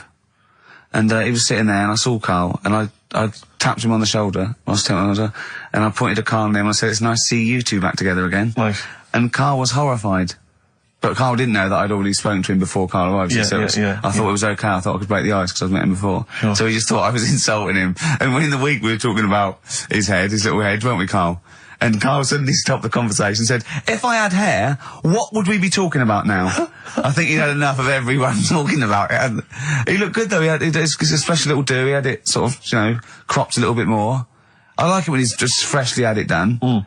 Do you like? Yeah. Has that ever happened to you, Steve? If you're somewhere, say if you sat somewhere, does someone sort of, is he anyone else who you look like, or would you say you're a bit of a one-off? I love these two. But to be fair, to be fair, he seems to be having a go at me an awful lot more than I do at him now. I mean, he just starts it. He starts it out of nowhere. I think his is sort of a get back for the way you treat him as a producer, not. But he's not a producer. if he produced the show, I wouldn't have a reason to criticise. But I think this is it. But seriously, I mean, it really winds me up though, because, you know, it started as a joke, but now it's abuse. Yeah. He got annoyed at Heat because it said Karl, producer, well, not so much a producer, as just a bald mank. And he went, can they say that? Yeah. Can they say that? See, that's a magazine, an independent publication has identified what exactly it is you do. Yeah. Oh, here we go then. Go on, bring it on, because here we go. He's looking at me. I know he's thinking. I can hear the cogs I'm not thinking anything. It's no, that is true. Never a true word. Play a record. Now then, I heard this on VH1 in the week, and I have not been able to get it out of my head, and I really kind of want to, I want to get it in everyone else's mind now so they understand the pain I've been going through. Miss You by the Rolling Stones. Yeah. I hope that's now embedded in your brain and you can ruin a week by having to sing that constantly, irritating people in shops and everywhere you go. Miss You by the Rolling Stones. Good track. Good track. Karl, Jonathan Ross came out with us last week, and we were talking about stuff, and Karl was mesmerised when Jonathan told a story that he was bored once in a hotel room and shaved his arse. He shaved his arse? Yeah. Sure. And Karl, you didn't stop questioning him, did you, for about... I just wondered, at what point do you sort of say, oh, this is getting on my nerves? Do you know what I mean? Yeah. It's way too long, tugging it in his socks or whatever. Yeah. But it's not, I mean, it is boring in hotel rooms, because I told you before about when I was in Edinburgh and had nothing to do, there was nothing on the telly, and you sort of, you've eaten the shortbread biscuits, and and so that's when I read the phone book to see how many... That's when you read the phone book? Well, to see how many Macs were in Scotland, McAteer, Macintosh, Sure. Yeah. and there was 42 pages. Yeah. Jonathan, I don't know if he'd already done that. Yeah. And, he said he shaved his arse. Now, when we say he shaved his arse... So not his cheeks, his... Oh, all of it? Yeah, all of it. Did he say that? Well, I think that's... But other than the cheeks, there's not much left. But then we got to the fact that me and Jonathan, if we pooled our wealth... we could have shaved Karl's arse for £1,000. Right. And he said, yeah, for £1,000 you can shave my arse. Suzanne said, can I say this bit? Your girlfriend said what, Karl? She was annoyed. She says, well, I'm not allowed to go there. Why is anyone else? And of course the whole table stopped and leant in and said, what?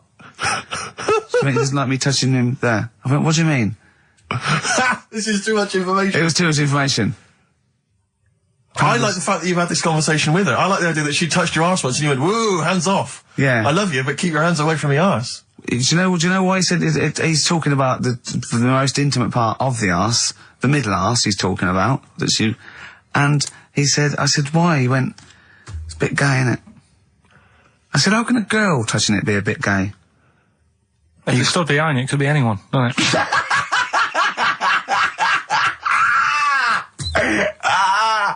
Oh, God. And it seemed, I mean, you can imagine the conversations we were having, right? And it's that thing that the waitress heard something every time she came over. She heard the word, cock or... Jonathan Ross saying I shaved my arse. Yeah.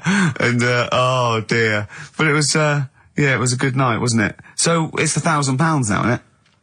But presumably you give Suzanne half anyway, so everyone will be happy. You've used the arse to best effect. She's got half out of it, so she's made as much out of your arse as you have, in a sense. Me and Jonathan are happy. Yeah, but to be fair, it's his arse on the line. So... I know, but I mean, it's not like she's getting a bum deal. Well, she's getting 500, quid. No, I can understand that. But, do you reckon? Just thinking of some more... Play a record. Can I just ask, before you play a record, if we were to shave your arse, let's say we did it for charity or something, got sponsorship, how would we do it? Would we use one of those big kind of old-fashioned razors? No, I'd use a Bic Safety. I'd just straight away. And would you use a gel or a foam? No, first of all, I think I just, lather it up. Right, so you'd lather up his arse first? I do the outside bits, just goes straight down, big broad strokes, clean, right? Then I'd have to go in the crevices, and I'd need an assistant. I'd pop it apart, and just very gently go in there. I might even use electronic equipment, just so there was no sort of, nicks. Okay. So an electric razor? Or I might wax the internal middle arse. How did Jonathan do it? Because he did it on his own, didn't he? I just use mirrors. Why do I'll ask him. We'll call him later. But, I don't know. Well, perhaps you listening have once shaved your arse, maybe during an exam or something. What I think, this is conjecture, but I think he was probably there, he'd had a shower, he's shaved his face, right, I thought, oh, he was naked, looks down and goes, oh, what a hairy arse.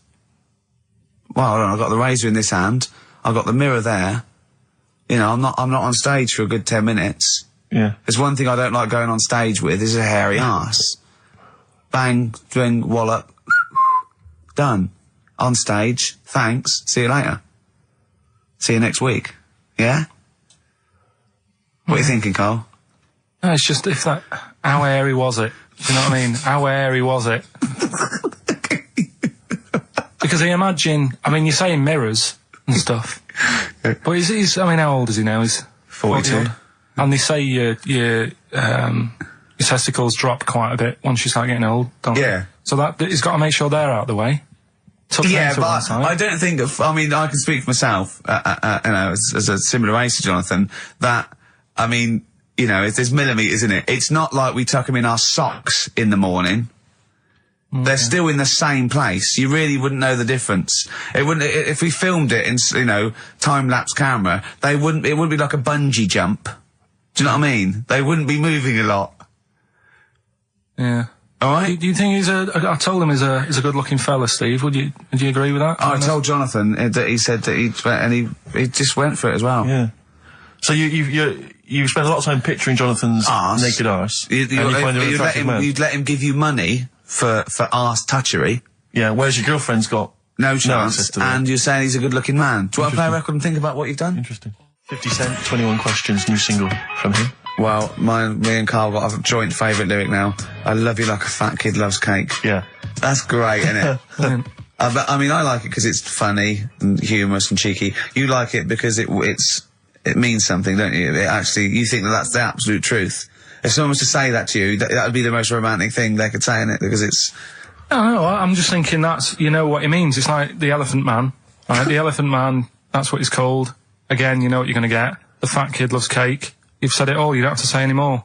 I can't believe it. I'll tell you what made his day the other day. I love it. Jonathan Ross said The Elephant Man is one of the best films ever made. Yeah. Endorsed by a celebrity. I know. Well, by a film buff, really. It is good though, isn't it? It is a very good film, yeah. We have got Cheeky Freak of the Week coming up. Right. There's been a lot of stuff going on this week. In the freak world? Yeah. Is it really? Yeah, there's loads. Stuff that we can... The one that hasn't made it. God, this is what hasn't made it, so we'll judge it on that. Go on. There's a woman, right? Do you know how, in a way I thought Elephant Man, it was a bit tight because, they sort of took him on a freak show, did a bit of a road show with him and stuff. Yeah. There's some woman, I think she's in India, like now, who, makes a lot of money because she's got 3 legs and 7 toes, stuff. And she was saying, people pay quite a lot of money. Not Squiddy Patel.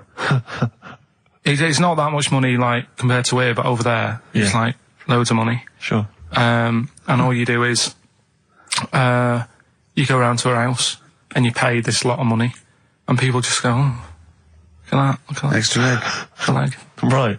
It's quite a lot of money in that. So she hasn't even got to go out on the road anymore, like in the old days? No, that's what annoyed me. It's well, you could get to them faster. You go and see them if they're paying the money. Sure. Oh. But yeah, what she could do is go in and buy a pair of shoes, right, and then nick one on the way out, because they only put one out, don't they? Good idea. So she could get, 2, 3 for the price of 2. Just one of the many perks of having 3 legs. Just one of having 3 legs. The other one is, keepy uppy. But she'd be good at that. Shouldn't do that. She just stays at home and puts the feet up. But anyway, that's not even Cheeky Freak of the Week. That's coming up later. Oh, brilliant. Now, Rockbusters, Dead in the Water, isn't it? We've killed that off, have we officially? We killed off Monkey News and Rockbusters. Didn't I tell you that there was some sort of petition for Monkey News? Was there? What was the story? A lot of, it's loads of emails and that. You mean you've done Monkey News? You mean you want to do Monkey News? No, but seriously, there's uproar. And people were like, you can't get rid of Monkey News. Yeah. Don't be doing that. Loads of people. Was it monkeys? Trying to write the complete works of Shakespeare? Did Tony Blair get a whiff of it, and he's coming down like a ton of bricks?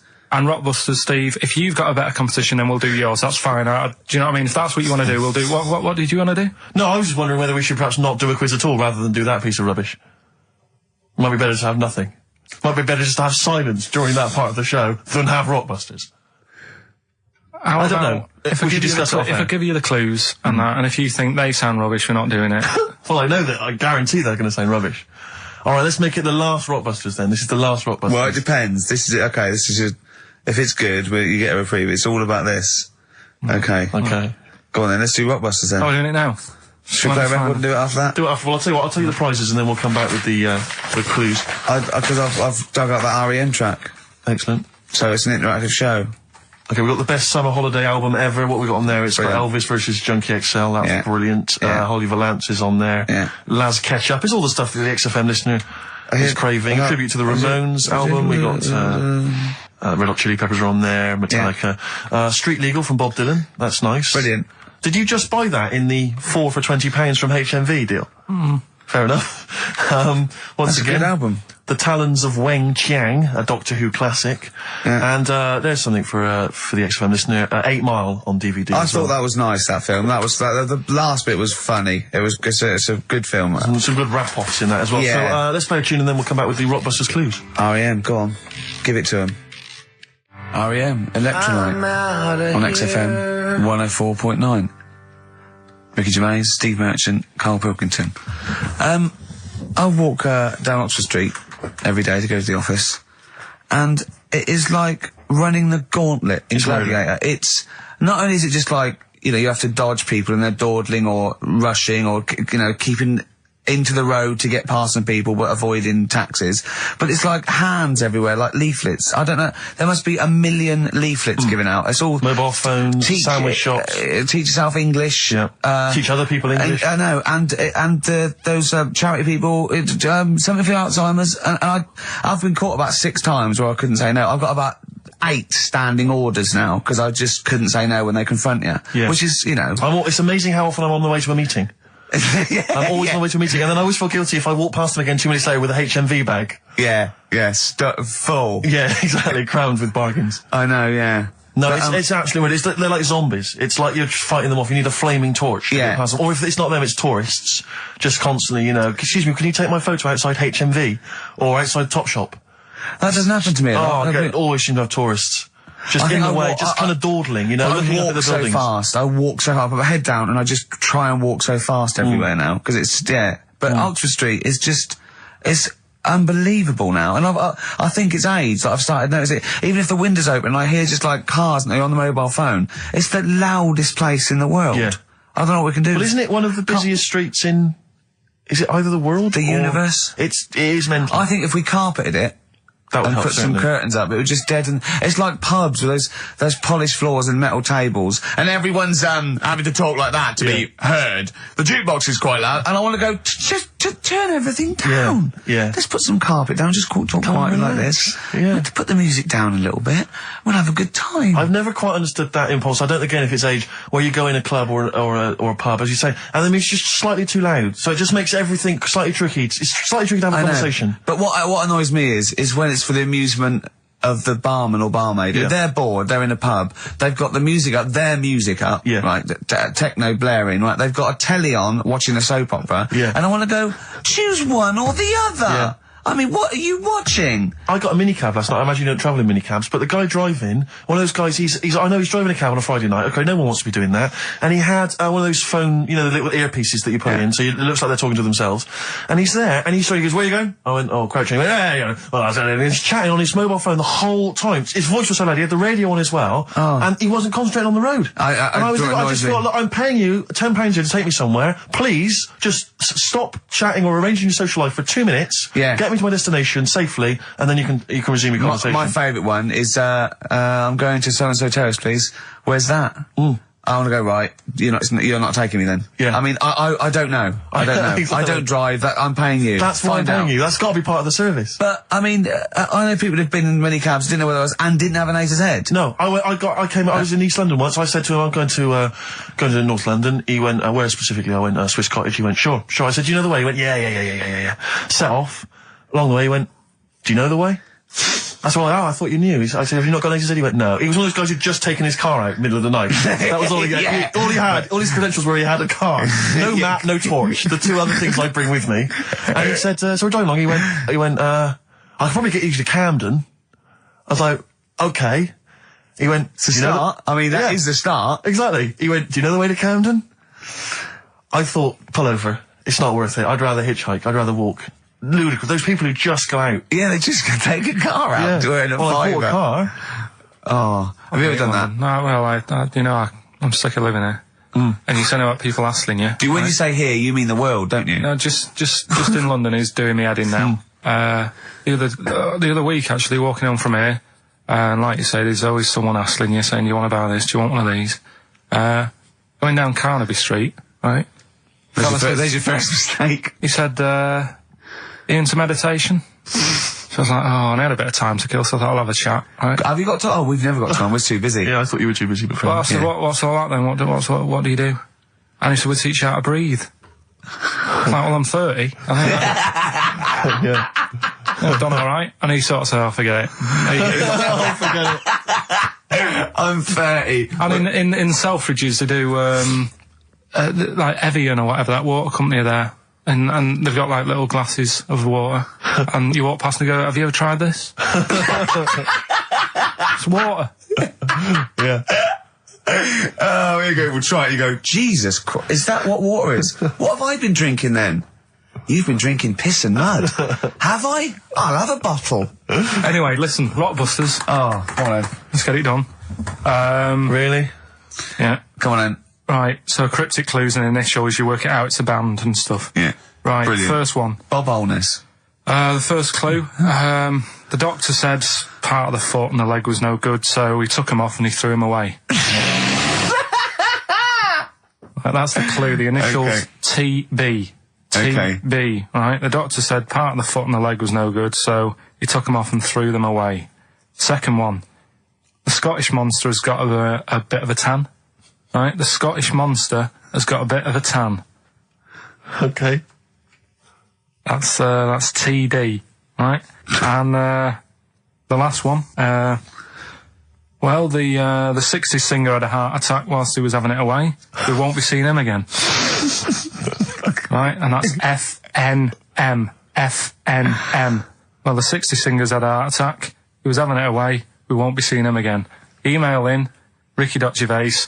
Remember, this is to save Rockbusters. If people don't get this, right, it's no more. So you better, if you want this feature to stay, you better get the clues. Right? Good work, Carl. We'll give those clues again after the next tune. What are we playing? Yeah. Oh, you love it, don't you? You love it. Good, it's a good stomping pop #1 rock. XFM. Jane's Addiction, just because I think things are rocking up. They are indeed. Rocking up in the land this year, Steve. Yes, that's good news, I think. Evanescence, them, The Darkness, rock-tastic. XFM 104.9, Ricky Gervais, Steve Merchant, and Karl Pilkington of A Saturday. Can I just say that the shaving your arse feature from earlier, if you missed that was 1:30. That was a discussion on shaving your arse. Yeah. It was great stuff. That seems to have caught the public imagination. Yeah. We've had so many emails. We've had someone telling us exactly how to shave your arse. Yeah. So if you need that information, I can probably forward it to you. Well, I think this will be the year of rock and arse. Exactly. But it's extraordinary how, just a simple discussion like that you would think perhaps was crass, crude. Mind you, our listeners do like Carl talking about monkeys. Sure. Do you know what I mean? Yeah. It's not like it's something to be proud of. It's not like we changed a nation or freed a people or found a cure for something. We hit them in their, at their level with monkeys and arses. Yeah, exactly. It's what our listeners love. Yeah. Monkeys and arses. Yeah. We should put that on the poster. And they go together, because I joined the zoo last Sunday, went down and became friends of the zoo, right? Oh, well, I thought maybe you had to sit in a cage for that thing happened. I went straight for the chimps, of course, right? And there's sort of like 3 sort of big sort of adult ones there, and there's people with their kids, and I could see the people just putting their kids away as one of them went up and started putting his face up the other one's arse. Sure. And it was sort of like, I just can't be bothered to explain this to my children. Exactly. So I was just moving my, oh, come on then. There's the lions. You're going to have a look at the lions. Yeah. What are they doing? They're just sniffing each other's asses. Yeah. Yes. I remember when I used to go to the zoo, I always felt there were certain animals that weren't getting a look in, really, that no one was particularly interested in. The tapir. Exactly. We were going straight to the snakes. We were interested in birds. I don't remember being particularly interested in birds. Big cats, although it's a bit depressing. Great apes. Reptile, you're right, reptiles, yeah. Birds, unless it's a big one that you think could rip a dog apart. Yeah, a vulture. You go, or an eagle, brilliant. Yeah, exactly, yeah. Owls are brilliant. Owls great, but I've always wanted a little owl on my desk. I'd like be doing work and there'd be a little owl there and I go, can you give me that pencil? And it just sort of goes over and gets me a pencil, goes, cheers, and it just watches me and it thinks I'm brilliant. Do you know what I mean? Not really, no. No? No, I've never had an urge to have any kind of animal sat on my desk. No, Carl? You'd like a little owl, wouldn't you? That helped you? No, I had a little magpie, didn't I? We've talked about that. Oh, he came down and started pecking your grifter, didn't he? Yeah. What was his name? Maggie. Sure. Brilliant. Inspired. And you took it to school and it didn't come back once, Didn't come back. Didn't see it again. Oh, dear. Did it ever peck your head? Because you used to have hair, didn't you? Yeah. No, it did. It started getting a bit violent. Really? Yeah. But was it becoming sort of age when unless it's probably sexual frustration sort, because I think magpies go for shiny objects, don't they? And you were probably sort of probably losing it a little bit then in the front, and so when the sun was out, there's a bit of a sheen on the front. They saw a glare and thought, I'll have that. Yeah. What is that? That's brilliant. Yeah. Or as it was sort of pecking away, it mistook it for a tree. Yeah, because of the noise. Because of the noise. Yeah, the hollow sound. I squeezed his head yesterday. We should just point out, if you're a new listener to XFM, you might not realise that one of Ricky's many sexual peccadillos, I'm assuming it's a sexual thing, I can't justify it any other way, is to just squeeze Carl's head. Yeah. Front-wise, sidewise. I don't know what it is. I don't know if it's sexual or, like when you've got a little kitten, you want to squeeze his little face. Do you know what I mean? Do you know what I mean by that, Carl? Yeah, I said that before, squeeze a little head. Yeah, exactly, and I feel that with you, because it's sort of like, he gives so much. Look at Carl's face, he gives so much. It is like he can understand what we're saying. Yeah. And that's what the connection is, I think, between me and Carl and other animals. It's like he can understand what we're saying. But I squeezed it yesterday, and Carl went, I definitely had something crack. Yeah. Because I'm trying to see how hard I can squeeze it. Yeah. I think that was you just thinking, Carl. To be fair. I think the cogs just started to... No, I mean, I think there is a danger, because I think there is a danger that you could squeeze it too much. Yeah, I know. He did a good deed today, the other day, didn't you? Was it? Yeah. What were you up to? You were just, you were talking about, like, being hassled in the street and stuff. And, I get hassled a lot by the homeless. Don't we all? You should go home to sleep. Yeah. I'm here, mate. But no, I do treat them a lot. You treat them. I love that. You had a good day? Yeah. You've been good? Yeah. There you go. That's 50p. Suzanne does the Save the Children thing. You were talking about, charities hassling you all the time. She does that. And I sort of say, well, you do that. I'll look after You'll take care of the homeless. I'll take care of the odd tramp around where I live. And how do you treat them? Loads of different ways. 50p I might give them. Yeah. Or I might, they'll sort of say, have you got any money? I'll say, what for? And they'll go, I'm really thirsty. So I'll go, well, hang on a minute, and I nip and get them a little Diet Coke. Sure, Diet Coke? Yeah, they want to watch their weight. Yeah. They're going full fat. Oh, what an insult. Yeah, exactly. To a man like me. Yeah. I'd rather treat them than... Because a lot of people spend money on, problems abroad and stuff. Right. Oh, I just think, Yeah, famine I'm relief. just saying. Oh, God. Like what? What do you mean? Like famine relief? Well, you do get sick of it, don't you? You know what I mean? It's not... You get sick of it. No, I'm just saying. Wait. Go on. I'm just... I know, just let whatever you do now, Steve, don't interrupt, because I'm scared, but I just think it's worth it. There's so many issues. There's freedom of speech, there's we're not responsible, there's he'll get away with it because he's a buffoon, and it is entertaining. Exactly. So, go on. All I'm saying is you're saying, who do I give me money to? Is it little, sick kids or whatever, or is it old people or whatever? HMV. That's where he gives his money to. Chiefly, they get a lot of it, yeah. And for me, I just get sick of, problems abroad. It's like, what do you do? What do you do with famine and that? What are you meant to do? How can you solve it? It's gone on for years. Yeah. And it just keeps going. We keep giving them money, they keep spending it. And you're not getting any return for your cash? Well, it's just how many times, they've got to learn. What do you mean they've got to learn? What, you're going to teach them a lesson? What do you mean they've got to learn? What do you mean? Well, what are they doing with it? Yeah, they must have, like, better interest accounts or something where, look after, put the money in the right things. Sorry, do you think that Bob Geldof sort of writes them a cheque? He goes over and he's in the helicopter and there's millions of them, and they go, it's Geldof from Boomtown Rats. Brilliant. If there's one man that can help us. Yeah, I hope he doesn't sing. He's not going to sing. He's got some money for us. And he comes down and he goes, "They are. Do you want a check or do you take Switch?" They go, "We don't take Switch." He goes, "There's a check." They get things he's doing like it again though, isn't he? As well. I mean, alright, you know, he used to work here, Bob. He's a lovely fella and that. But, yeah, he's a lovely man. But how many times can you save the world? You know, he's over there again helping out, and it's like, well, you know, what do you do? Are you saying don't bother because it keeps happening? Not well, I'm not saying that. You know what I mean? I'm not daft. But that's what you're thinking. And Carl, you are daft. Yeah, exactly. I don't know what the answer is. Do you know what I mean? So you're just saying wash your hands of the whole affair, leave them to it? Yeah. Sure. Are you really just saying it's sort of, it's nature, it's tough luck, just don't interfere? Like a wildlife programme. Is that what you're saying? Don't interfere. Are you basically you're saying it's not my concern? This has got a bit heavy. Can we do Cheeky Freak of the Week? Let's play a record.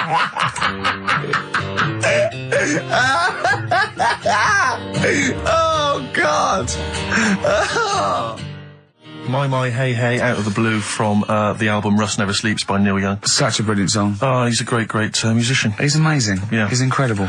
I think we're playing Neil Young track a week. Okay. From now until Christmas. Brilliant, okay. Alright? Excellent. On XFM 104.9, I'm Ricky Gervais with Steve Merchant and Karl Pilkington. We were talking about the homeless. I saw a homeless guy in the week as I was walking down Finchley Road, and he was peering in the window of one of the Dixons or something like that, just checking out the details on one of those cable TV packages.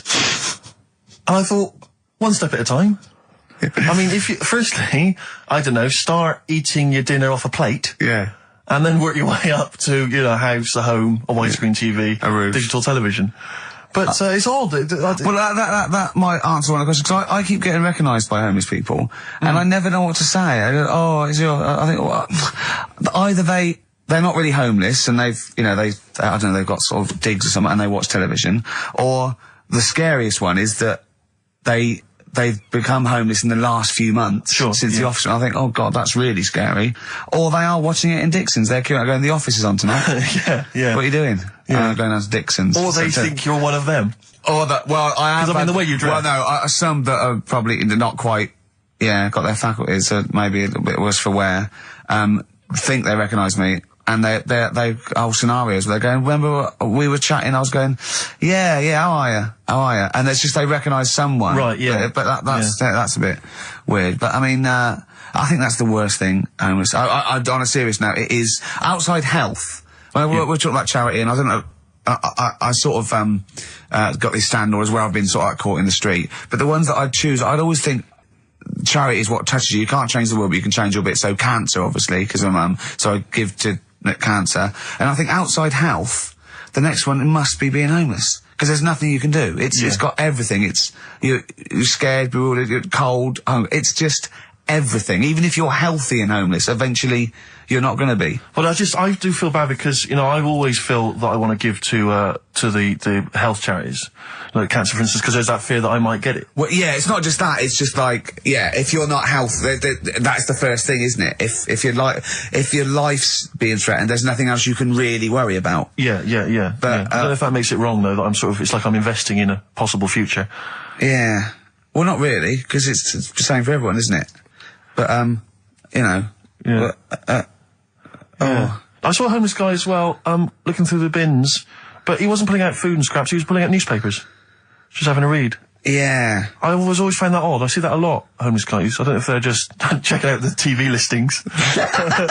When he finally gets his... When's the office on? Yeah, the office, they've moved it. They've moved it to Choice and UK Gold. I don't blame him, because, I mean, there is some cracking stuff on cable TV. There's great stuff. But I was flipping through the other day, and on digital TV, you can see what other shows are on while you're watching something. I was flipping through, and there was one, and it was called... Now, when are you ever in the mood to watch a TV show called I Survived a £200 Tumour? When was that on?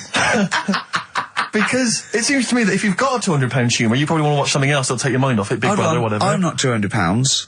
Well, I can't imagine what this is. A £200 tumour? It must have been an error. £200 tumour? It must have been a £200 tuna. It was probably someone fell in the water. And it came I survived a £200 tuna. Yeah, and it was just a spelling mistake. Sure. A £200 tumour? That's like, isn't that like kind of having That's Mr. another T person. That is another person. Yeah. Maybe, oh my God, maybe it was all his life they told him it was a Siamese twin. But someone had just painted a little face on it when he was at school. Just drawn a little face on it. Exactly, yeah, and they go, it's not your twin brother. I goes, isn't it? Goes, no, it's a tumour. We better take it off. It's £200. £200? That can't be right. You sure it wasn't £20 tumour? I'm assuming that's what it probably would have been. But it was certainly £200 on the digital thing. Maybe that's a mistake. That's great, isn't it? They're trying to make it more interesting. Yeah. It's someone at Carl got there. It's £20 tumour. Let's make it 200. At least they're watch. Exactly. That's what I'd be like, though. I wouldn't want to go to the doctors. You know what I'm like? £200 tumour. I know. It's just that thing. I mean, you know what I'm like. I don't like. Yeah, it depends where it is as well. Taking your clothes off and all that. There's the pressure in it. You don't like anything being touched, do you? I remember when he said he doesn't check his balls. He doesn't like the feel. That's live with me. He doesn't like the feel. I think. Do you mean that you don't like what it feels like in your balls when you're fiddling with them? Because I imagined it that you meant you don't like the feel, in your fingertips. You don't like the feel of your balls.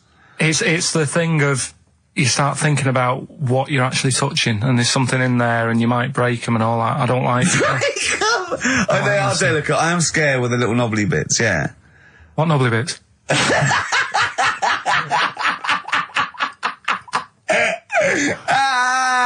I'll tell you what, it's that thought at the doctor's. It's that thing of it's not taking your clothes off in front of him, right? It's the way you've got to take your clothes off, but he asks you to go behind that curtain to do it first. Yeah. So there's more pressure because then you come walking out with nothing on. Yeah. So it's like, why do you ask me to go behind there? Yeah. Rather than if I just sat there having a chat and he's going, so how have you been? It's like, all right, and just taking the pants off. And then exactly. Yeah. It's the pressure. What was don't take your clothes off, and you came out and he lit a candle, and there was some soft music on. The lights were down. Nice. Yeah. Or he said, if it'll make you feel more relaxed, I'll take my clothes off. Yeah, exactly. Yeah. But I'll do it in the form of a striptease. Now, Carl, I'm going to ask you the question, knowing the answer. What do you think of maybe a gay doctor just checking his testicles out? He's a professional. He just happens to be gay. That would never happen, would it? What are you talking about? Why not? Oh, speaking of... Go on. Doctors. No. Gay people are not. Do you know when we discussed gay-only toilets? Yeah. Mm-hmm. It's only... it looks like it's coming into action. No, it doesn't. Right. No way. It was mentioned again. Where? On... Your head. No, I think. Do you think that people in positions of power are listening to this show getting ideas from you? Tony Blair. Makes you wonder, doesn't it? No, it really does. And the funny thing is, why are they getting upset?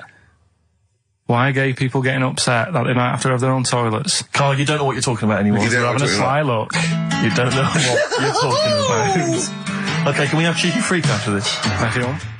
Placebo. This picture on XFM 104.9. Steve, you're thinking of taking over as producer, aren't you? Well, I just think it's a shambles. I've asked for Cheeky Freak of the Week, and it appears that Carl's not ready. He's not prepared. No, I can sort of remember it. It's just, I like to have all the information. Contempt for the listener. You've just had a whole bunch of adverts and placebo in order to get it ready. We're having a chat and that. Right, do you want to sort yourself out in future? Yeah, someone that's what we were chatting about. Someone emailed in about they watched the £200 tumour thing, and when it was removed, it was carried away in a wheelbarrow, right? Carl said, what, even when she had it removed, she still carried it round in a wheelbarrow. And he went, I thought it's sort of like she'd become attached to it. You definitely are my favourite thing in the world. It's great. Look at the way he's looking back. But I think they're all the same. The people, I have had more emails about people saying I watched the £200 tumour and I shaved me arse than anything else. I know. When we ask questions about science, Shakespeare, we talk, nothing. Science concept. We talk about political issues. One person emailed in. They said I tuned into the £200 tumour documentary. It looked disgusting. I couldn't watch for long. What were you expecting? Yeah, that it might sing and dance, do a little show for you. Anyway, so these are really your listeners, Carl. Now, I think do you know what I mean? You find your niche, you attract your.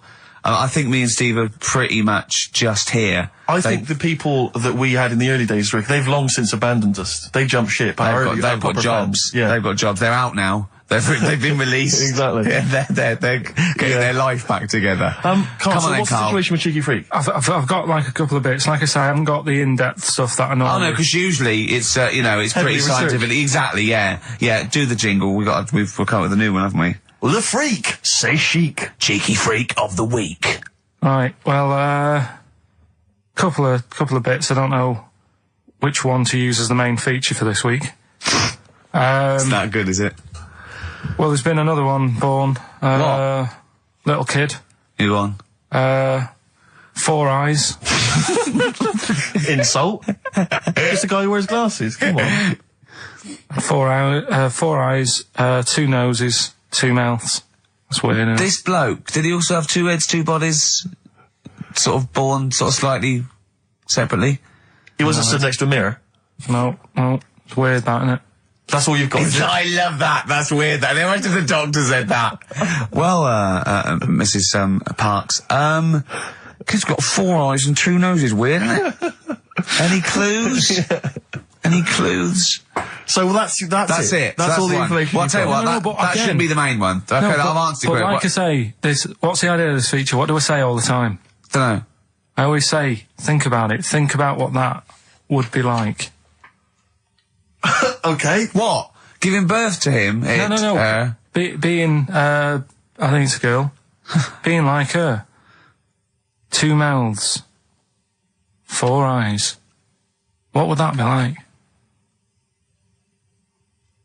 Mad, innit?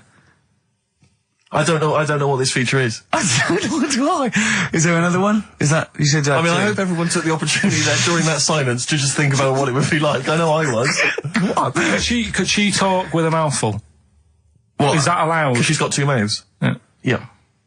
Would that be alright in her house? She'd be eating Yeah, one, she could talk with one mouth and eat with the other, I Right, well suppose. listen, the main one, right, you've thought about that, that's good. The main cheeky freak of the week, I haven't got all the details. Smallest person ever. Right? How big would you say that is? Carl is now sort of like holding his hands up like a fisherman, long ways. That's about 1 foot. Right. Smallest man in the world. I printed the thing off and I can't find it. There's a little picture of him. Right? The odd thing was... But why have you asked me how... Did it say, or was it a picture of him? I didn't really read it. Of course you didn't. Of course you didn't. Jesus. I just saw it and thought, that's... What, you straight away assumed it was natural size? No, it was that big. But what do you mean it was that big? Little fella, like that. But why are you doing that? What? It was a page with a little fella. How do you know that was natural size?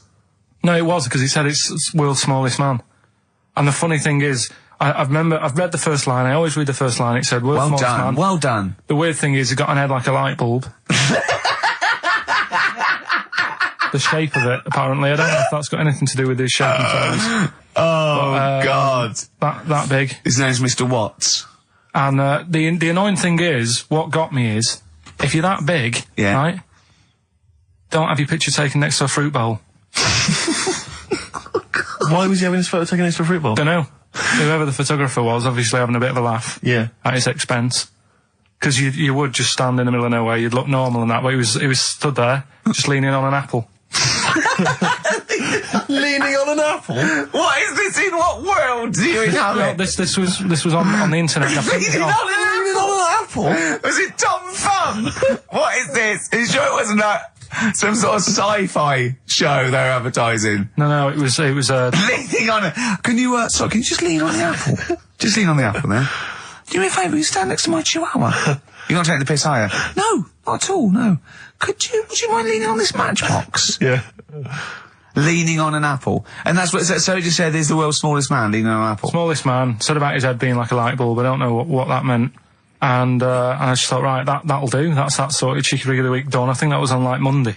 Right? I found that, I thought that's done. Printed it off, forgot to get it off the photocopier. Someone's nicked it. Play record. You got to... You know, it's just...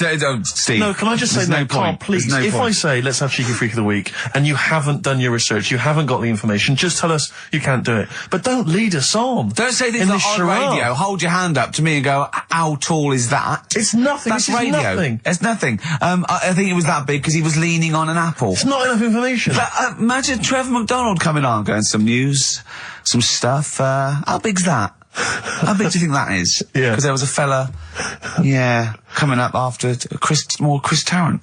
Play record. I'm angry. I'm actually angry. And if Monkey News is in any way similar, you've really pulled your finger out with that, have you? Mm-hmm. Good. Let's have Rockbusters answers next. Supersonic. Oasis on XFM 104.9. Right. Getting through it. It's the Rockbusters. Right. It's the Rockbusters results, really, because this is and a very important result, is whether they stay in the Premiership or are relegated. This is the playoffs for Karl. Okay?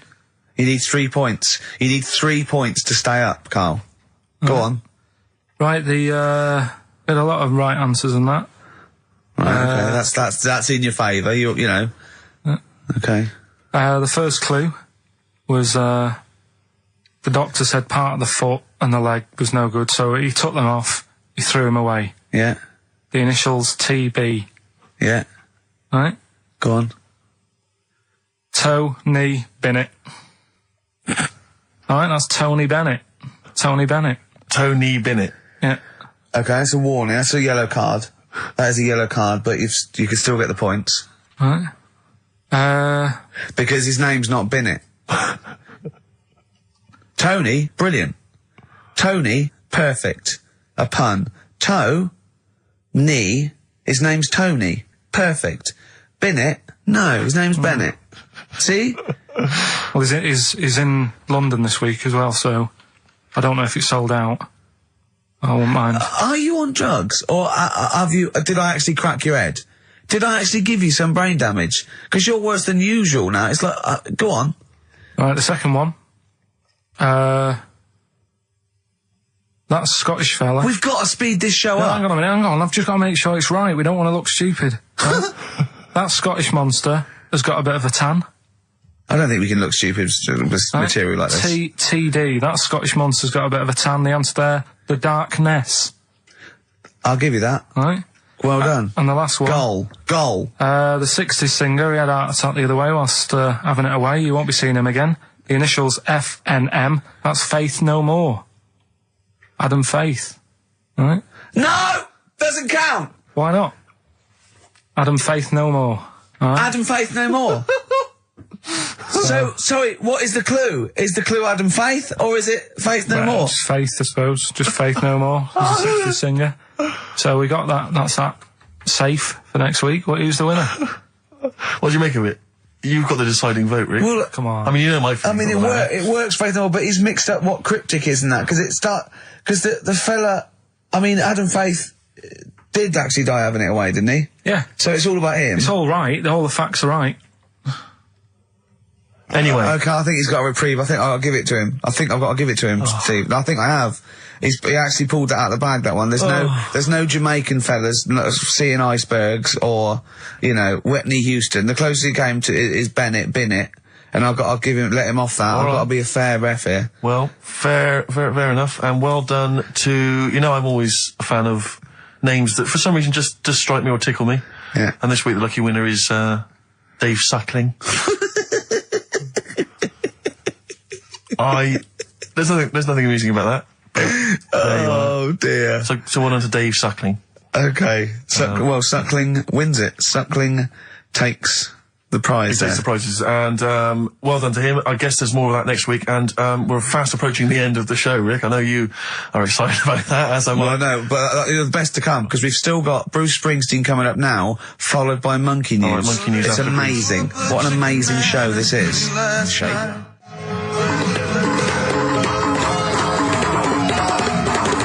Chimpanzee that Monkey News!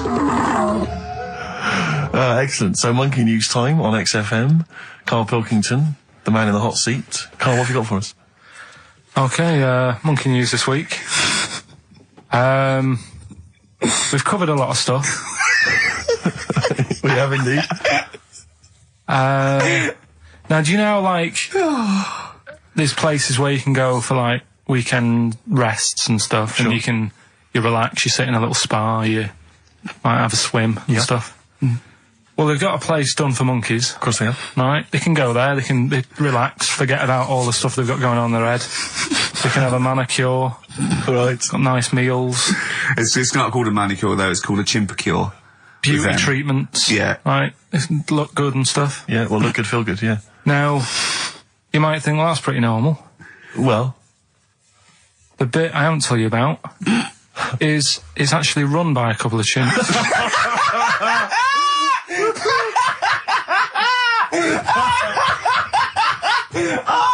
Oh God! Oh God!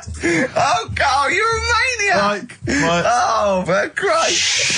Let's just... That's like a couple of chimps. Of course it's not. No, it is, because think about it, right? No, not think about it. What do you mean, yes, it is? Of course it's not run by a couple of chimps. What do they do, get a loan? Right, if a chimp wants to have a rest... Yeah. Where would you go to? A place that's run by humans that don't know what chimps' needs are? No! My point is this, how did they get it together? How did the two chimps, Mr. and Mrs. Chimp, went for a loan and said, I'll tell you what we need, a spa. I think it started off quite simple, right? Just you know, basic stuff. But they've expanded over time because it's become so popular. It's gone mental down there. Sure. They've all heard about it. Now, the thing is, the problem is this, right? That isn't even the top and bottom of it, right? Christ. The problem is, it's been going on and on and on, right? It's been earning a lot of money and stuff. The monkeys are happy. The monkeys that go there are loving it. They're telling friends and stuff. They're all coming to it. Now, the problem is, it's this little monkey, little man monkey and a little woman monkey, right? Yeah. Who are sort of girlfriend and boyfriend. Sort of.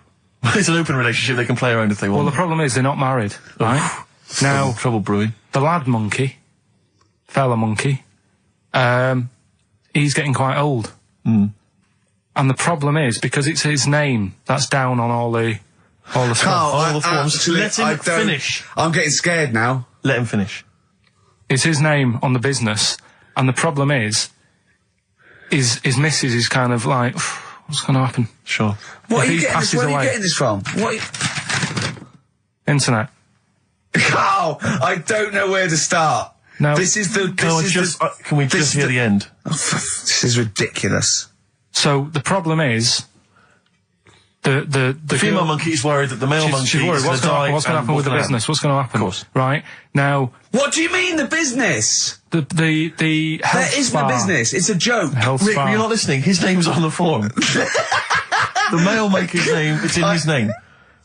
Now, the problem is, the woman monkey has got some kids, but because they're not blood relatives, it's not going to be handed down to them. And the court... They're kids from a previous monkey marriage? Yeah. Right. So they're not going to get it. Let me just check this out. Yeah, otherwise you don't want to check the facts, otherwise you could look like a twat spouting shit on the radio. Please check the facts for scientific security. And they're just a bit worried because they're saying that the people in Ohio, which is where they've got the little health thing going on. So that makes it more believable that it's Ohio. Mm-hmm.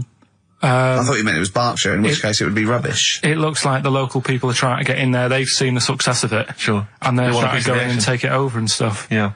So... Give me the piece of paper. Throw it away. Play a record. That's the worst one I've ever heard.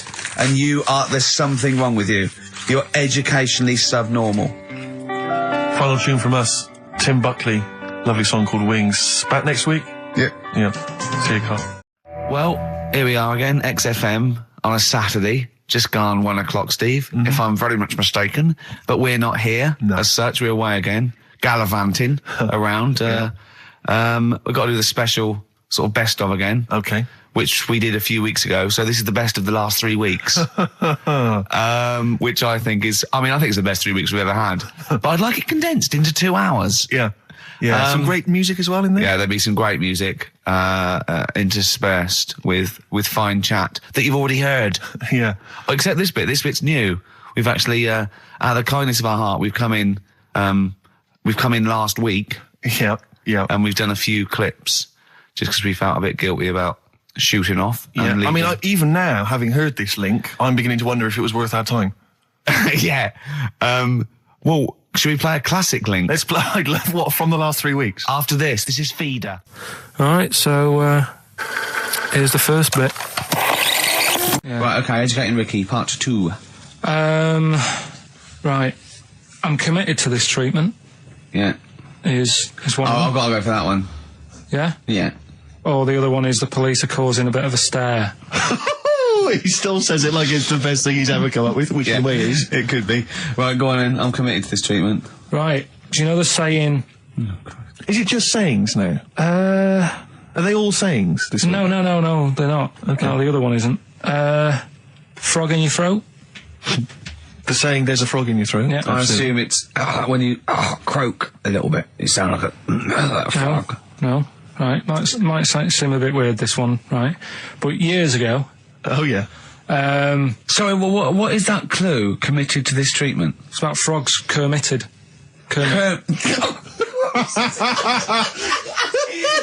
Probably works better with a K and an ER written down. Well, also, if you'd pronounced it kermitted, yeah, but not committed. Committed to this treatment. Right, go on then. That's genius. So yeah. Well, what? You go to the doctors and you go with throat hurting a bit. Right. And what they did ages ago. Ages ago? What year was this approximately? We are going back quite a bit with this one. Oh, okay, go on. And the doctor would say... did history. Imagine years ago, go on. And the doctor would say, right, keep your mouth open and you just look at your tonsils. And the jaw would ache a bit, because they weren't as quick back then, because they didn't have the technology and stuff, and they'd have to, like, stare at it and study it and stuff. And, like, they get an achy jaw, right? Keeping their mouth open. Yeah, like, you get, you eat a Mars bar or whatever. So, they'd sat there, and they used to always close their mouth, and it used to annoy the doctor, right? Sure. So what they did, they used to get a toad, right, and put it in the mouth. Rubbish. Okay, keep talking. Keep talking. And that way, they couldn't close their mouth, because either they'd squash it, right, or apparently you're not allowed to lick a toad's back. So the doctor would have them for breaking the law? No, but it's poisonous, right? A toad's back. You should never lick a toad's back. Or put it in your mouth, really. Oh, just stop for a second. Wait. What? Can I just ask one question? Go on, yeah, ask one question. I've got a few, but go on. Sure.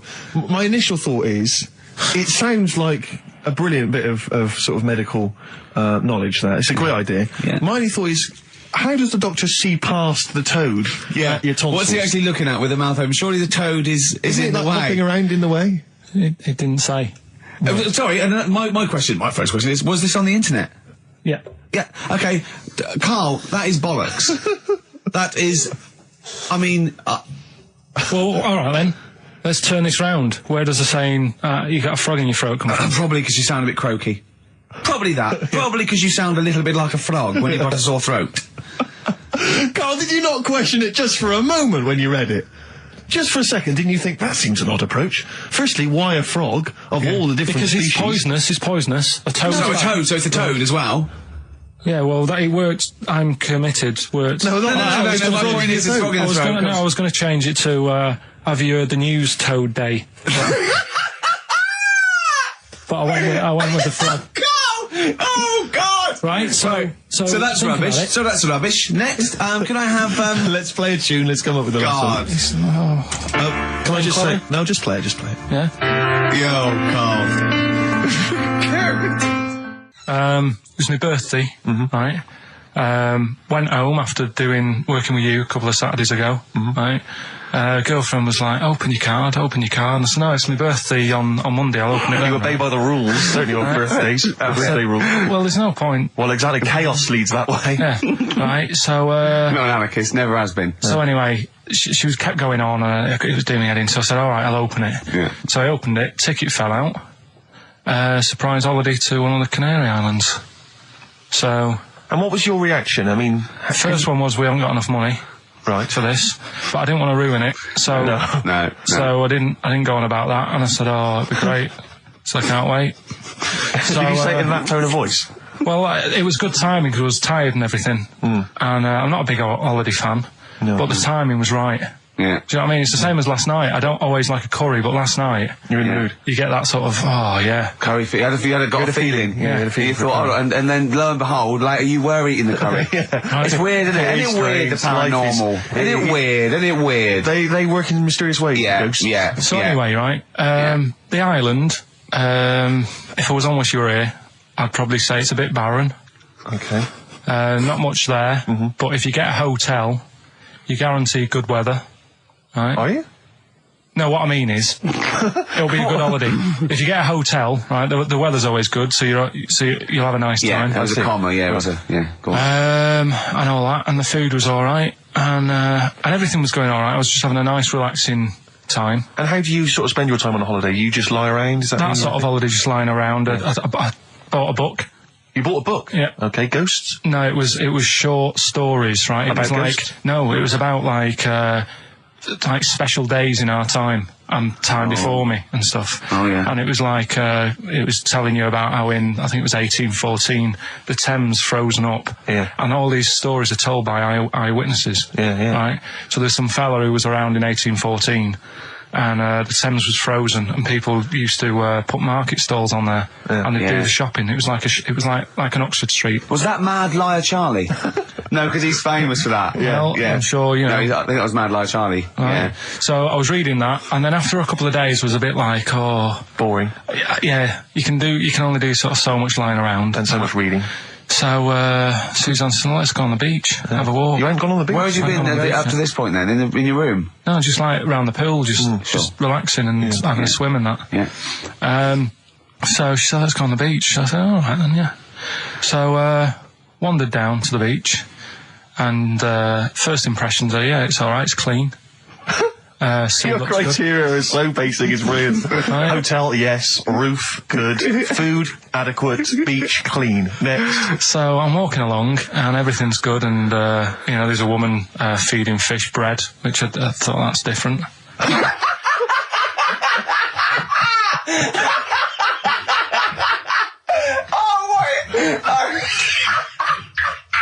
I love that. He likes originality. He loves a bit of originality. He was feeding fish bread? This woman was there, like, up to her knees in water. Yeah. And she was stood there. Was that a sea? Chucking, yeah. Oh, right, good. Chucking this bread, and I thought, what's she doing? And I stood there and watched for a minute, and there was little fish coming up, having the bread. I thought, So we carried on walking, and everything's going well, and then this fella comes towards me. Everything's going well.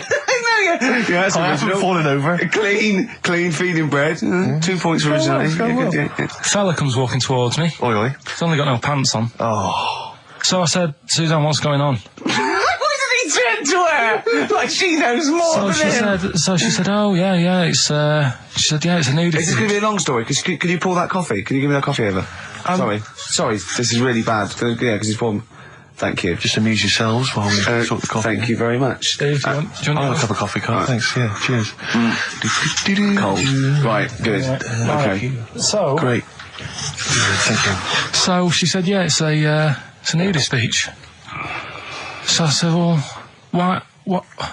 I said, we're all it's all mixed up. Normally on a nudist beach, it's a nudist beach and you don't go wandering on there when you get your clothes on and that. So it annoyed me a bit, because there wasn't any signs. So this fella's getting closer. Well, the knob out was a sign. Yeah. Right, so he's getting closer. And he walked past me. It was an old fella. And he walked past and he had a hat on and a little pipe. And a big rucksack on his back. Right, so he got me thinking... Not strictly naked. I'm walking along and I'm thinking... Right, why do people want to do this? So straight away, I wasn't on holiday anymore, because most of the time when I'm on holiday, I don't think about anything. Right? Your mind's a blank. I just switch off. Right? But all of a sudden, this has got in my head now, and I turn around to look at him, and... Check out his arse. And this bag, right, I swear, it was massive, right? What? You had a massive bag? The bag. His rucksack? His rucksack. Oh, right, okay. When he said there was an old couple coming towards me, I said, what was lower, the bloke's bollocks or the woman's tits? And he said, well, that was another point, she might as well have worn knickers. Because you know, so you can see it. That's what he said to me. So you saw the bag? So it annoyed me, yeah, because the whole idea in it, this is what I think, I mean, I might be wrong, right? Might be wrong. Chances you never have been. You never have been before. Being nudist, right? What's it all about?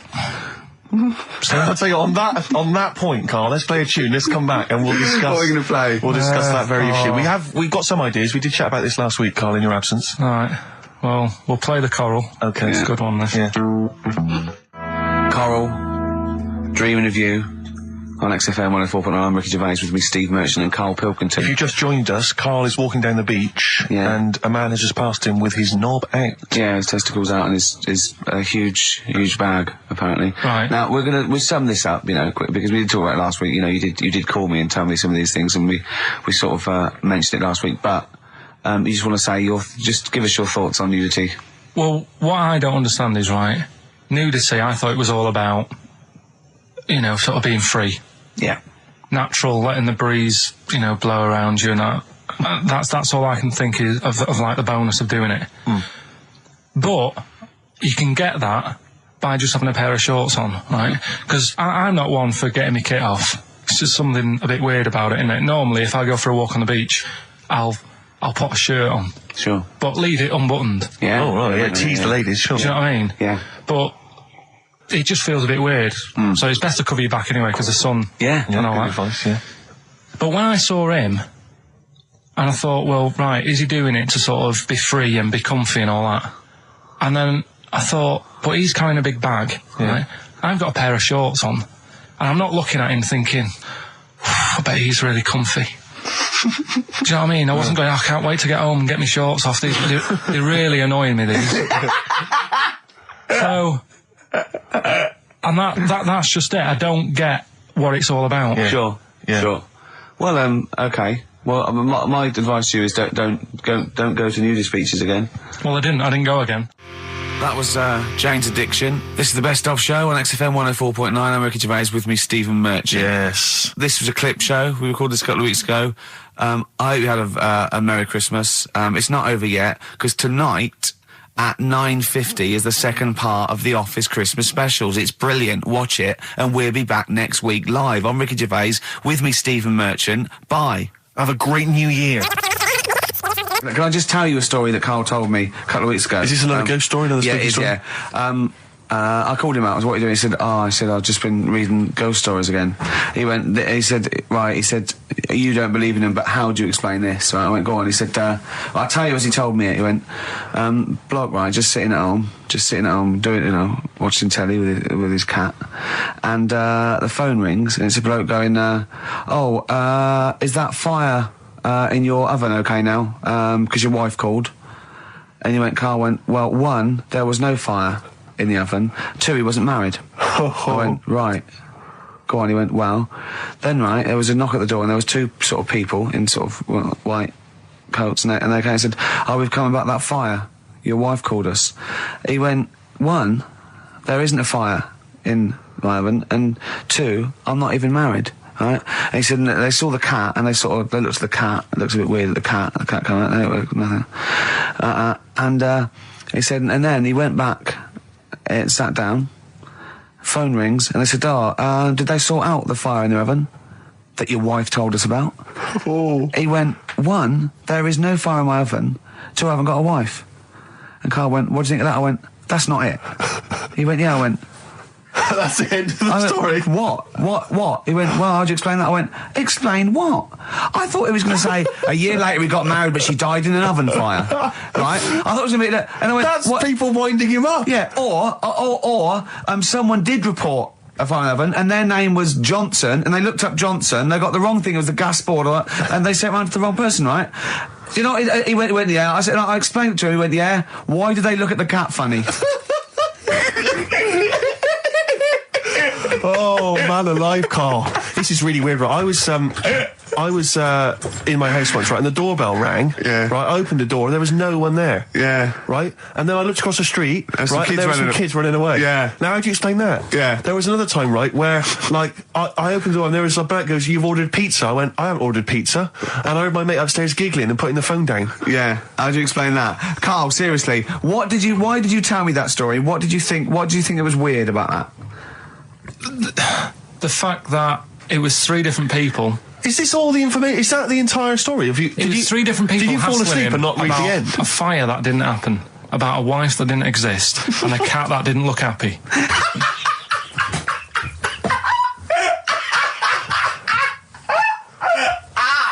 Oh, I'm gonna have a heart attack, Karl. What? I mean, why did they look at the cat funny? Because cats don't like spirits, do they? What? Other blokes were ghosts?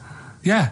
Yeah! Yeah, that's it. So these are kind of beetle about type ghosts. These are ghosts who walk the earth as the undead, just winding people up slightly. That's lovely. That is lovely. Seriously, and a cat that did not look happy. But seriously, why would ghosts wander around just like winding people up?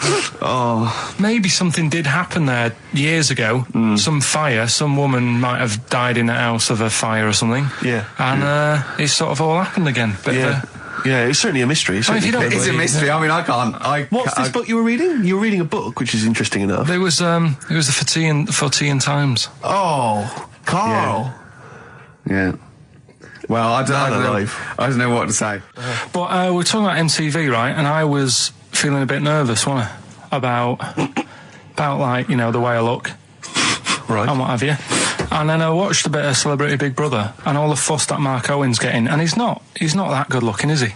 He's a very. I want to be Mark Owen's mate. If anyone who knows Mark Owen or Mark Owen's listening, I want to be his mate. I think he's brilliant. I think he's a nice lad. But what I'm saying is, right, all the girls go mad over him. Yeah. And he's not that good looking, is he? Well, no, he's got. He is in a certain way, isn't he? That sort of non-threatening. But he's not stunning, is he? Do you know what I mean? No, but no. Well, what's your definition of a stunning? Yeah. Well, who do you like? Someone who you look at and you go, God, they're good Which looking. bloke do you fancy? What bloke do you think's attractive then? So if I was into men, yeah.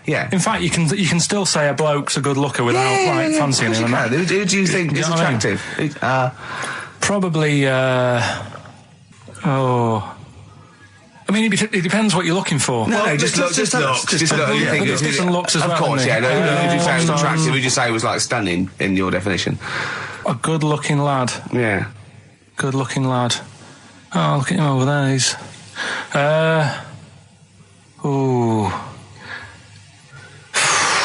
Do you find, Robbie Williams? Do you find him attractive? Boy Next Door. Look. No.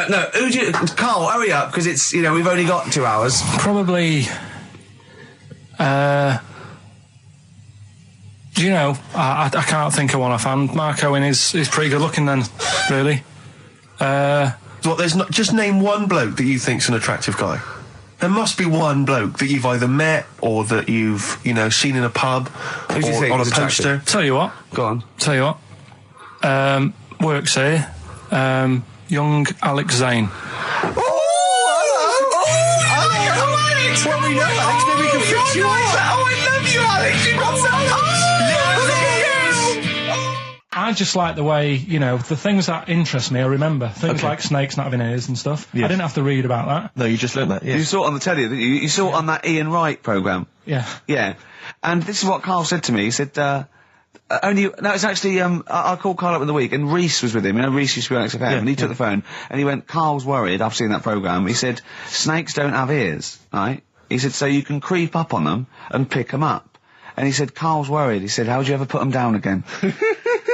Because then they know you're there. I woke up the other night, quite late. Worried about that. And I said to my girlfriend, I said, how do you put a snake down? And she said, what are you talking about? I said, that Ian Wright thing, this guy managed to pick up a snake. And do you know that thing where they clamp its head on a jar to get the poison out? I do now. Right? They did that, but they didn't show you how they got rid of it, and I thought, it could really get nasty, because it's obviously annoyed that you've had its head pressed in the jar. Yeah. Right? They hate that. Now... Especially as it's in front of their mates. When you lift it off, yeah, right, you've got hold of it. Yeah. If you go to chuck it down, it's going to turn on you. It's going to go wild, isn't it? So, I just wondered. Well, what you do is you never put it down, Carl. Yeah, that's why that bloke has got about 11 or 12 just carrying him. Exactly. Yeah, you never put it down. You sling it. Who cares? You just throw it, don't you, really far. That's not that. I don't think you should throw snakes. But Carl, listen, don't worry. We're not asking you to get involved with snakes. Like I said to you though, the reason I did this was to get that kitchen, right? Now, brilliant. As we speak now, right? Builder's in the flat. He's been annoying me. Of course he has. Of course he has. What's he been doing? When he turned up on Monday, right? Yeah. Wanders in, and the first thing he says to me is, said, the pub across the road, is it any good?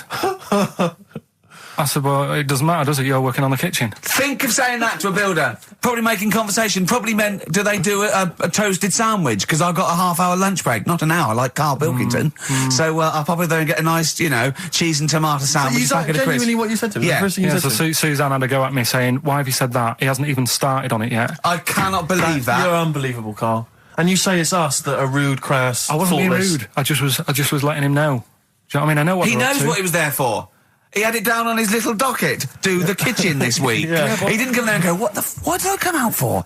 Was it to go to the pub for a week? Why am I wearing these overalls? Yeah. Who's the little bald mank twat insulting me? Let me just check. Let me call the head office. I wasn't having a go, though. I mean, they should have finished it yesterday, and they're there now, on their own. And what annoyed me is they turned up late today. Hold on, Karl, I've just realised something. They're probably listening to the radio. This, I assume, tuned to XFM, isn't it, in your kitchen? Yeah, but they don't know it's me, do they? Do you know what I mean? No. They'd go, he's got a whiny mank voice as well. So's the bloke who owns this place. And the bloke who owns this place, when I said, what's that pub like across the road, said, well, you won't be bothering that. He's working on this. No, he won't be able to put two and two together, will he? You've suddenly, the penny's dropped, doesn't it? You've suddenly realised. Look at his face! Yeah. He's suddenly realised they might know it's him. And they could be listening, and they're going to clean you out, mate. Oh, if you are the builder working in, where is it? I won't say the address, but it's Central London, isn't it? Go mental. Have whatever you want. Opposite that pub that you like, He'll probably be in there now, so he won't be listening. Or insulting a British workman. He should have been in today. Mental. He should have been at 8 this morning, Just which annoyed me anyway. Mental. Why? I really don't understand why they've got to start so early, right? Yeah. But he said he'll be there for 8, turned up at 9:30, right? Wanders in, and what annoys me is, he could have left all this downstairs. He had a paper under his arm, one of those crossword books, and a pot noodle. Now, I'm not being funny, but most of them take quite a bit of time. A crossword book, he's not happy with just the one that's in the paper. If you're listening, if you are the builder that's listening now, doing Karl's flat, what about pissing in the laundry basket? All right, this is Karl, the producer of Ricky Gervais and Stephen Merchant on XFM 104.9. We're playing out some of the best bits. Hope you're enjoying it. Here's another one. So let's take us back a few steps, Karl. What's the story? Right, so I did some research. Right. Let's just recap again. There was a guy you read about who had his head chopped off. He was guillotined. Yeah. He had said to the people around him, I am going to blink once I've had my head cut off to show the brain that life can still... Or the brain can continue to work after death. Okay, so we queried that. So you weren't having any of it? Well, no, possibly for a few seconds till the oxygen stops being fed to the cells because the blood has drained away. But, you know, nothing spectacular. So go on. Well, along the similar sort of lines, right? This is quite a few years ago. This fella sort of upset the royal family doing something, right? So they said that this isn't good. It wasn't Ben Oughton at that Jubilee thing, was it? I can't remember what it was. And they said, right, that was terrible. We're gonna cut your head off. You know, you gotta show people like you can't be doing what you've been doing. What was this? The 1970s? When you say a couple of years ago, you mean maybe sort of... Was it the olden days when the phones weren't very good? Ages ago. Yeah. Ages ago, sure. So yeah, fair enough. Yeah. So... Very philosophical. Yeah, imagine that when you wasn't here screwing around. This was literally ages ago. Yeah, exactly. Yeah, Simon Sharma's History of Britain. Yeah, yeah. Oh, so, and even before that, which is yonks before, when it was all mental and different. Sorry, Karl, go on. So he's having his head cut off, and he's resigned to it. It's the day before. He's kind of got it into his head now that I'm not going to have my head much longer. Sure. So he said, let's make use of this. Yeah. He said, I wonder how long, like, the body can stay alive without my head on it, right? So they were like, I don't know. So, who were? So... The jailers? Whoever he was asking. These jailers with one eye. Yeah. Get out, pal. So he said, no, wait a minute, I've got an interesting scientific experiment, jailer. Well, fair enough. What is it? So, he said, what I want to do, right, he said, you know, surely it's my last right. You know, I'm gonna be dead tomorrow. Sure. So let's do a test. He didn't draw it out this long, did he? Yeah, he said let's test this out. You know, he said do us a favour. He said, you know, it's my last day. What I want you to do is you're gonna cut my head off. Let's put a white line on the floor. Right. And see if. You know, because there's no point asking how far he can sort of walk without an head if there isn't a line, because you don't know what to count. Do you know what I mean? If he loses his head and he's running around all over the place, you can't really count that. That's not impressive enough. Yeah. So they said, let's make a white line. Sure. Yeah. Who said this? He did or they did? I think they started to join in with him and saying, well, let's make this a... Sure. You get it, go on. So, they got Norris McWhirter down. The Guinness people. Oh, yeah. So they said, let's get this white line. Yeah. And, dedication's all you need. We'll do this tomorrow. And he said, all right, then I'll see you in the morning. So we go, I'll see you in the morning. Night, sleep tight. Bye. I love the fact that Carl knows exactly what was said. Oh, that's beautiful. Yeah, he doesn't know the story or what order it is in or when it was. He knows exactly what was said. But he knows the intricacies. All right then, see you in the morning. Bye, little kissy. Oh, I'm not like that. Oh, you joker. Don't let the bed bugs fly. Yeah. Anyway, so he gets up. Do you want a paper tomorrow? No, I'm all right. Go on. He gets up and they say, right, today's the day and that. And he said, well, I've got used to the idea. So here's a white line for you. Got used to the idea. Go on. So they go, right, are you ready then? And he said, I go on. And they cut his head off. And the body walked 32 steps without a head. Wow. 32 steps. Incredible. And that's the lesson, really. Did it get as far as it walked along the white line, did it? Yeah, it stayed along the white line, did 32 steps, and then started to stumble a bit, and it just fell over. Yeah. But, it was a test that your body can still keep alive for a little bit. Yeah. When you've lost your head. Absolute twaddle. Absolute twaddle. What do you reckon you can do then without an head? How many steps? Nothing. There'd be muscular spasm, right? Yeah. It would twitch a bit. It would, yeah. You could not distinctly take 32 steps. The body don't... Yeah. Is the doctor still on the line? Yeah. The fella that bought 6 parrots. Yeah. And, you could have 32 steps. Right, so you don't believe that. Doing a bit of line dancing. Right, you don't believe that, but something that you do believe that a cockroach can live a week without an head. It can. Slightly different kettle of fish there. Why? Wow, insect to human is what I'm thinking. Yeah, that difference. There's not that much difference in some insects. Do you know that a snake has a heart and lungs and kidneys and stuff? Go on. No, well, I'm just saying. So? You're making out as if like they're a totally different species. I am making out. I mean, call me old-fashioned. Do you know what you're talking about there? I don't want you embarrassing yourself, Rick. Yeah, I am suggesting they're totally different beings. Yeah, that is. Yeah. Now, Carl, the cockroach is a very different thing. The interesting there is that it lives without its head, because a lot of it's on, there's some of them are phototropic, chemotropic, some of them just literally have, irritation and muscle memory. I mean, they do have a central nervous system, but it's very different. So if you lose the head, it bypasses a lot of that anyway. All this is running around. The reason it dies is because it can't take on water. But it's very different to a man, right, having consciousness and then losing that, and the body's still going, no, I think I remember what I was going to do here. Yeah, so I'm going to carefully walk 32 steps along this white line. Imagine you just looking down going, oh, missed a bit. Yeah. Maybe the head was in the corner going, left, left, left, oh, he's now, Well, let's just put it out. I mean, if anyone listening has maybe had a relative beheaded, maybe in a horrendous car accident, but they got up, maybe they went for a walk, they had a little chat before they passed on. Carl. Get in touch. Carl, you are my favourite being. You are my favourite species. Now, you, Carl, may not be particularly different genetically from a cockroach. You are. Why can cockroaches do that? Why whoever made them went... Let's play a record. Do you know what, when I told him this fact, I send him little facts on text messages just to inflame his, interest. I just sent him a cockroach can live 9 days without its head. He texted back, what's the point of that? Yeah. What's the point of They're that? not doing experiments, these cockroaches. He's a boring last week to have. And he went, and on top of all that, you're thirsty. So it's the worst week of your life, isn't it? That week without your head. Play a record. Play a record, Carl. Competition time next. Oh. He's look at his little face. Look at his little face. You've not heard Carl's competition. Oh, he could do without an head. Right, Carl, it's a questionnaire about happiness. Oh, yeah. There's one person...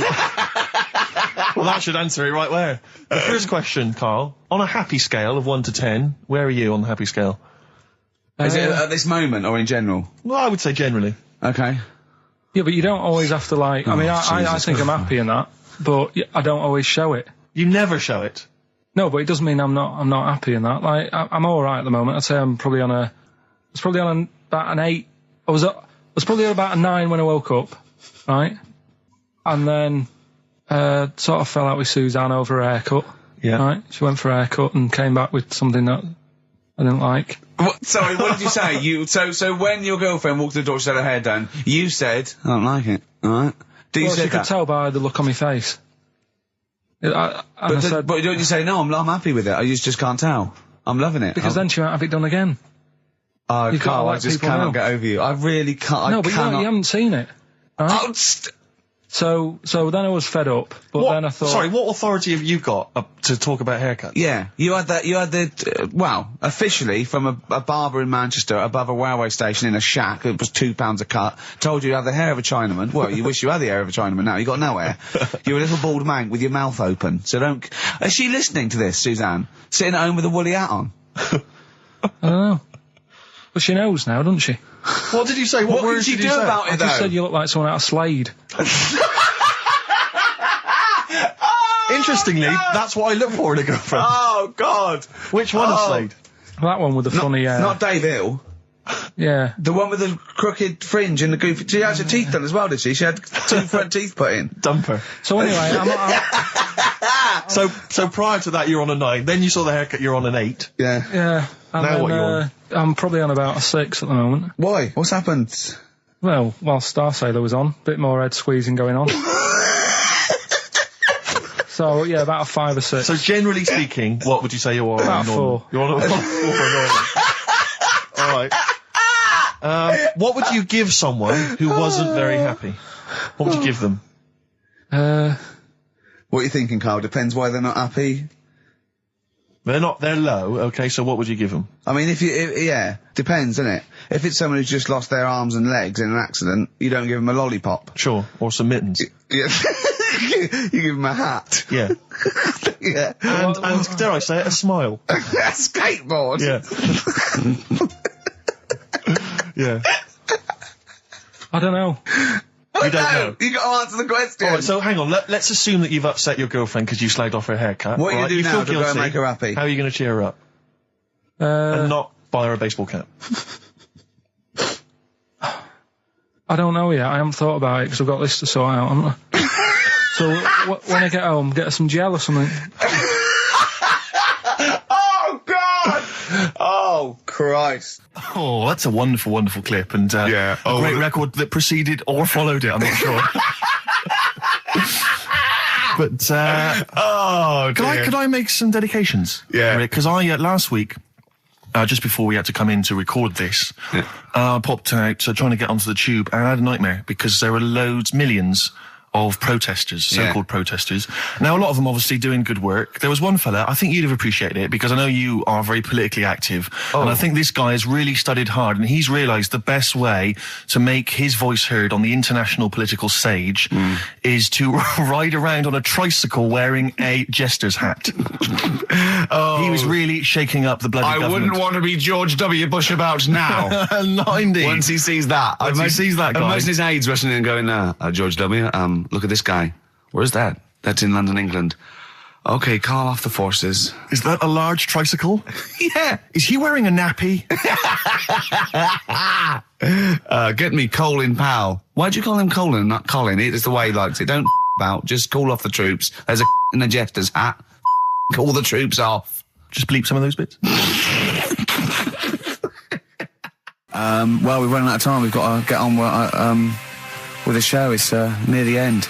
I hope you've enjoyed it. I hope the scientists stuck in a big, hut in the middle of nowhere in pitch darkness, 10 of them. I imagine they've been fascinated, Rick, by the finger up the arse discussion. We had Chinese don't age well, gingers, all that. The big fat kid. Well, actually, they're probably secure in the knowledge that if they want to kill some time and it's dark, there's nothing better than stick your finger up someone else's ass. Exactly. So enjoy that. But they've been hanging on for Rockbusters clues, I imagine. Here's the answer. So give us the clue again quickly. All right, so the first one was the fella let his wife know how he got the bruise on his legs. Go on. Right, that was Courtney Love. Yeah, Courtney Love. So that's Courtney Love. So that's the first one, CL. So that one's fine. The second one, that Potter. What am I doing? Letting that one Just go? let it go, just let it go. Am I just letting that go? Annoyingly, we haven't got time to take issue with it, Rick. Okay. That Potter lad, he's got a lot of bottle, hasn't he, doing all that stuff with the wizards and that. Go on. That's Brave Harry, yeah, the Bravery, current sort of XFM band, the Brave Harry, that works as well. No, it doesn't. And the last one. No, it doesn't. No, it doesn't work. The Buddhists. It doesn't work. Won't be able to get in their temple without Doesn't these. work. Brave Harry. It doesn't work. Brave Harry. The Brave Harry. Buddhists won't be able to get in their temple without these. TM. That's the monk keys, right? So who got all them? The monk keys. Who got all them?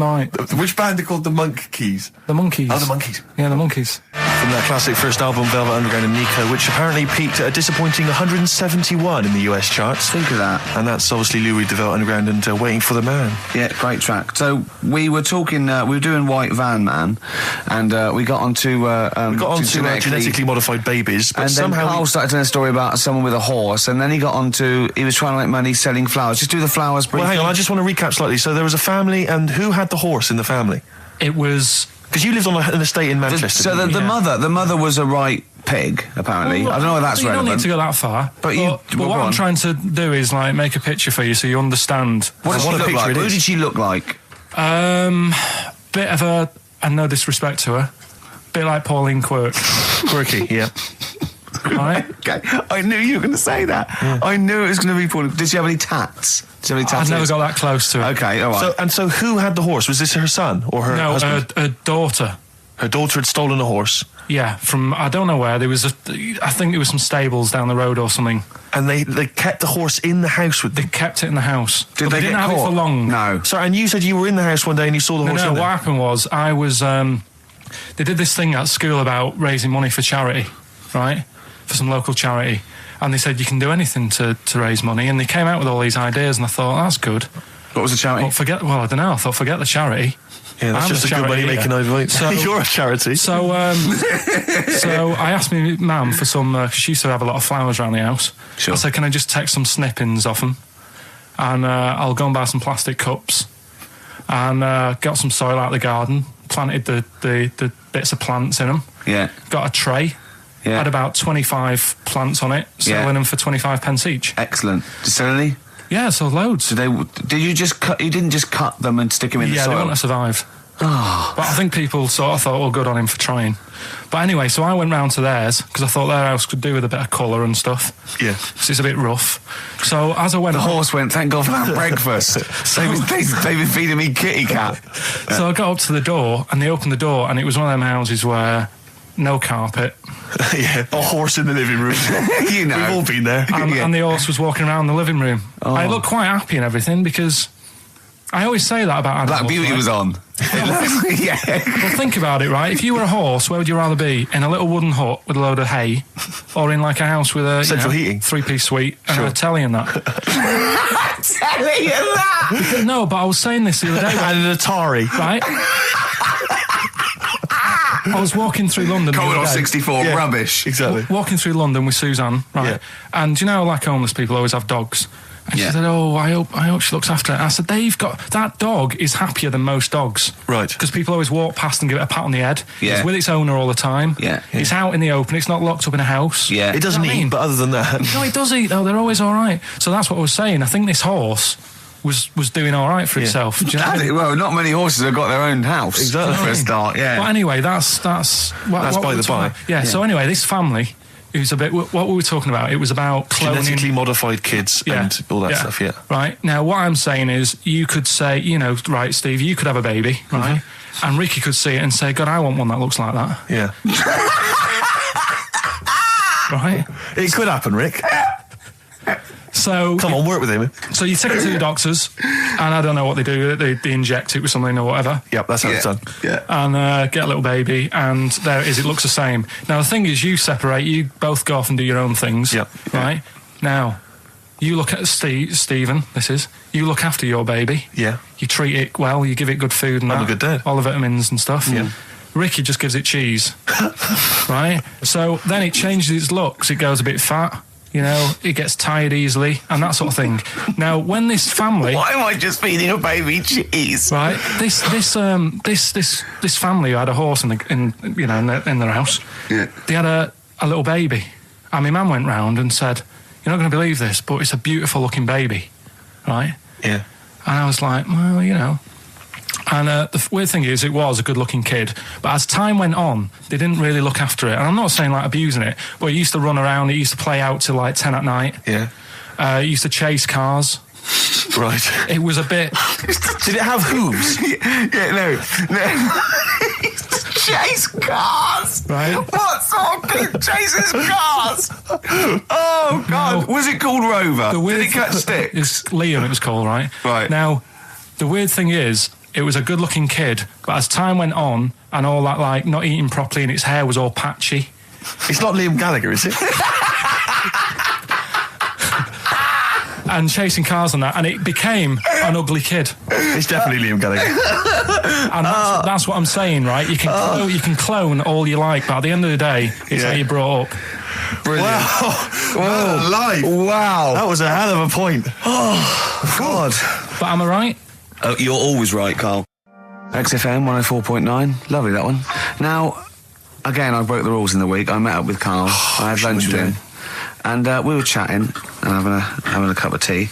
And it got onto one of Carl's favourite programmes, was the Tales of the Unexpected. Ah, of course. And all I can think is that he's probably the only person in Britain where they were unexpected. I mean, to him, when that twist came in, he'd go, gee, I can't... Yeah. Oh, God. Can't believe so it was the tree that did it. I mean, he was probably the only... And we were telling all these stories of horror, and he liked horror stories. And I told him this story. And I don't know if this had come across the way, but I told him this story. It was a short. It was a horror short. This was a film you saw, was it? Yeah. And what it was, it started off, just there'd been a car crash. You see, it's a horrendous wreck. And you saw it from the point of view of the person in the car. And he was calling for his mate, and he was going, Dave... And he sort of looked over and saw a body without a head that had been thrown. He goes, oh no, Dave.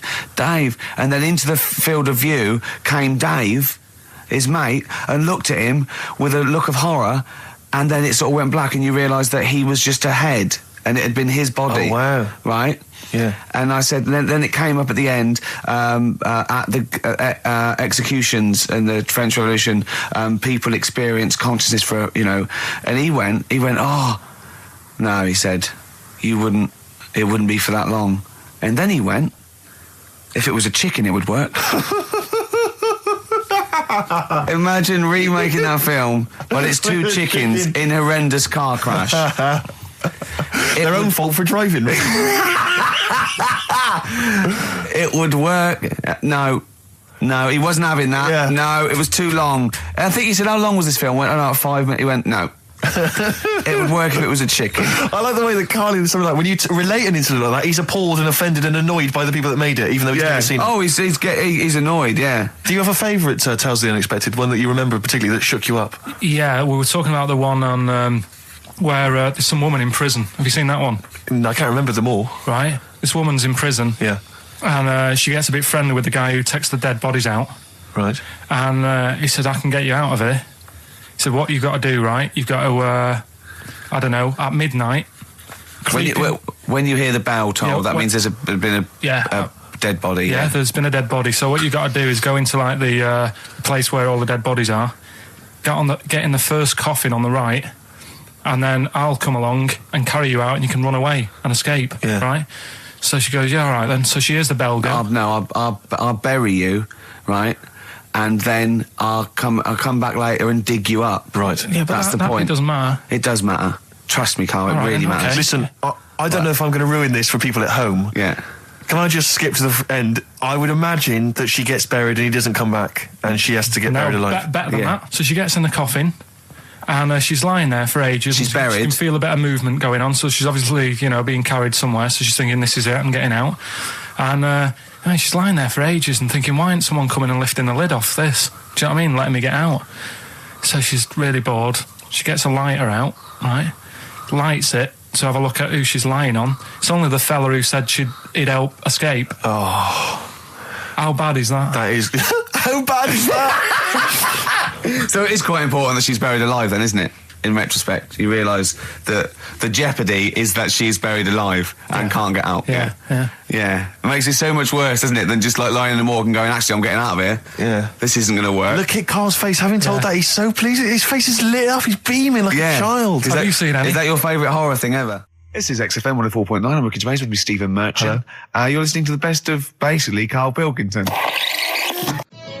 Avalanches, frontier psychiatrists. Absolutely. Well, we've had lots of emails. People, obviously, we inflamed and provoked about the Cornish pasty.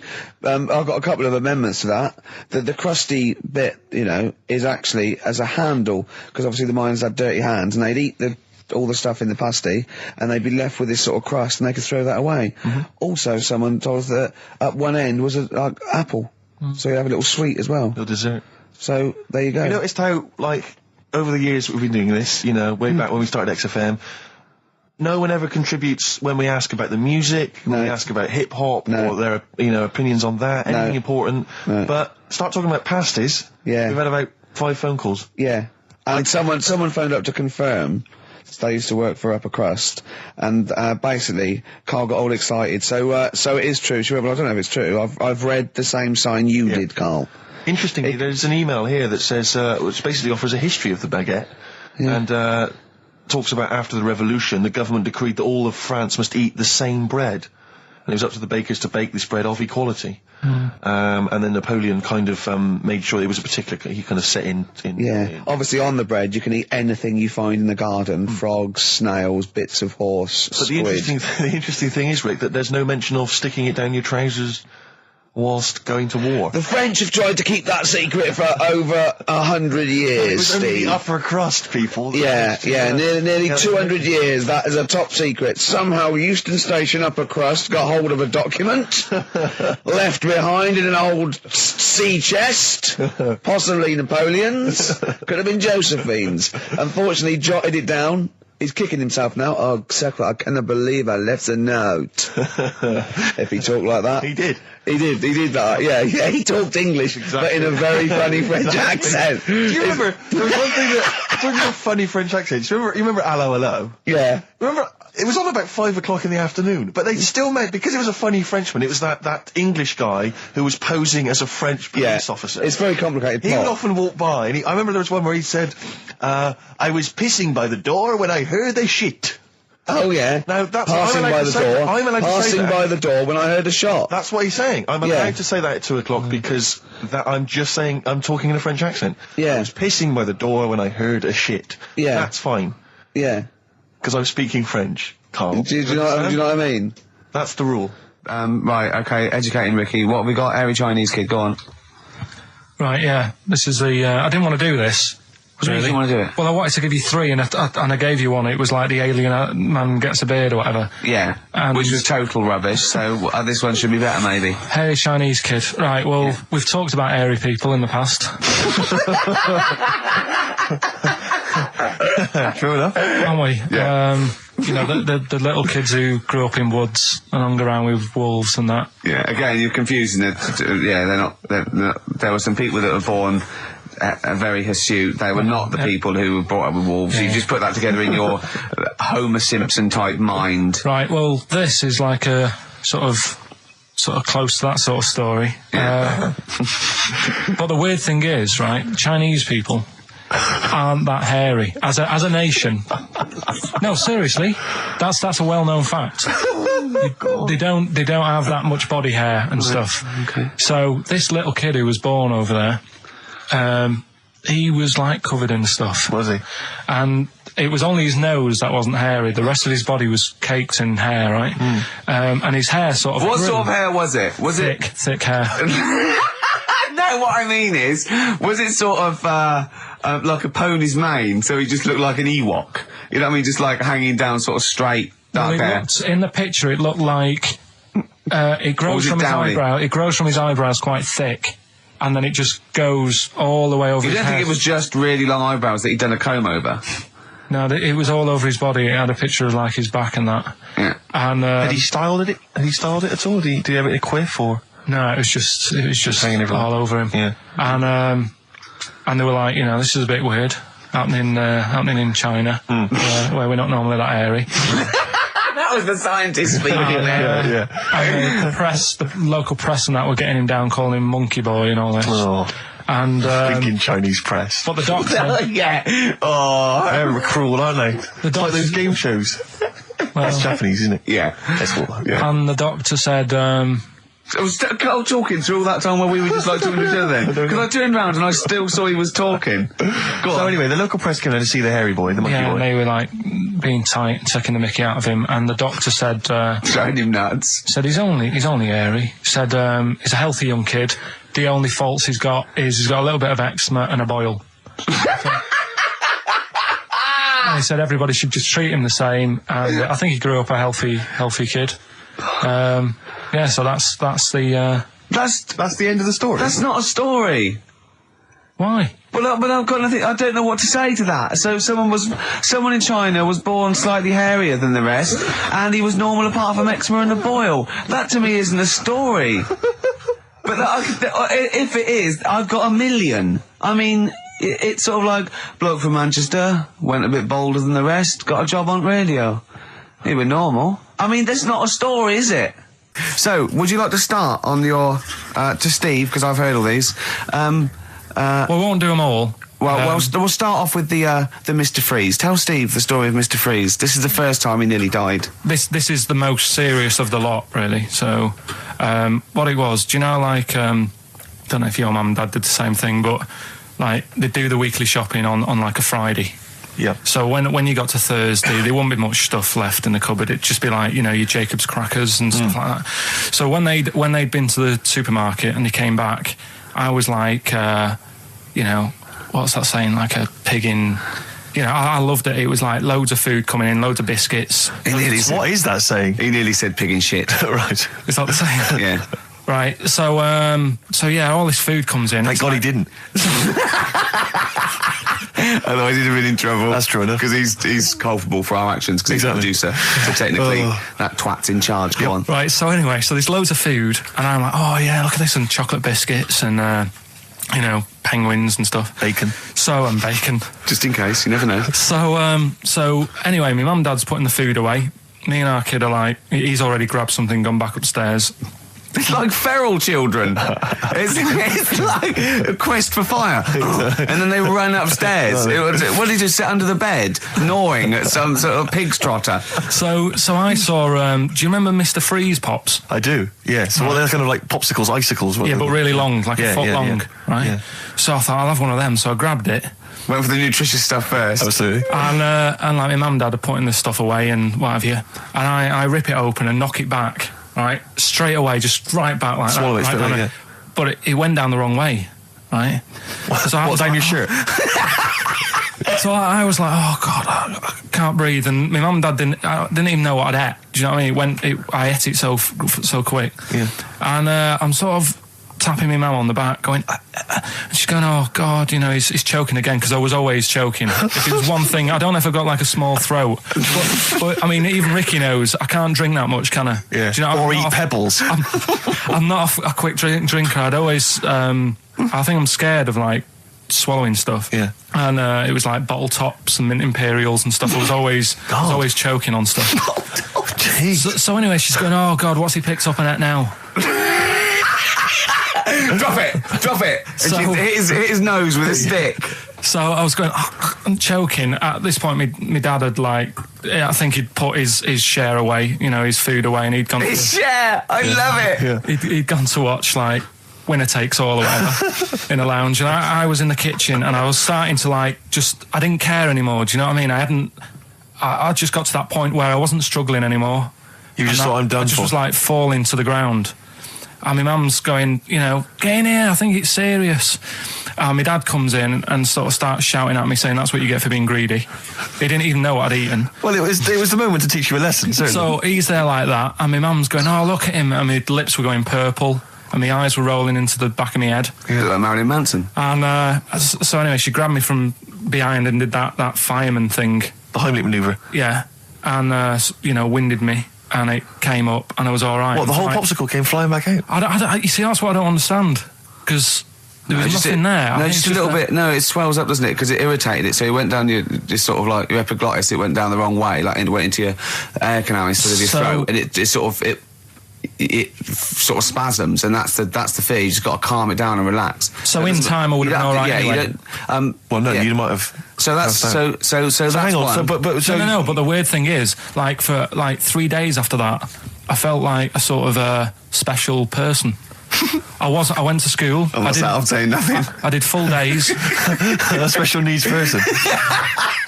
I went to school the next 3 days after that. I didn't like wag it or anything. I did full days. I love that. 3 days, turn over a leaf. Exactly. After 3 days, you thought, screw it. Yeah, did a quick history exam. Right, next one. weird. That's Popsicle. That's Popsicle Hell, we'll call that. Well, there's the best band in Britain, in my opinion. Big words. The Darkness, Growing on Me, on XFM 104.9. I'm Ricky Gervais, with me, Steve Merchant and Karl Pilkington. Have you got the album? And already, they've had an argument. Yes. Well, I mean, I don't know whether we need to cheapen the show by discussing it, but I asked for a particular track. Karl is the producer, and he failed to get it for me. He's failed to bring it up from the record library. Completely failed in his mission. He needed to get 2 records, and he failed to get one of them. A 50% error rate there. Yeah, but like I said, I looked in the system. It told me what album it's on. I brought that album up. I'm busy. But, okay, so fine. You're absolutely fine then. That's no problem. You know, once again, that's a great excuse, Karl. Brilliant. The show has been ruined. It's been partially ruined, but you've got a bit of an excuse. All right. I didn't make a big deal out of it when you said, oh, and whilst you're down there, get us a new 50 Cent single. I never said, while you're down there, get this new 50 Cent single. I asked you if 50 Cent single was lying around. If it hadn't been here, I wouldn't have worried. So I get it, yeah. I did that for you. Right. And when I come up, you say, has it got swearing in it? Well, I don't know. It's 5-1, Steve. I haven't got time. I've been whizzing around. You're the producer. It's the brand new single. I'd have thought it had been lying around in the XFM office anyway. But I don't have time to sit around listening to music. Sure. Well, yeah. Right? I know that you have. Now you've got an iPod that can hold 7,500 songs. I don't know when you're going to get round to loading all them on, but I haven't got the time. Sure. Busy. Yeah. Fine, okay. No, that's a perfect excuse, Karl. Well done, mate. Right. I just hope that I never have to depend on you in a real emergency. I had a bit of bad luck as well. I wanted to play REM, and maybe the listener can help me here. Can you email in ricky.gervais@xfm.co.uk if you know what song I'm thinking of? It's an REM song. I think it's on the album of the last one before. And he says Mulholland Drive and I'm Steve McQueen. That's all I know. I'm sorry, I can't think of the title, so I need the title to look it up, if you know what I mean. I can't put in like that. I can't put in Mulholland Drive. The system goes, what are you talking about? So I need the actual title of the song to look up to find it down in the library. Oh, well, I'd go down yourself if you're going to go down to the library and get that. I wouldn't send Karl, because... ricky.gervais@xfm.co.uk. But if he wanted to, he did have time, because he came in at 12 rather than 5-1. Yeah. No, I told you about that record that I wanted it yesterday, didn't I? So you had 24 hours notice. So that's not really an excuse, is it? But I did find one of my favourite songs of all time, which is Bones off the Bends album, and it's Radiohead on XFM 104.9. And there it is, because you gave me lots of time to find it. So. Sure. Yeah. Could have brought it himself. No swearing in it. Bones. Radiohead. The Bends on XFM 104.9. And thanks to Paul, who's emailed there's in. a whole bunch of other people. Lots Nick, of people. We've got Davey, Steve, Ashley. It's Electrolyte. You know, it all comes flooding back now. We've got that. I've got it out of the library. We're going to play that. That's done. It's interactive. I've used the listener. I've shown the listener, right? I've helped them to help themselves. Sure. I've said, if you want to hear it, tell me what it is. They tell me what it is. They're going to hear it. Yeah. Do you know what I mean? Perfect. Saves going down the library and, well, we don't... Yeah, well, we know mistakes can happen if that, you know, if you have to go down the library. Yeah, and I mean, I checked it, though, to make sure it was the right one, you see. It's just a little bit of... Well, it's a good rule, that, generally, if you pick something up, a CD, that's you know, right, we want to play on a radio show, a live radio show, you normally check at the back. Oh, no, yeah, that's right, yeah, if you want a job done, do it yourself. You're absolutely right, Karl. So...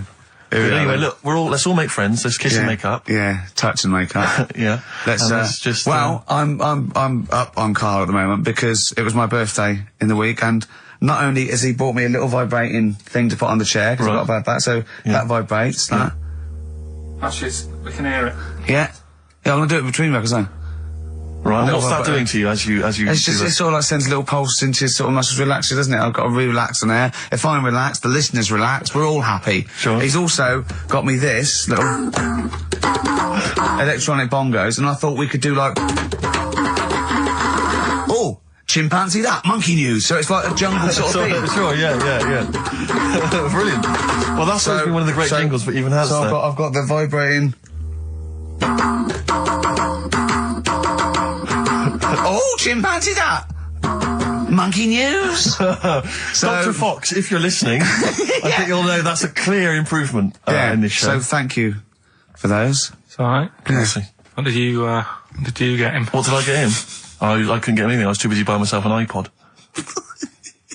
You're joking? Well, it's a little bit gay, isn't it, giving gifts to blokes? Yeah, it is, but for someone who's like major... Yeah. Play a record. Someone who's major? What do you mean, someone who's major?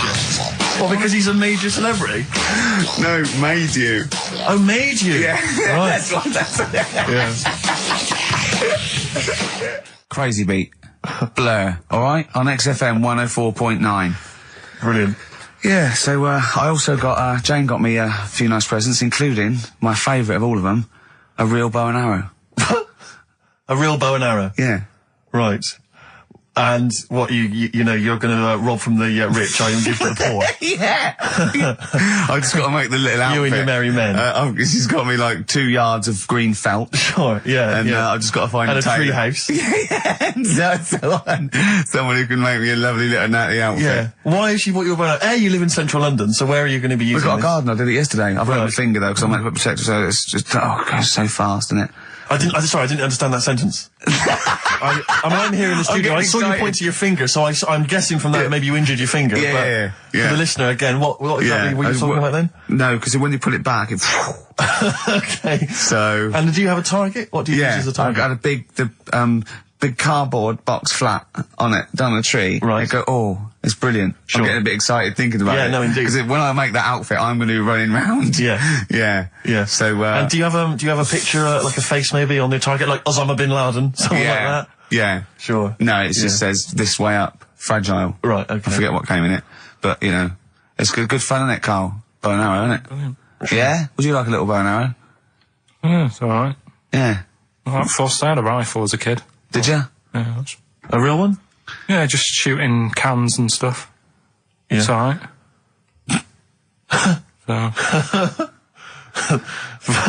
Well, a wonderful anecdote. Well, I went out with a drink with Carl in the week, and we went to a restaurant, didn't we, Carl? It's a good night. And we sat there, and next to me, when Carl came, next to me was what's his name? Ross Kemp. And he was sitting there, and I saw Carl, and I tapped him on the shoulder, Ross Kemp on the shoulder, and I pointed to Carl and him, and I said, "It's nice to see you two back together again." Nice. And Carl was horrified. But Carl didn't know that I'd already spoken to him before Carl arrived. I thought it was okay. I thought I could break the ice because I'd met him before. Sure. So he just thought I was insulting him. And in the week we were talking about his little head, weren't we, Carl? And Carl suddenly stopped the conversation and said, "If I had hair, what would we be talking about now?" I think he'd had enough of everyone talking about it. And he looked good though. It's a special little do. He had it sort of, cropped a little bit more. I like it when he's just freshly had it done. Mm. Do you like? Yeah. Has that ever happened to you, Steve? If you're somewhere, say if you sat somewhere, does someone sort of, is he anyone else who you look like, or would you say you're a bit of a one-off? I love these two. But to be fair, to be fair, he seems to be having to go at me an awful lot more than I do at him now. I mean, he just starts it. Starts it out of nowhere. I think his is sort of a get back for the way you treat him as a producer, not. But he's not a producer. If he produced the show, I wouldn't have a reason to criticise. I think this is it. But seriously, I mean, it really winds me up though, because, it started as a joke, but now it's abuse. Yeah. He got annoyed at Heat because it said Carl, producer, well, not so much a producer, as just a bald mank. And he went, "Can they say that? Yeah. Can they say that?" See, that's a magazine, an independent publication that's identified what exactly it is you do. Yeah. Oh, here we go then. Go on, bring it on, because here we go. He's looking at me. I know he's thinking. I can hear the cogs I'm not working. thinking anything. It's vicious. No, that is true. Never a true word. Play a record. Now then, I heard this on VH1 in the week, and I have not been able to get it out of my head, and I really kind of want to get it in everyone else's mind now so they understand the pain I've been going through. Miss You by the Rolling Stones. Yeah. I hope that's now embedded in your brain and you can ruin a week by having to sing that constantly, irritating people in shops and everywhere you go. Miss You by the Rolling Stones. Good track. Carl, Jonathan, Ross came out of this, last week, and, we were talking about stuff. and Carl was mesmerised when Jonathan told a story that he was bored once in a hotel room and shaved his arse. He shaved his arse? Yeah. Sure. And Carl, you didn't stop questioning him, did you, for about... I just wondered, at what point do you sort of say, oh, this is getting on my nerves? Do you know what I mean? Yeah. It's way too long, tucking it in his socks or whatever. Yeah. But it's not, I mean, it is boring in hotel rooms, because I told you before about when I was in Edinburgh, and I had nothing to do, there was nothing on the telly, and you've eaten the shortbread biscuits, and so that's when I read the phone book to see how many... That's when you read the phone book? Well, to see how many Macs were in Scotland, McAteer, Macintosh, Yeah. and there was 42 pages. Yeah. Jonathan, I don't know if he'd already done that. Yeah. And, he said he shaved his arse. Now, when we say he shaved his arse... Not his cheeks, Oh, all of it? Yeah, all of it. Did he say that? Well, I think that's... But other than the cheeks, there's not much left, But then we got to the fact that me and Jonathan, if we pooled our wealth, we could have shaved Carl's arse for £1,000. Right. And he said, yeah, for £1,000 you can shave my arse. Suzanne said, can I say this bit? Your girlfriend said what, Carl? She was annoyed. She says, well, I'm not allowed to go there. Why is anyone else? And of course the whole table stopped and leant in and said, what? She went, he doesn't like me touching him there. I went, what do you mean? This is too much information. It was too much information. I like the fact that you've had this conversation with her. I like the idea that she touched your arse once and you went, woo, hands off. Yeah. I love you, but keep your hands away from my arse. Do you know why he said he's talking about the most intimate part of the arse, the middle arse he's talking about, and he said, I said, why? He went, it's a bit gay, innit? I said, how can a girl touching it be a bit gay? If you stood behind it, it could be anyone, doesn't it?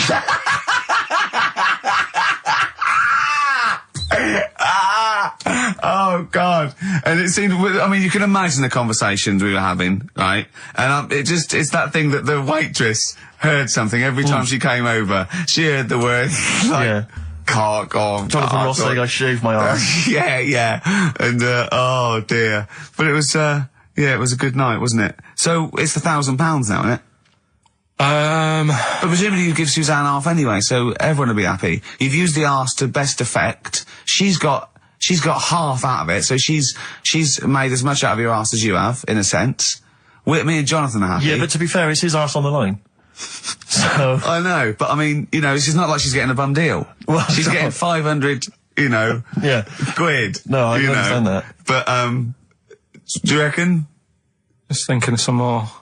Play a record. Can I just ask, before you play a record, if we were to shave your arse, let's say we did it for charity or something, got sponsorship, how would we do it? Would we use one of those big kind of old-fashioned razors? No, I'd use a Bic Safety. I'd just straight away. And would you use a gel or a foam? No, first of all, I think I just, lather it up. Right, so you lather up his arse first? I do the outside bits, just go straight down, big broad strokes, clean, right? Then I'd have to go in the crevices, and I'd need an assistant. I'd pop it apart, and just very gently go in there. I might even use electronic equipment, just so there was no sort of, nicks. Okay. So an electric razor? Or I might wax the internal middle arse. How did Jonathan do it? Because he did it on his own, didn't he? I use mirrors. Why don't I'll ask him. We'll call him later. But, I don't know. Well, perhaps you listening have once shaved your arse, maybe during an exam or something. What I think, this is conjecture, but I think he was probably there. He'd had a shower. He'd shaved his face, right? I thought, well, he was naked. Looks down and goes, oh, what a hairy arse. Well, hold on, I've got the razor in this hand. I've got the mirror there. I'm not on stage for a good 10 minutes. Yeah. There's one thing I don't like going on stage with is a hairy arse. Bang, drink, wallop, done. On stage, thanks, see you later. See you next week. Yeah? What are you thinking, Carl? No, it's just how hairy was it? Do you know what I mean? How hairy was it? Because I imagine, you're saying mirrors and stuff. But how old is he now? He's 42. And they say your testicles drop quite a bit once you start getting old, don't they? Yeah. So he's got to make sure they're out of the way.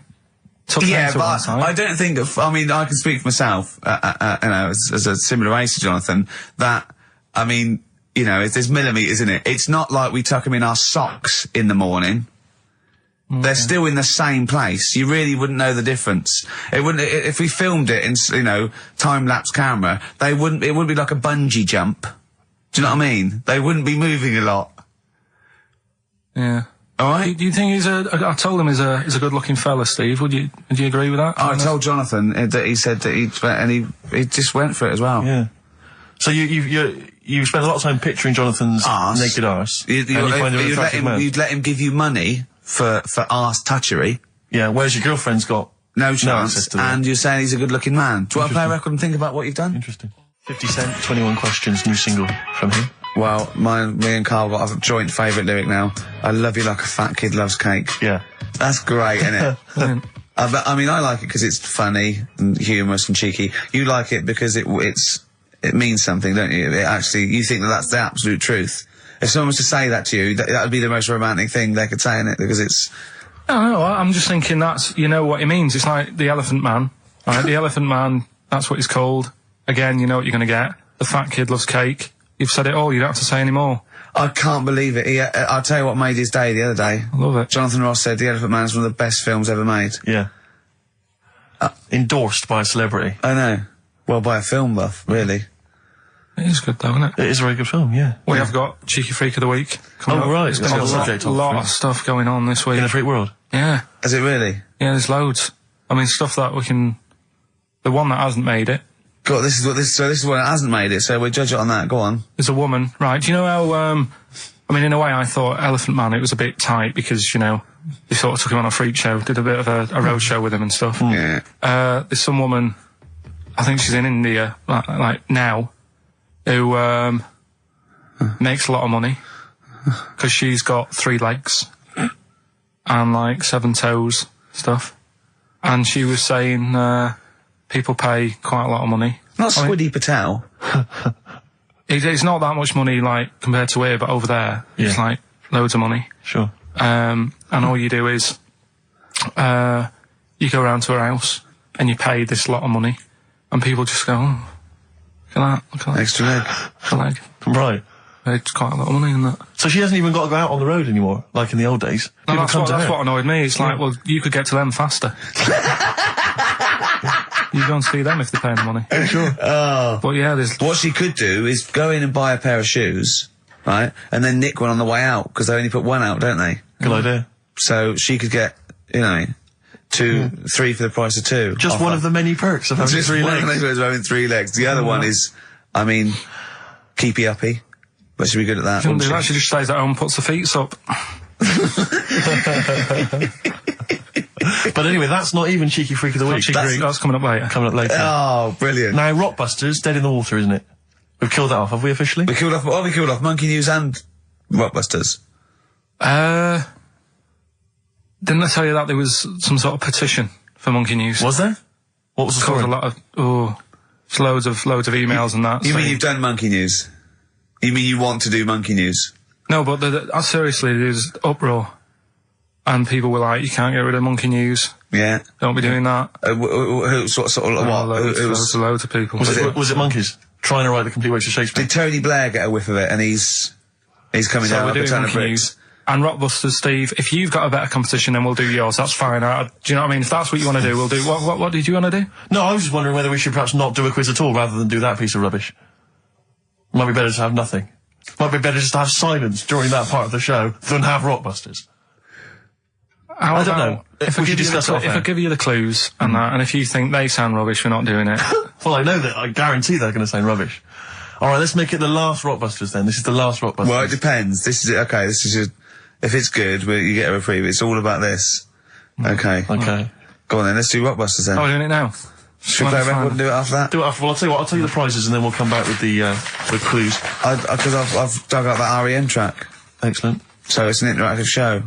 Okay, we've got the best summer holiday album ever. What we got on there? It's got Elvis versus Junkie XL. That's brilliant. Holly Valance is on there. Yeah. Laz Ketchup. It's all the stuff that the XFM listener is craving. A tribute to the Ramones album. We got Red Hot Chili Peppers are on there. Metallica.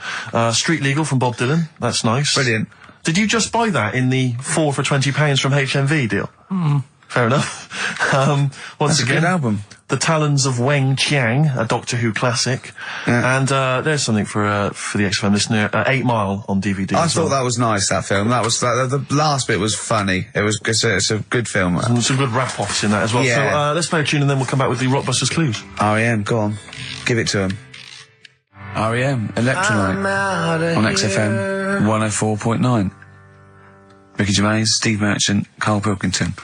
I walk down Oxford Street every day to go to the office, and it is like running the gauntlet in Gladiator. It's not only is it just like, you know, you have to dodge people and they're dawdling or rushing or, you know, keeping into the road to get past some people but avoiding taxis, but it's like hands everywhere, like leaflets. I don't know, there must be 1 million leaflets given out. It's all mobile phones, sandwich shops. Teach yourself English. Yeah. Teach other people English. I know, and those charity people, something for Alzheimer's, and I've been caught about 6 times where I couldn't say no. I've got about 8 standing orders now because I just couldn't say no when they confront you. Yeah. Which is, you know, it's amazing how often I'm on the way to a meeting.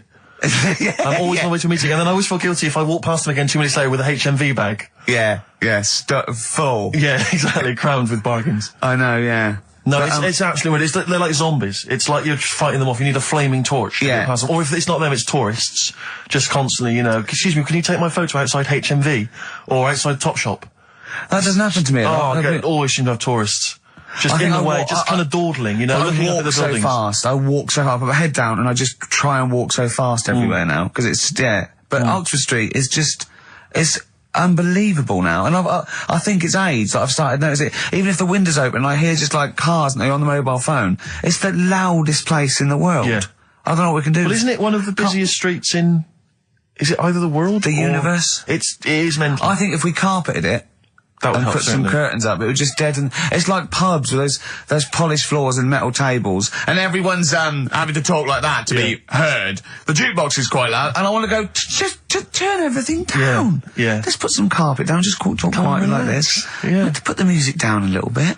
We'll have a good time. I've never quite understood that impulse. I don't know, again, if it's age where you go in a club or a pub, as you say, and then it's just slightly too loud. So it just makes everything slightly tricky. It's slightly tricky to have a conversation. But what annoys me is when it's for the amusement of the barman or barmaid. If they're bored, they're in a pub, they've got the music up, their music up, right, techno blaring, right, they've got a telly on, watching a soap opera, and I want to go, choose one or the other. Yeah. I mean, what are you watching? I got a minicab last night. I imagine you don't travel in minicabs, but the guy driving, one of those guys, I know he's driving a cab on a Friday night. Okay, no one wants to be doing that. And he had one of those phone, you know, the little earpieces that you put in, so it looks like they're talking to themselves. And he's there, and he goes, where are you going? I went, crouching. He went, yeah. Well, and he's chatting on his mobile phone the whole time. His voice was so loud, he had the radio on as well, and he wasn't concentrating on the road. I just thought, look, I'm paying you £10 here to take me somewhere. Please, just stop chatting or arranging your social life for 2 minutes. Yeah. Get me to my destination safely, and then you can resume your conversation. My favourite one is, I'm going to so-and-so terrace, please. Where's that? I want to go, right, you're not taking me then. Yeah. I mean, I don't know. I don't know. Exactly. I don't drive, I'm paying you. That's why I'm paying you. That's got to be part of the service. But, I mean, I know people who've been in many cabs, didn't know where I was, and didn't have an A to Z. No, I was in East London once, I said to him, I'm going to North London. He went, where specifically? I went, Swiss Cottage. He went, sure. I said, do you know the way? He went, yeah. Set off. Along the way, he went, do you know the way?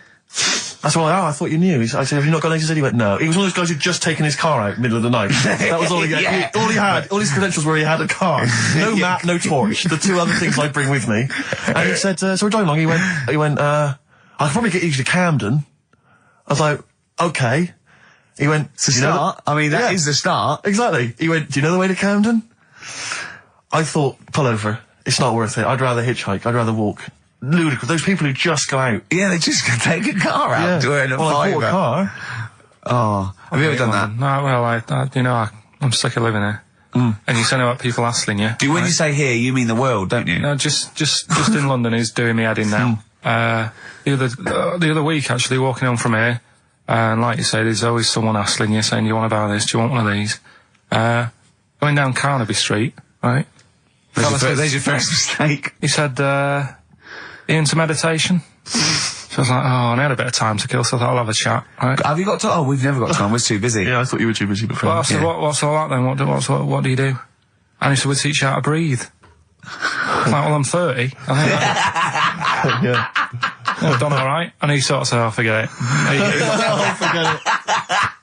I'm 30. And in Selfridges they do like Evian or whatever, that water company are there, and they've got like little glasses of water, and you walk past and go, "Have you ever tried this?" It's water. Yeah. Oh, here you go. We'll try it. You go, Jesus Christ, is that what water is? What have I been drinking then? You've been drinking piss and mud. Have I? I'll have a bottle. Anyway, listen, Rockbusters. Oh, come on then. Let's get it done. Really? Yeah. Come on then. Right, so cryptic clues and initials, you work it out, it's a band and stuff. Yeah. Right, Brilliant. first one. Bob Holness. The first clue, the doctor said part of the foot and the leg was no good, so he took him off and he threw him away. Right, that's the clue, the initials Okay. TB. Okay. TB, right? The doctor said part of the foot and the leg was no good, so he took them off and threw them away. Second one, the Scottish monster has got a bit of a tan. Right, the Scottish monster has got a bit of a tan. Okay. That's TD, right? And the last one, well, the 60s singer had a heart attack whilst he was having it away. We won't be seeing him again. Right, and that's FNM. FNM. Well, the 60s singer's had a heart attack. He was having it away. We won't be seeing him again. Email in ricky.gervais@xfm.co.uk. Remember, this is to save Rockbusters. If people don't get this, right, it's no more. So you better, if you want this feature to stay, you better get the clues. Right? Good work, Carl. We'll give those clues again after the next tune. What are we playing? Yeah. Oh, you love it, don't you? You love it. Good, it's a good stomping pop #1 rock. XFM. Jane's Addiction, Just Because. I think things are rocking up. They are indeed. Rocking up in the land this year, Steve. Yes, that's good news, I think. Evanescence, them, The Darkness, rock-tastic. XFM 104.9, Ricky Gervais, Steve Merchant, and Karl Pilkington of A Saturday. Can I just say that the shaving your arse feature from earlier, if you missed that, that was 1:30. That was a discussion on shaving your arse. Yeah. It was great stuff. That seems to have caught the public imagination. Yeah. We've had so many emails. We've had someone telling us exactly how to shave your arse. Yeah. So if you need that information, I can probably forward it to you. Well, I think this will be the year of rock and arse. Exactly. But it's extraordinary how, you know, just a simple discussion like that you would think perhaps was crass, crude. Mind you, our listeners do like Carl talking about monkeys. Sure. Do you know what I mean? Yeah. It's not like it's something to be proud of. It's not like we changed a nation or freed a people or found a cure for something. We hit them in their, you know, at their level with monkeys and arses. Yeah, exactly. It's what our listeners love. Yeah. Monkeys and arses. Yeah. We should put that on the poster. And they go together, because I joined the zoo last Sunday. Went down and became friends of the zoo. Right? Oh, well, I thought maybe you had to sit in a cage for that thing happened. I went straight for the chimps. Of course. Right? And there was sort of like 3 sort of big sort of adult ones there, and there's people with their kids, and I could see the people just putting their kids away as one of them went up and started putting his face up the other one's arse. Sure. And it was sort of like, I just can't be bothered to explain this to my children. Exactly. So I wanted to just move my, oh, come on then. There's the lions. You're going to have a look at the lions. Yeah. What are they doing? They're just sniffing each other's asses. Yeah.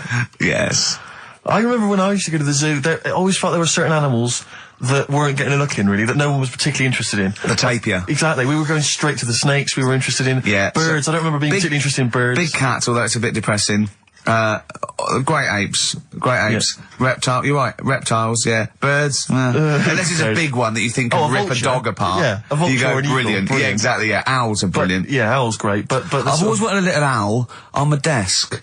I'd like be doing work and there'd be a little owl there, and I go, can you give me that pencil? And it just sort of goes over and gets me a pencil, goes, cheers, and it just watches me and it thinks I'm brilliant. Do you know what I mean? Not really, no. No? No, I've never had an urge to have any kind of animal sat on my desk. No, Carl? You'd like a little owl, wouldn't you, that helped you? No, I had a little magpie, didn't I? We've talked about that. Oh, he came down and started pecking your grifter, didn't he? Yeah. What was his name? Maggie. Sure. Brilliant. Inspired. And you took it to school and it didn't come back once, Didn't come back. Didn't see it again. Oh, dear. Did it ever peck your head? Because you used to have hair, didn't you? Yeah. No, it did. It started getting a bit violent. Really? Yeah. Was it becoming sort of of age when adolescents, probably sexual frustration, sort of, you know, because I think magpies go for shiny objects, don't they? And you were probably sort of Yeah. Probably losing it a little bit then in the front, and so when the sun was out... There's a bit of a sheen on the front. they saw a glare and thought, I'll have that. Yeah. What is that? That's brilliant. Yeah. Or as it was sort of pecking away, it mistook it for a tree.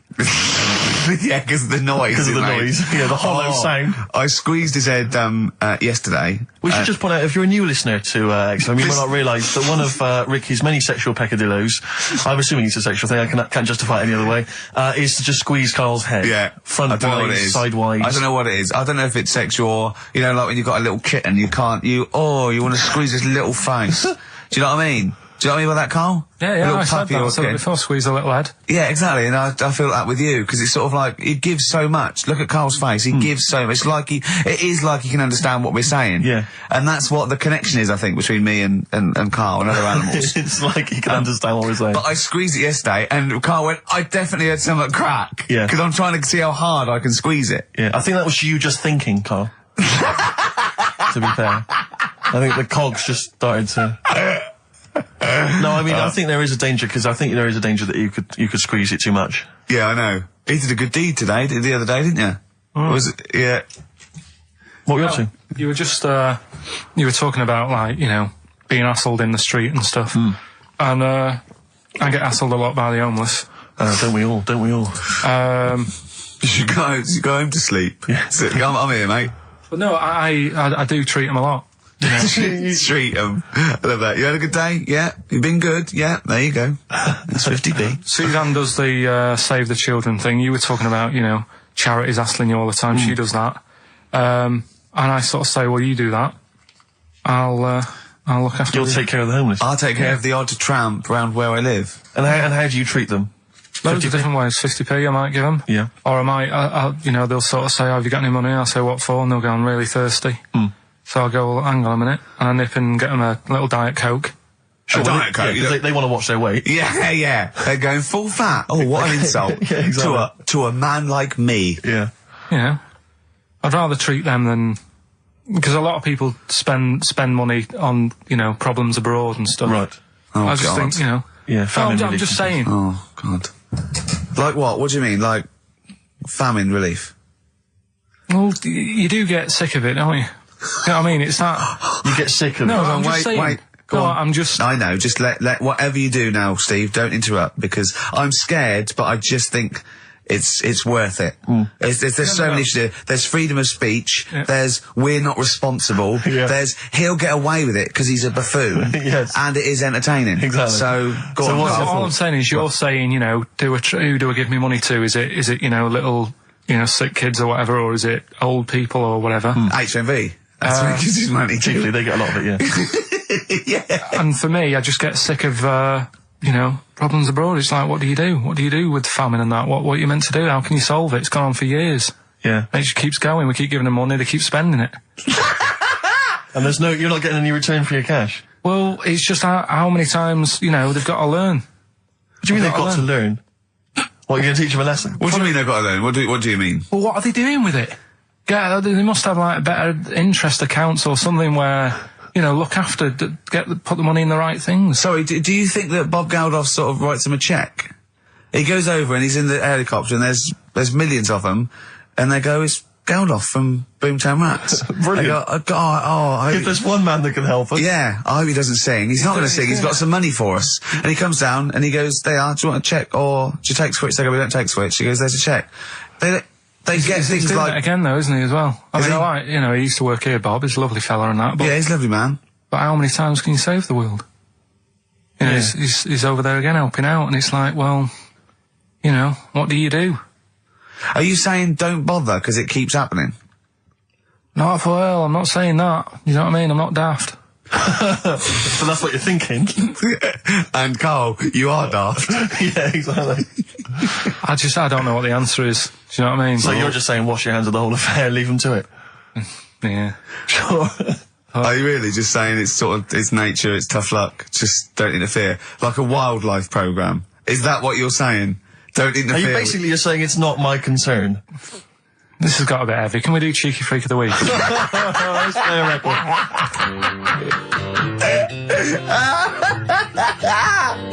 Oh, God! Oh. My Hey Hey, out of the blue from the album Rust Never Sleeps by Neil Young. Such a brilliant song. Oh, he's a great musician. He's amazing. Yeah. He's incredible. I think we're playing Neil Young track a week. Okay. From now until Christmas. Brilliant, okay. Alright? Excellent. On XFM 104.9, I'm Ricky Gervais with Steve Merchant and Karl Pilkington. We were talking about the homeless. I saw a homeless guy in the week as I was walking down Finchley Road, and he was peering in the window of one of the Dixons or something like that, just checking out the details on one of those cable TV packages. And I thought, one step at a time. I mean, firstly, I don't know, start eating your dinner off a plate. Yeah. And then work your way up to, you know, a house, a home, a widescreen TV, a roof, digital television. But it's odd. Well, that might answer one of the questions, because I keep getting recognised by homeless people, and I never know what to say. I go, I think, well, either they're not really homeless, and they've got sort of digs or something, and they watch television, or the scariest one is that they've become homeless in the last few months since the office. I think, oh God, that's really scary. Or they are watching it in Dixon's. They're going, the office is on tonight. Yeah. What are you doing? Yeah. Going down to Dixon's. Or they think you're one of them. Or that, well, I have. Because, I mean, the way you dress. Well, no, some that are probably not quite, got their faculties, maybe a little bit worse for wear, think they recognise me. And they whole scenarios where they're going, remember we were chatting, I was going, yeah, how are you? And it's just they recognise someone. Right, yeah. But that's a bit weird. But I mean, I think that's the worst thing. On a serious note, it is outside health. Well, we're talking about charity, and I don't know, I sort of, got these stand orders where I've been sort of caught in the street. But the ones that I'd choose, I'd always think, charity is what touches you. You can't change the world, but you can change your bit. So cancer, obviously, because I'm so I give to cancer. And I think outside health, the next one must be being homeless, because there's nothing you can do. It's got everything. You're scared, bewildered, you're cold. It's just everything. Even if you're healthy and homeless, eventually you're not going to be. Well, I do feel bad because, you know, I always feel that I want to give to the health charities, like cancer, for instance, because there's that fear that I might get it. Well, yeah, it's not just that. It's just like, if you're not healthy, that's the first thing, isn't it? If your life's being threatened, there's nothing else you can really worry about. Yeah. But I don't know if that makes it wrong, though, that it's like I'm investing in a possible future. Yeah. Well, not really, because it's the same for everyone, isn't it? But, you know. Yeah. I saw a homeless guy as well, looking through the bins, but he wasn't pulling out food and scraps, he was pulling out newspapers. Just having a read. Yeah. I always found that odd. I see that a lot, homeless guys. I don't know if they're just checking out the TV listings. When he finally gets his When's the office cable, on? Yeah, the office, they've moved it. They've moved it to Choice and UK Gold. I don't blame him, because, I mean, there is some cracking stuff on cable TV. There's great stuff. I was flipping through the other day, and on digital TV, you can see what other shows are on while you're watching something. I was flipping through, and there was one, and it was called, now, when are you ever in the mood to watch a TV show called I Survived a £200 Tumour? When was that on?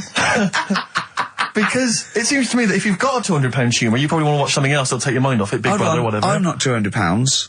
Well, I can't imagine what this is. A £200 tumour? It must have been an error. £200 tumour? It must have been a £200 tuna. It was probably someone fell in the water. And it came I survived a £200 tuna. Yeah, and it was just a spelling mistake. Sure. A £200 tumour? That's like, isn't that like kind of having That's Mr. another T person. That is another person. person. Maybe, oh my God, maybe it was all his life they told him it was a Siamese twin. But someone had just painted a little face on it when he was at school. Just drawn a little face exactly, on it. And they go, it's not your twin brother. I goes, isn't it? Goes, no, it's a tumour. We better take it off. It's £200. £200? That can't be right. You sure it wasn't £20? I'm assuming that's what it probably would have been. But it was certainly £200 on the digital thing. Maybe that's a mistake. That's great, isn't it? They're trying to make it more interesting. Yeah. It's someone at Carl got there. It's £20 tumour. Let's make it 200. At least they're watch. Exactly. That's what I'd be like, though. I wouldn't want to go to the doctors. You know what I'm like? A £200 tumour. I know. It's just that thing. I mean, you know what I'm like. I don't like. It depends where it is as well. Taking your clothes off and all that. There's some pressure in it. You don't like anything being touched, do you? I remember when he said he doesn't check his balls. He doesn't like the feel. That's live with me. He doesn't like the feel. I think, do you mean that you don't like what it feels like in your balls when you're fiddling with them? Because I imagined it that you meant you don't like the feel, in your fingertips. You don't like the feel of your balls.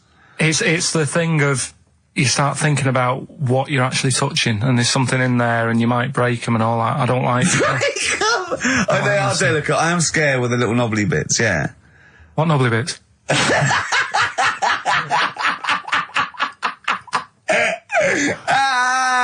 I'll tell you what, it's that thought at the doctor's. It's that thing of, it's not taking your clothes off in front of him, right? It's the way you've got to take your clothes off, but he asks you to go behind that curtain to do it first. Yeah. So there's more pressure because then you come walking out with nothing on. Yeah. So it's like, why have you asked me to go behind there? Yeah. Rather than if they just sat there having a chat and he's going, so how have you been? It's like, all right, and just taking the pants off. Yeah, and then exactly. Yeah. It's the pressure. What was don't take your clothes off, and you came out and he lit a candle, and there was some soft music on. The lights were down. Nice. Yeah. Or he said, if it'll make you feel more relaxed, I'll take my clothes off. Yeah, exactly. Yeah. But I'll do it in the form of a striptease. Now, Carl, I'm going to ask you the question, knowing the answer. What do you think of maybe a gay doctor just checking his testicles out? He's a professional. He just happens to be gay. That would never happen, would it? What are you talking about? Why not? Oh, speaking of... Go on. Doctors. No. Gay people and that. Do you know when we discussed gay-only toilets? Yeah. Mm-hmm. It's only... it looks like it's coming into action. No, it doesn't. Right. No way. It was mentioned again. Where? On... Your head. No, I think... Do you think that people in positions of power are listening to this show getting ideas from you? Tony Blair. Makes you wonder, doesn't it? No, it really does. And the funny thing is, why are they getting upset? Why are gay people getting upset that they might have to have their own toilets? Carl, you don't know what you're talking about anymore. You're having a sly look. You don't know what you're talking about. Okay, can we have Cheeky Freak after this? If you want. Placebo. This picture on XFM 104.9. Steve, you're thinking of taking over as producer, aren't you? Well, I just think it's a shambles. I've asked for Cheeky Freak of the Week, and it appears that Carl's not ready. He's not prepared. No, I can sort of remember it. It's just, I like to have all the information. Contempt for the listener. You've just had a whole bunch of adverts and placebo in order to get it ready. We're having a chat and that. Right, do you want to sort yourself out in future? Yeah, someone this is what we were chatting about. Someone emailed in about they watched the £200 tumour thing, and when it was removed, it was carried away in a wheelbarrow, right? Carl said, what, even when she had it removed, she still carried it round in a wheelbarrow? And he went, I thought it's sort of like she'd become attached to it. You definitely are my favourite thing in the world. It's great. Look at the way he's looking back. But I think they're all the same. The people, I have had more emails about people saying I watched the £200 tumour and I shaved me arse than anything else. When we ask questions about science, we talk, nothing. Science concept, we talk about political issues. One person emailed in, they said, I tuned into the £200 tumour documentary. It looked disgusting, I couldn't watch for long. What were you expecting? Yeah. That it might sing and dance? Do a little show for you? Anyway, these are really your listeners, Carl. Now, I think do you know what I mean? You sort of, you find your niche, you attract your.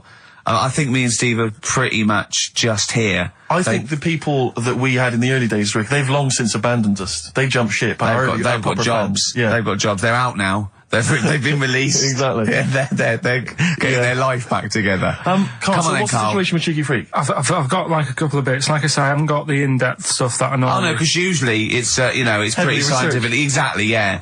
Do the jingle. We've come up with a new one, haven't we? The Freak, say chic. Cheeky Freak of the Week. Right. Well, couple of bits. I don't know which one to use as the main feature for this week. It's not good, is it? Well, there's been another one born. What? Little kid. Who on? 4 eyes. Insult. Just a guy who wears glasses. Come on. 4 eyes, 2 noses, 2 mouths. That's weird, isn't it? This bloke, did he also have 2 heads, 2 bodies? Sort of born slightly separately? He wasn't stood next to a mirror? No. It's weird, that, isn't it? That's all you've got. I love that. That's weird. That. Imagine the doctor said that. Well, Mrs. Parks, kid's got 4 eyes and 2 noses. Weird, isn't it? Any clues?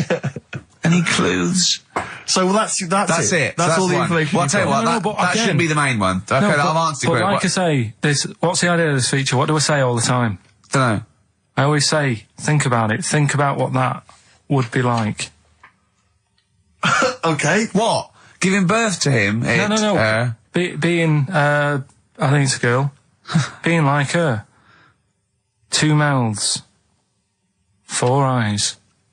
What would that be like? Mad, innit?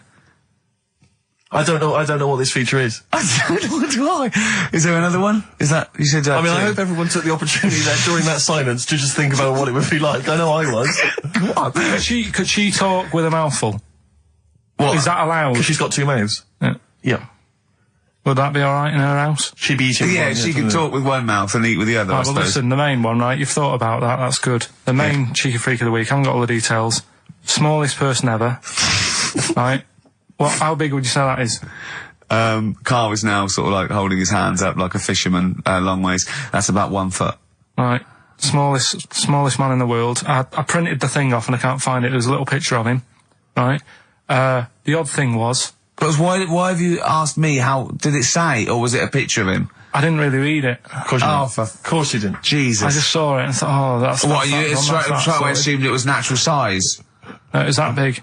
But what do you mean it was that big? Little fella, like that. But why are you doing that? What? It was a page with a little fella. How do you know that was natural size? No, it was, because he said it's world's smallest man. And the funny thing is, I've read the first line, I always read the first line, it said world's smallest man. Well done. The weird thing is, he got an head like a light bulb. The shape of it, apparently. I don't know if that's got anything to do with his shape and size. God. That big. His name's Mr. Watts. And the annoying thing is, what got me is, if you're that big, right, don't have your picture taken next to a fruit bowl. Why was he having his photo taken next to a fruit bowl? Don't know. Whoever the photographer was, obviously having a bit of a laugh. Yeah. At his expense. Because you would just stand in the middle of nowhere, you'd look normal and that, but he was stood there, just leaning on an apple. Leaning on an apple? What is this? In what world do you inhabit? Well, this was on the internet. I printed it off. Leaning on an apple? Was it Tom Thumb? What is this? Are you sure it wasn't some sort of sci-fi show they were advertising? No, it was leaning on it. Can you just lean on the apple? Just lean on the apple there. Do me a favour, you stand next to my chihuahua. You're not taking the piss, are you? No, not at all, no. Would you mind leaning on this matchbox? Yeah. Leaning on an apple. And that's what, so it just said he's the world's smallest man leaning on an apple. Smallest man, said about his head being like a light bulb, I don't know what that meant. And I just thought, right, that'll do, that's that sorted, cheeky rig of the week done. I think that was on like Monday. Right? I found that, I thought that's done. Printed it off, forgot to get it off the photocopier.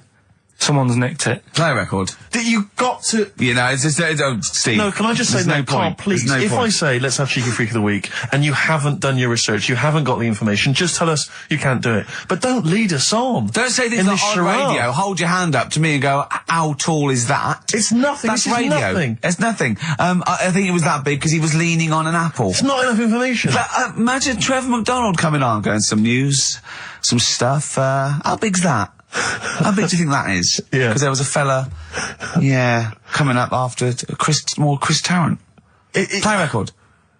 I'm angry. I'm actually angry. And if Monkey News is in any way similar, you've really pulled your finger out with that, have you? Mm-hmm. Good. Let's have Rockbusters answers next. Supersonic. Oasis on XFM 104.9. Right. Getting through it. It's the Rockbusters.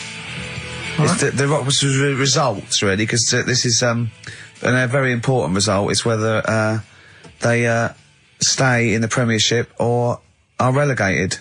This is the playoffs for Carl. Okay? You need 3 points. You need 3 points to stay up, Carl. Go on. Right, had a lot of right answers in that. Right, okay, that's in your favour, you know. Okay. The first clue was, the doctor said part of the foot and the leg was no good, so he took them off, he threw them away. Yeah. The initials TB. Yeah. Right? Go on. Tony Bennett. Alright, that's Tony Bennett. Tony Bennett. Tony Bennett. Yeah. Okay, that's a warning, that's a yellow card. That is a yellow card, but you can still get the points. Right. Because his name's not Bennett. Tony, brilliant. Tony, perfect. A pun. Toe, knee, his name's Tony. Perfect. Bennett? No, his name's Bennett. See? Well, he's in London this week as well, so I don't know if it's sold out. I won't mind. Are you on drugs? Or did I actually crack your head? Did I actually give you some brain damage? Because you're worse than usual now. It's like, go on. Right, the second one. That Scottish fella. We've got to speed this show up. Hang on a minute, hang on. I've just got to make sure it's right. We don't want to look stupid. Right? That Scottish monster has got a bit of a tan. I don't think we can look stupid with material like this. TD, that Scottish monster's got a bit of a tan. The answer there, the Darkness. I'll give you that. Right. Well done. And the last one. Goal. The 60s singer, he had a heart attack the other way whilst having it away. You won't be seeing him again. The initials FNM. That's Faith No More. Adam Faith. Right? No! Doesn't count! Why not? Adam Faith No More. Right? Adam Faith No More? So, sorry, what is the clue? Is the clue Adam Faith, or is it Faith No More? Just Faith, I suppose. Just Faith No More. He's a 60s singer. So we got that. That's that. Safe for next week. Who's the winner? What do you make of it? You've got the deciding vote, Rick. Well, come on. I mean, you know my feelings. I mean, it works, Faith No More, but he's mixed up what cryptic is and that, because the fella, I mean, Adam Faith did actually die having it away, didn't he? Yeah. So it's all about him. It's all right. All the facts are right. Anyway. Okay, I think he's got a reprieve. I think I'll give it to him. I think I've got to give it to him, Steve. I think I have. He actually pulled that out of the bag, that one. There's no Jamaican fellas seeing icebergs or, you know, Whitney Houston. The closest he came to is Bennett, and I'll let him off that. I've got to be a fair ref here. Well, fair enough, and well done to, you know, I'm always a fan of names that for some reason just strike me or tickle me. Yeah. And this week the lucky winner is, Dave Suckling. There's nothing amusing about that. Oh dear. So well done to Dave Suckling.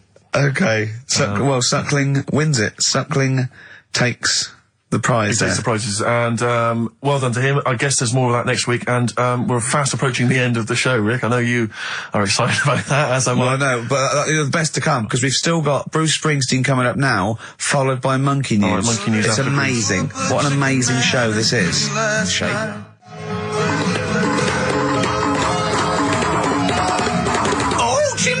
Monkey News! Excellent. So, Monkey News time on XFM. Karl Pilkington, the man in the hot seat. Karl, what have you got for us? Okay, Monkey News this week. We've covered a lot of stuff. We have indeed. Now, do you know, like, there's places where you can go for, like, weekend rests and stuff, Sure. and you relax, you sit in a little spa, you might have a swim and stuff. Mm. Well, they've got a place done for monkeys. Of course they have. Right? They can go there, they relax, forget about all the stuff they've got going on in their head. They can have a manicure. Right. Got nice meals. It's not called a manicure, though, it's called a chimpacure. Beauty treatments. Yeah. Right? Look good and stuff. Yeah, well, look good, feel good, yeah. Now, you might think, well, that's pretty normal. Well. The bit I haven't told you about is actually run by a couple of chimps.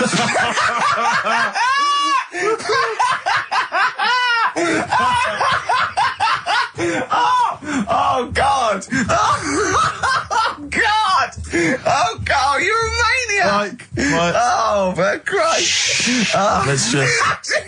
That's like coming a chimp. Of course it's not. No, it is, because think about it, right? No, not think about it. What do you mean? Yes, it is. Of course, it's not run by a couple of chimps. What do they do? Get a loan? Right. If a chimp wants to have a rest, where would you go to? A place that's run by humans that don't know what chimps' needs are? No!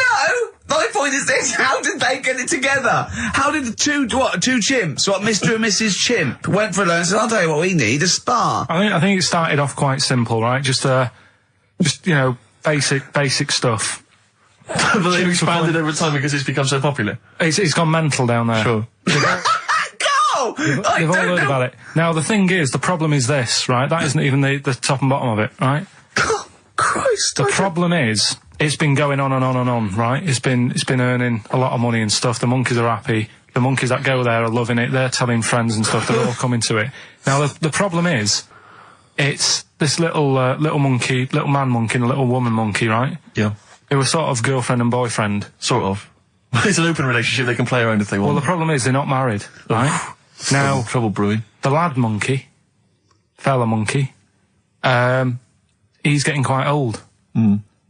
And the problem is, because it's his name that's down on all the stuff. Carl, all the forms. Actually, Let him finish. I'm getting scared now. Let him finish.